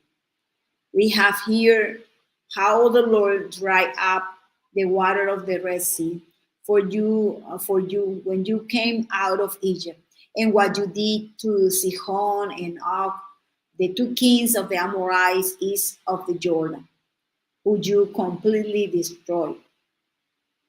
When we hear of it, our hearts melt, and everyone's courage failed because of you. For the Lord your God is God in heaven above and on the earth below. Now, now then, please swear to me by the Lord that you will show kindness to my family, because I have shown kindness to you. Give me a sure sign that you will spare the life of my father and mother, my brothers and sisters, and all who belong to them, and that you will save us from death. Our life for your life. The man answered her, if you don't tell what we are doing, we will treat you kindly and faithfully when the Lord give us the land. So she let them down by a rope through the window, for the house she lived in, and it was part of the city wall. Now she had said to them, go to the hills so the pursuers will not find you. Hide yourself there 3 days until they return, and then go on your way. The men say to her, this oath you made us swear will not be binding on us, unless when we enter the land you have tied this scarlet cord in the window through which you let us down. And unless you have brought your father, mother, your brothers, and all your family into your house, if anyone goes outside your house into the street, his blood will be on his own head. He will not be, we will not be responsible. As for anyone who is in the house with you, his blood will be on our head if a hand is laid on him. But if you tell what we are doing, we will be released from the oath you made us swear. Agreed, she said. Let it be as you say. So she sent them away, and they depart. And she tied the scarlet cord in the window. When they left, they went into the hills and stayed there 3 days until the pursuers had searched all along the road and returned without finding them. Then the two men started back. They went down out of the hill for the river and came to Joshua, son of Nun, and told him everything that had happened to them. They said to Joshua, the Lord has surely given the whole land into our hands. All the people are melting in fear because of us. Chapter 3.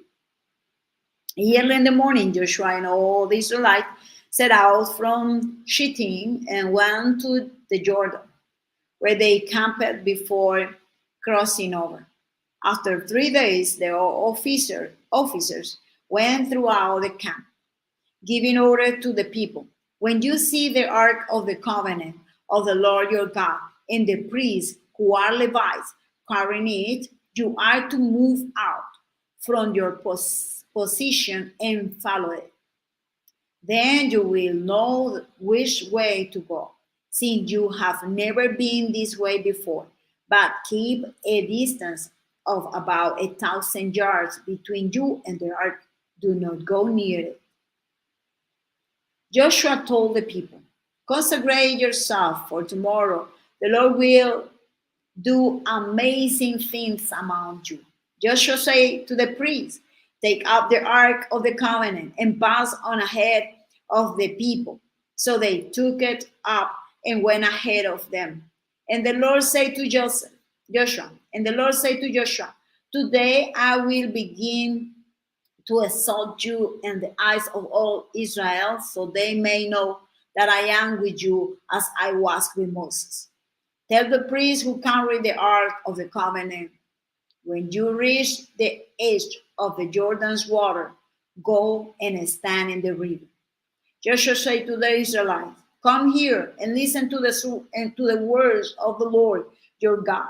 This is how you will know that the living God is among you, and that he will certainly drive out before you the Canaanites, Hittites, Hivites, Perizzites, Girgashites, Amorites, and Jebusites.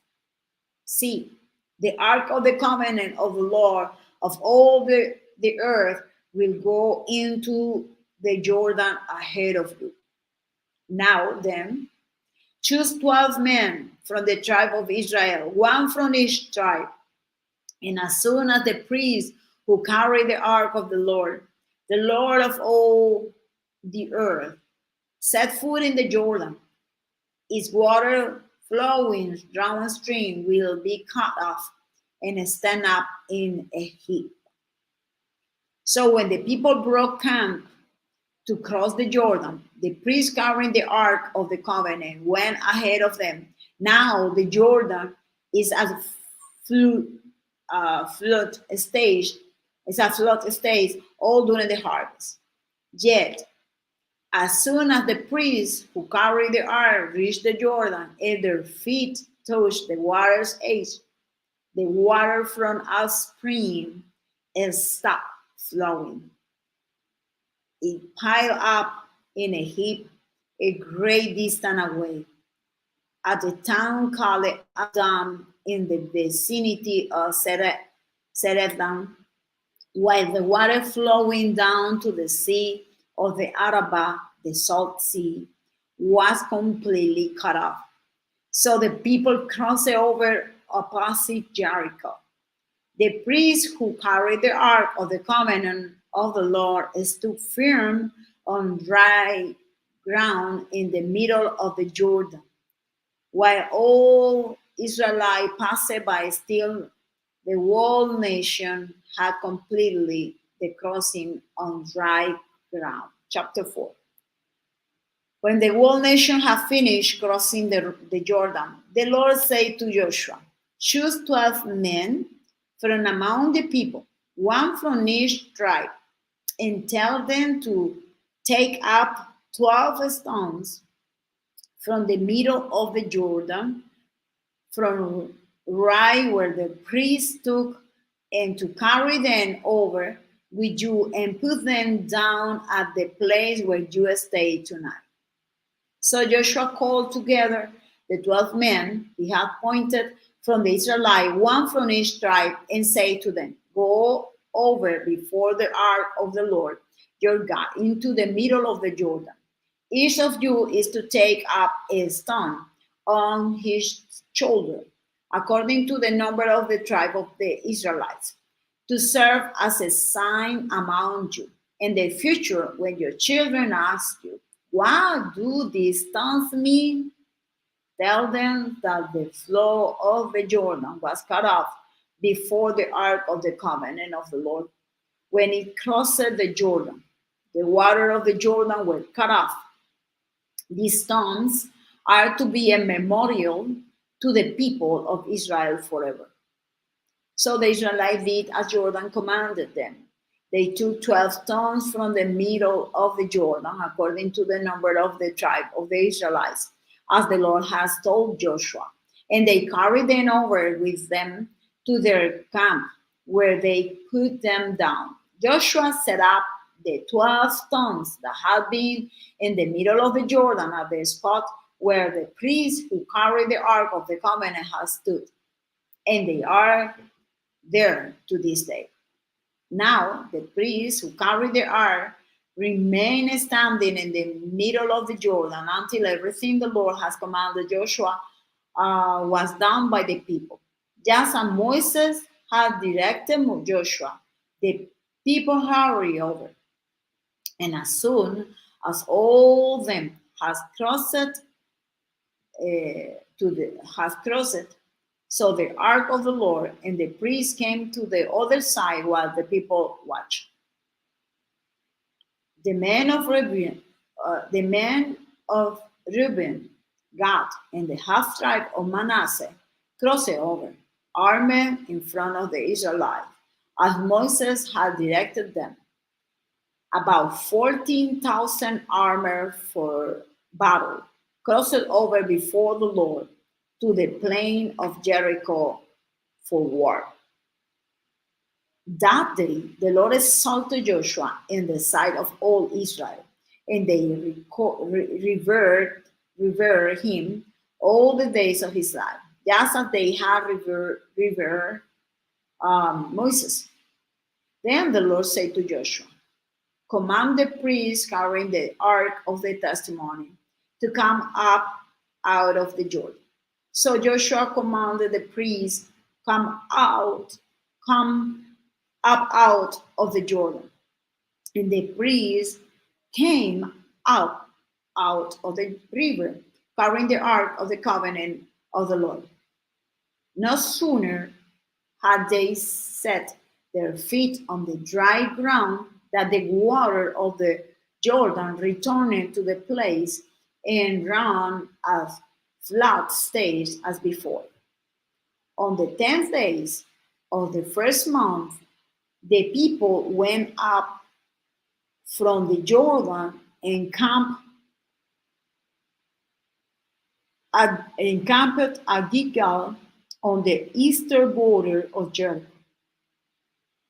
And Joshua set up at Gilgal the 12 stones they had taken out of the Jordan. He said to the Israelites, in the future, when your descendants ask their fathers, what do these stones mean? Tell them, Israel crossed the Jordan on dry ground.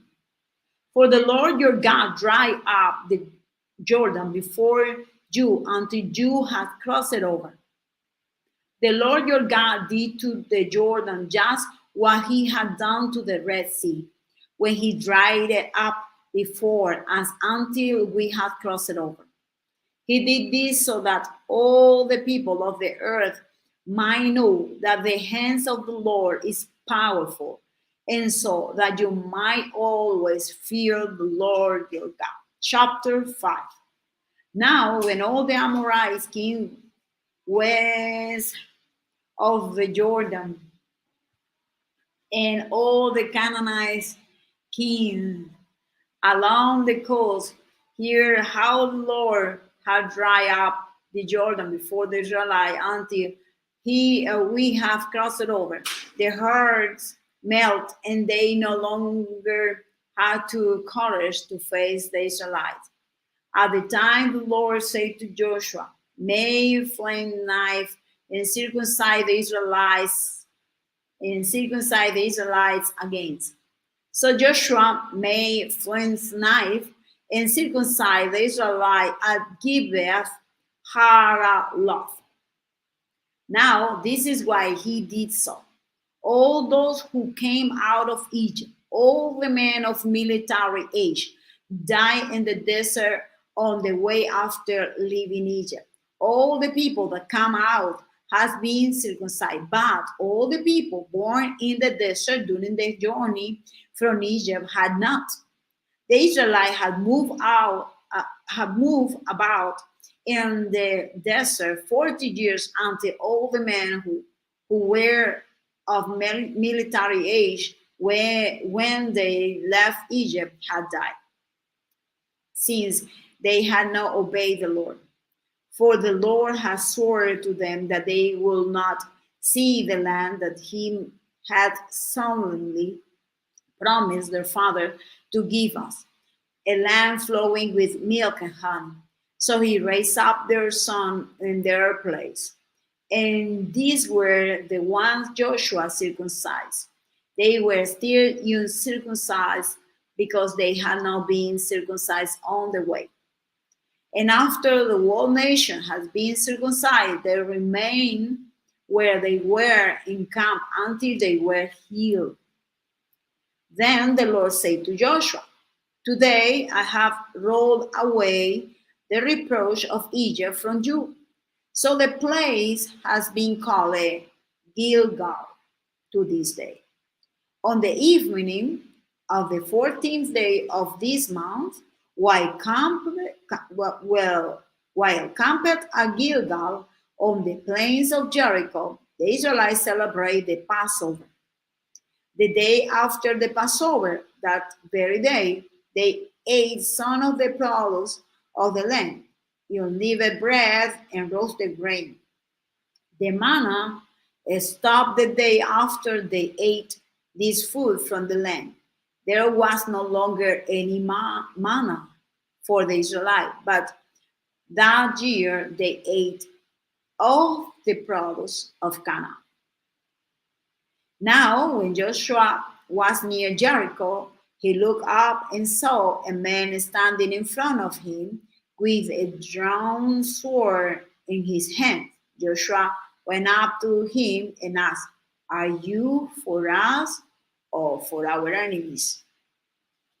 "Neither," he replied, "but as commander of the army of the Lord, I have now come." Then Joshua fell face down to the ground in reverence and asked him, "What message does my Lord have for his servant?" The commander of the Lord's army replied, "Take off your sandals, for the place where you are standing is holy." And Joshua did so. Chapter 6. Now Jericho was tightly shut up because of the Israelites. No one went out and no one came in. Then the Lord said to Joshua, "See, I have delivered Jericho into your hands, along with its kings and its fighting men.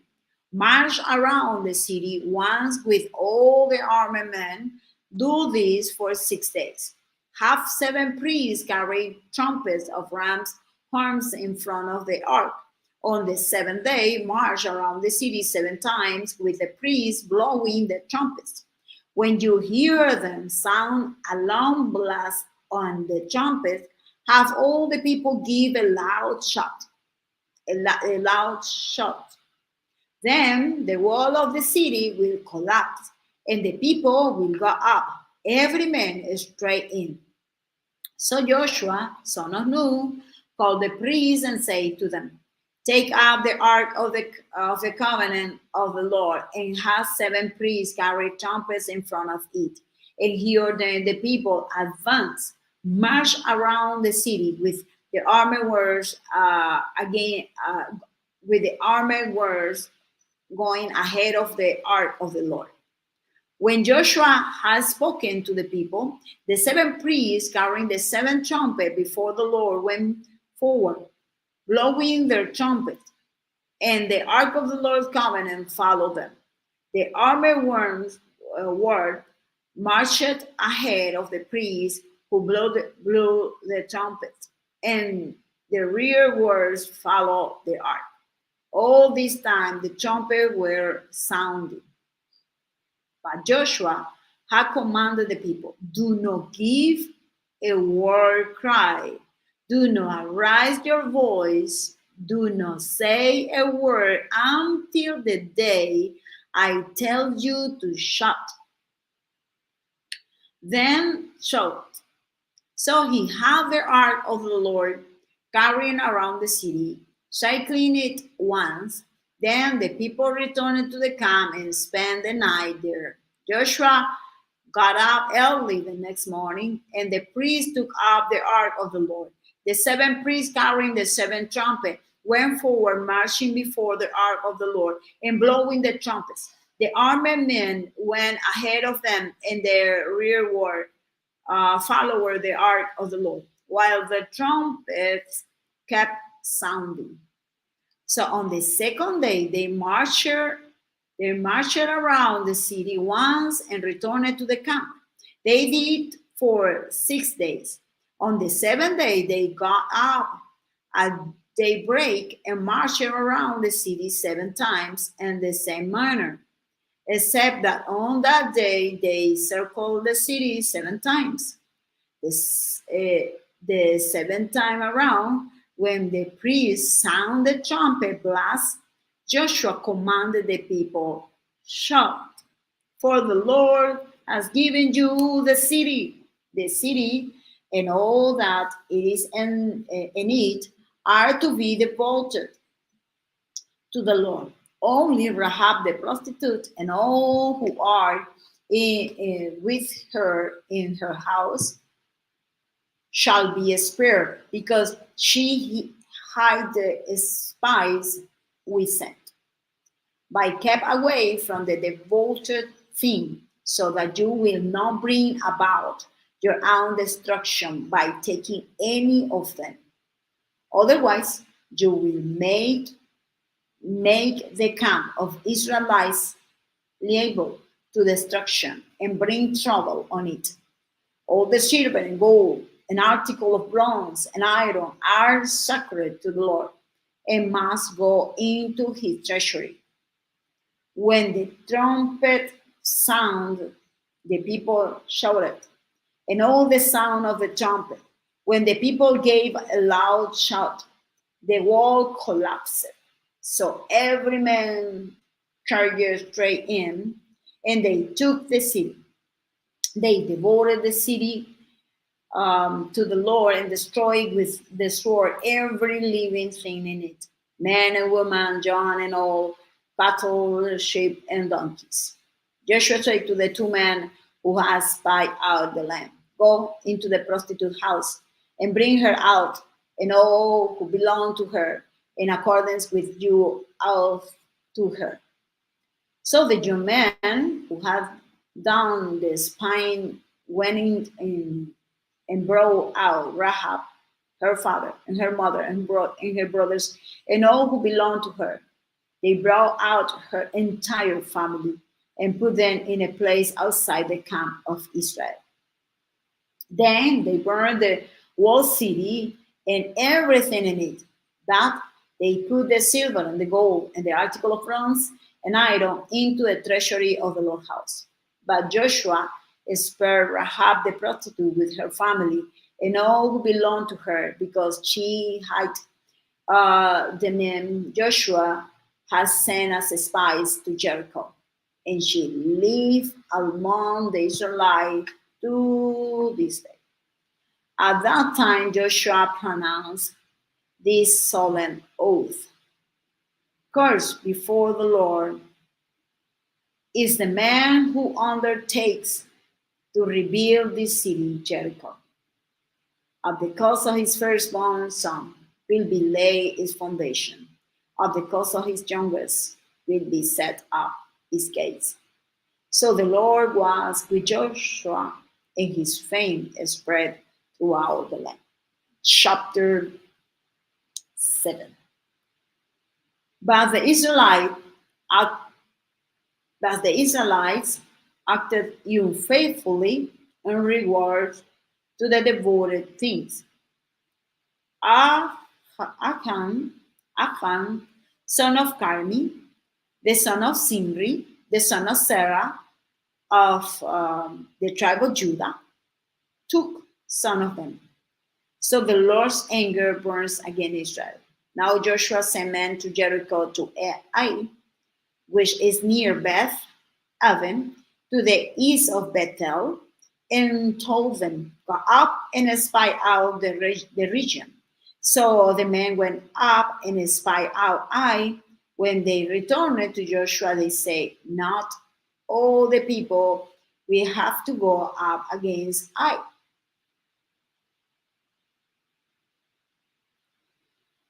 Send two of 3,000 men to take it, and do not worry all the people, for only a few men are there. So about 3,000 men went up, but they were routed by the men of Ai, who killed about 13,600 of them. They chased the Israelites from the city gate as far as the stone quarries and struck them down on the slope. At this, the heart of the people melted and became like water.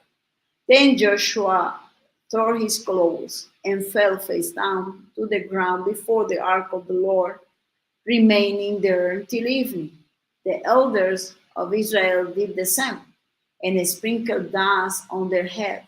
And Joshua said, Sovereign Lord, why did you even bring these people across the Jordan to deliver us into the hands of the Amorites to destroy us? If only we had been content to stay on the other side of the Jordan. Oh Lord, what can I say now? Now that Israel has been routed by its enemies, the Canaanites and the other people of the country will hear about this, and they will surround us and wipe out our name from the earth. What then will you do for your own great name? What then will you do for your own great name? The Lord said to Joshua, stand up. What are you doing down on your face? Israel has sinned. They have violated my covenant, which I commanded them to keep. They have taken some of the devoted thing. They have stolen. They have lied. They have put them with their own possession. That is why the Israelites cannot stand against their enemy. They turn their back and run because they have been made liable to destruction. I will not be with you anymore unless you destroy whatever among you is devoted to destruction. Go, consecrate the people. Tell them, consecrate yourself in preparation for tomorrow. For this is what the Lord, the God of Israel, said: that which is devoted is among you. O Israel, you cannot stand against your enemies until you remove it. In the morning, presence, present yourself tribe by tribe. The tribe that the Lord take shall come forward, clan by clan. The clan that the Lord takes shall come forward, family by family. And the family that the Lord takes shall come forth, man by man. He who is caught with the devoted thing shall be destroyed by fire, along with all that belongs to him. He has violated the covenant of the Lord and has done a disgraceful thing in Israel. Early the next morning, Joshua had Israel come forward by tribes, and Judah was taken. The clan of Judah came forward, and he took Zerahites. He had the clan of the Zerahites come forth by family, and Zimri was taken. Joshua had his family come forth man by man, and Achan, son of Carmi, son of Carmi, the son of Zimri, the son of Sarah, of the son of the tribe of Judah, was taken. Then Joshua said to Achan, my son, give glory to the Lord, the God of Israel, and give him the praise. Tell me what you have done. Do not hide it from me. Achan replied, it is true. I have sinned against the Lord, the God of Israel. This is what I have done. When I saw in the plunder a beautiful robe from Babylonia, 200 shekels of silver, and a wedge of gold weighing 50 shekels, I covered them and took them. They are hidden in the ground inside my tent, with their silver underneath. So Joshua sent messengers, and they ran to the tent, and there it was, hidden in his tent, with the silver underneath. They took the things from the tent, brought them to Joshua and all the Israelites, and spread them out before the Lord. Then Joshua, together with all Israel, took Achan, son of Sarah, the silver, the robe, the gold, which his son and daughter, his cattle, donkeys, and sheep, and his tent, and all that he had, to the valley of Achor. Joshua said, why have you brought this trouble on us? The Lord will bring trouble on you today. Then all Israelites stoned him, and after they had stoned the rest, they burned them. Over Achan they heaped up a large pile of rock, which remained to this day. Then the Lord turned from his fierce anger. Therefore, that place has been called the Valley of Achor ever since. So we stop for today. The reading, the chronological Bible reading, and we will continue tomorrow. This point, we apologize that we couldn't do the transmission through the Facebook, just only YouTube. But from tomorrow, we are going to continue transmit it from all the pages and the social media. Thank you for watching. God bless you. Have a wonderful day. And we continue with the chronological Bible reading from tomorrow. God bless you. Have a wonderful day. Shalom. Shalom.